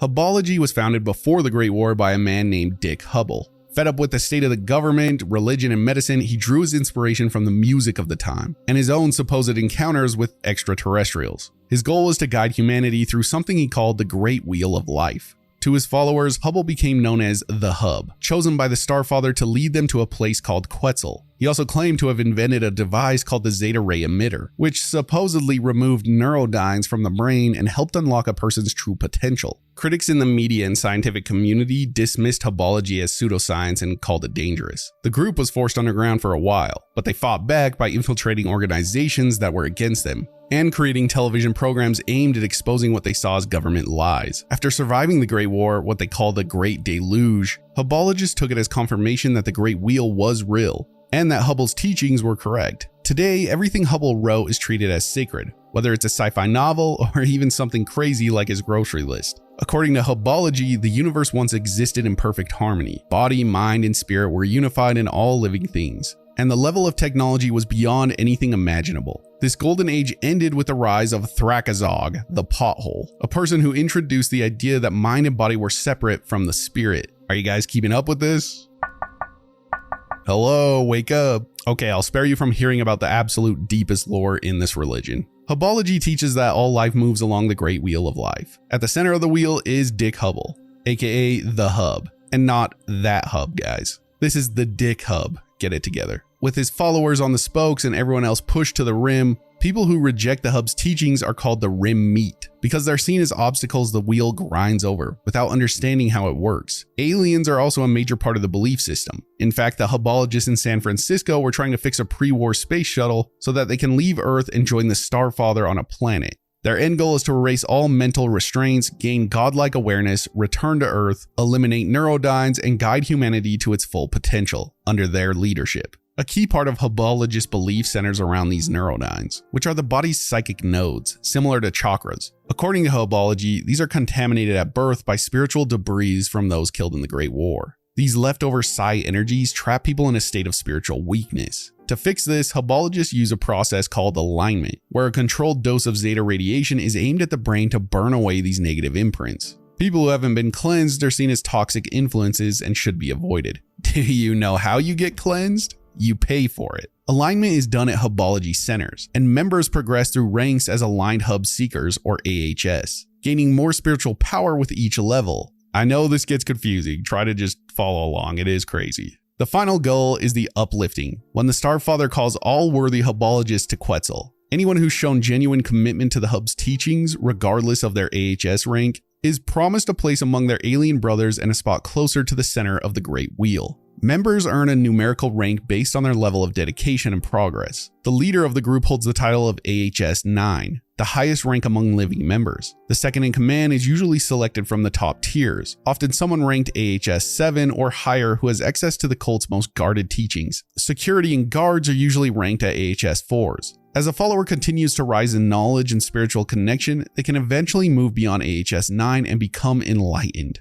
fully integrated into the Great Wheel. Some of the enlightened are believed to leave the physical world behind entirely, while others stay behind to help guide others towards the same level of understanding. According to Hubology, anyone who claims to be enlightened on their own is by definition not. True enlightenment comes without self-declaration. The Hubologists really remind me of a specific group in real life. Stop wasting my time, Smoothskin. Go waste Jason's. The Bright Brotherhood is a cult made up of mostly ghouls, along with one human who fully believes he is a ghoul. They're led by Jason Bright, a glowing one who's managed to avoid going feral. He claims to receive visions from the Creator and has built a small community preparing for their great journey, which is a rocket-powered trip to the far beyond. A radioactive promised land he believes is waiting for them. It's pretty similar to the Hubologists. The Brotherhood has been around since before 2279. Though when or where it started isn't really clear. Their goal is to escape the dangers of the wasteland and the prejudice they face from humans. Most of their beliefs come directly from Bright's visions, which he treats as divine instruction. While he's open to people questioning his mission, he doesn't try to convert skeptics, including the Courier or Harland. Chris Haversam is a human who showed up at the Repconn test site around 2279, thinking that he was a ghoul. Despite everyone telling him otherwise, he refused to believe he was still human. He became the Brotherhood's only non-ghoul member, but he's not allowed to join the Great Journey, which Bright said is the Creator's will. Still, Bright believed Chris and the Courier were sent by the Creator to help the ghouls as a form of redemption for humanity's cruelty. For his efforts, Chris was honored as a saint within the group. The Brotherhood's plan to reach the far beyond involves restoring Repconn's rockets and launching into space. They were close to making it work when a group of Nightkids stormed the building looking for a shipment of Stealth Boys. These Stealth Boys had actually been rerouted before the war. Using stealth tech, the Nightkin caught the ghouls off guard. Many of the Brotherhood took refuge on the upper floors, believing that they were under attack by demons. Davison, the super mutant leader, took over the intercom and warned them to stay out of the basement while the Nightkin continued their search. Even with the rockets mostly functional, the Brotherhood still needed working thrusters and proper fuel. If the Courier clears out the Nightkin, the ghouls can move forward with their launch plans, and they gather at their sacred site in the Repconn basement to prepare for the Great Journey. Then they go. You can also help Chris sabotage the mission, which makes the rockets go off course and explode, or you help it go smoothly, which it doesn't really go smoothly in that case either. Even though they're a non-violent religious group, the Bright Brotherhood is heavily armed. Most of its members carry energy weapons, including plasma defenders, laser RCWs, and recharger rifles. The Brotherhood mostly keeps to itself, because they shelter feral ghouls and face constant discrimination. They're generally not welcome in human settlements, where ferals are often attacked on sight, which of course they would be. You can even find some Bright followers dead across the Mojave, but their deaths aren't really clear. At the end of New Vegas, there's a slide that says some of the members of the Brotherhood eventually returned from their great journey and helped Novak rebuild its defenses after the Second Battle of the Hoover Dam. But we don't know where or what that journey ended up being. The Renewal Cult is based in Gecko. Their symbol is the Ankh, and members wear Ankh-shaped talismans as part of their belief system. Renewal was founded by a mole rat that gained intelligence after being exposed to FEV. It took the name The Brain and started working towards its goal of world domination. And yes, this probably is a reference to Pinky and the Brain. Brain aimed to form an alliance between Gecko and Vault City, offering power from Gecko's reactor in exchange for medical research to help ghouls regain their humanity. He was gathering support from ghouls and glowing ones in Gecko, but he couldn't reach anyone in Vault City due to their xenophobic policies. The Chosen One can actually join Renewal and help carry out Brain's plan by repairing the reactor. You optimize its output and persuade Councilman McClure to support the alliance. But due to a bug, the game doesn't show an ending slide that reflects these actions. One might assume that following a giant intelligent rat probably isn't going to go well. I wonder if he's out there, still plotting. The Cult of Mars is the official religion of Caesar's Legion, built around the worship of Mars and the belief that Caesar is his chosen son. Mars is the Roman god of war. His Greek version would be Ares. According to the cult, Mars cleansed the earth with fire to make way for Caesar's conquest, granting him divine authority to rule and demand obedience. Within the Legion, Caesar is not just a leader, but also a supernatural figure, whose favor brings strength and victory. Newly captured slaves often question these claims, but their children are taken and raised by Legion priestesses to ensure full indoctrination into the cult. Legionaries are the most devout followers, embracing the teachings of Mars and showing open disdain for weakness or failure in their enemies. The religion emphasizes strength, loyalty, and justice as core values, alongside complete devotion to Caesar. These beliefs are often repeated by Legion members. Ritual sacrifice is also part of the cult's practice. Legate Lanius is known to sacrifice captured NCR soldiers and slaves to earn Mars's favor before going into battle. Finally, Mars has accepted my sacrifices and unleashes me. To me, it's just another tool for Caesar to use. He knows he's not the son of an ancient Roman god, but if his people believe it, then that gives him even more power. But I think a lot of people miss the religion part of the Legion, so I figured I'd add it in. Bask in Atom's glow, and you will understand. And last but not least, the Church of the Children of Atom, a religious movement that worships Atom, a divine force embodied by nuclear explosions and radiation. Where most see destruction, the Children of Atom see creation. They believe the world began when the first atom was split, and that every nuclear blast brings about birth of infinite new worlds. They believe that the world began when the first atom was split, and that every nuclear blast brings about the birth of infinite new worlds. The faith has spread throughout the post-war northeastern United States. Over time, Atom's followers have built their own mythology, complete with unique legends, historical figures, and moral codes. Radiation is central to their belief system, mostly viewed as both a divine presence and a source of supernatural power. Each sect interprets Atom's teachings in its own way, shaped mostly by whoever leads them. Some sects are peaceful and seek to coexist with the rest of the wasteland, while others are extreme, aiming for total nuclear annihilation as a path of salvation. The faith has deep roots in the capital wasteland, especially in Megaton. After the Great War, early worshippers settled in the crater where the undetonated bomb had landed and began building a town around it.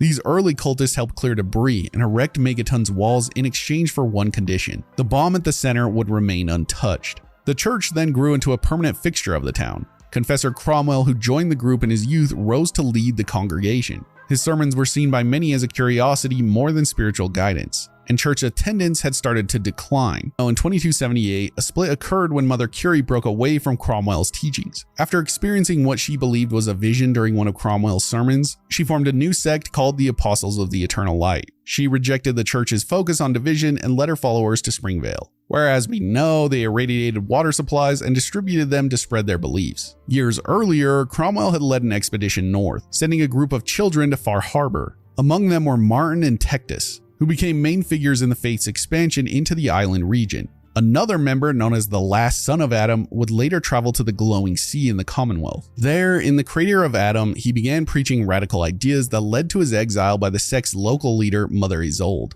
She condemned him as a false prophet, but some of her followers defected and joined him. The Last Son's influence grew, and he uncovered an old Vault-Tec facility beneath a church. There, he found a pre-war ruin he named the City of Atom, centered around an obsidian obelisk. Believing it to be his divine sibling, he developed XO1 power armor known as AT-0M, capable of reading emotional states and exerting mind control. Back on the surface, his followers occupied the All Faiths Chapel in Diamond City, and gained support from locals opposed to anti-Ghoul policies. In 2286, his group launched coordinated attacks across the Commonwealth. During a campaign known as the Winter of Atom, settlements were destroyed, but his forces failed to secure power, and many Atomite groups were driven out of Boston. Some survivors fled west, while others died in the buried city. Mother Isolde denounced the City of Atom as a perversion of their faith. By 2287, Isolde remained the leader of the Crater of Atom. Her sect lived peacefully in the Glowing Sea, rarely attacking outsiders. When Brian Virgil escaped the Institute and settled nearby, Isolde initially saw him as a threat, but ultimately decided to protect him, saying he had sought refuge with Atom. She then sent a team to secure the abandoned Sentinel site, a location tied to the church's oral history. That mission ended in failure, with only Brother Henry surviving to guard the site. Other Children of Atom groups appeared throughout the Commonwealth, though most were hostile to outsiders. One sect, led by a priest named Schumacher, set up in a sewer and eventually collapsed. Another settled Kingsport Lighthouse, where they built a dock and began feeding captives to a glowing one that they worshipped. A short-lived group at Jalbert Brothers' disposal met a similar fate, falling apart under the leadership of a fanatical scribe named Edmund. In Far Harbor, the group led by Confessor Martin and Grand Zealot Tectus initially coexisted with the locals. But as the fog grew thicker and more dangerous, tensions rose. The harbormen blamed the children for attracting the fog and eventually forced them out.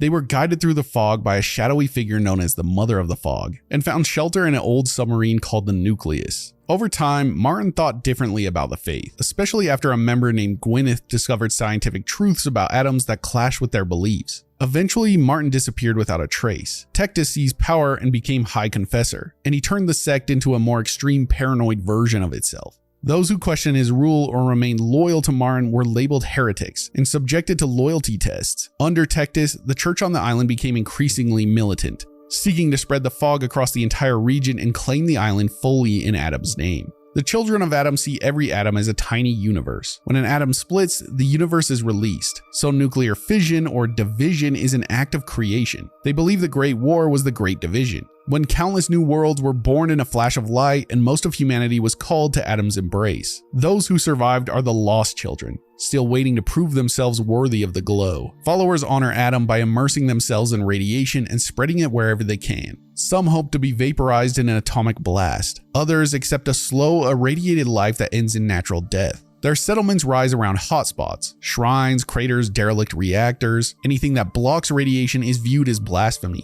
But a lot of them use right-away when needed, treating the purge as a penance before embracing the glow again. Views on ghouls differ by sect. Megaton's leaders respect them. The Kingsport Lighthouse cult calls a resident glowing one the Blessed in the Tower. And the Holy Light Monastery sees ghoulification as enlightenment. By contrast, the Nucleus sect considers ghouls unworthy and avoids becoming ghouls themselves. Some children are naturally immune to radiation, living comfortably in zones like the Crater of Adam. Converts often drink waters of the glow to prove their worth. The ones who get sick are seen as lacking Adam's favor, while the immune take on riskier duties. In the glowing sea, certain leaders can even cleanse radiation from visitors simply by standing near them. Yeah, it's some weird magic shit, and we don't really know how it works. A lot of them claim they can see radiation itself, a bright aura surrounding the faithful. Children of Adam care little for material goods, so their gear is usually scrap. They wear ragged clothes laced with wires or bits of metal shaped like an atom's nucleus. Weapons are often pipe guns or homemade gamma guns. They rely more on the faith and nearby radiation than on firepower. Some sects, though, have access to better gear. The group on the island, for example, that lives in the pre-war subbase has turned old combat armor into zealot uniforms, and military rifles into radium guns. The Children of Adam are by far the biggest religious group in the Wasteland, unless we're considering like the Brotherhood of Steel or something. But even then, they are growing rapidly.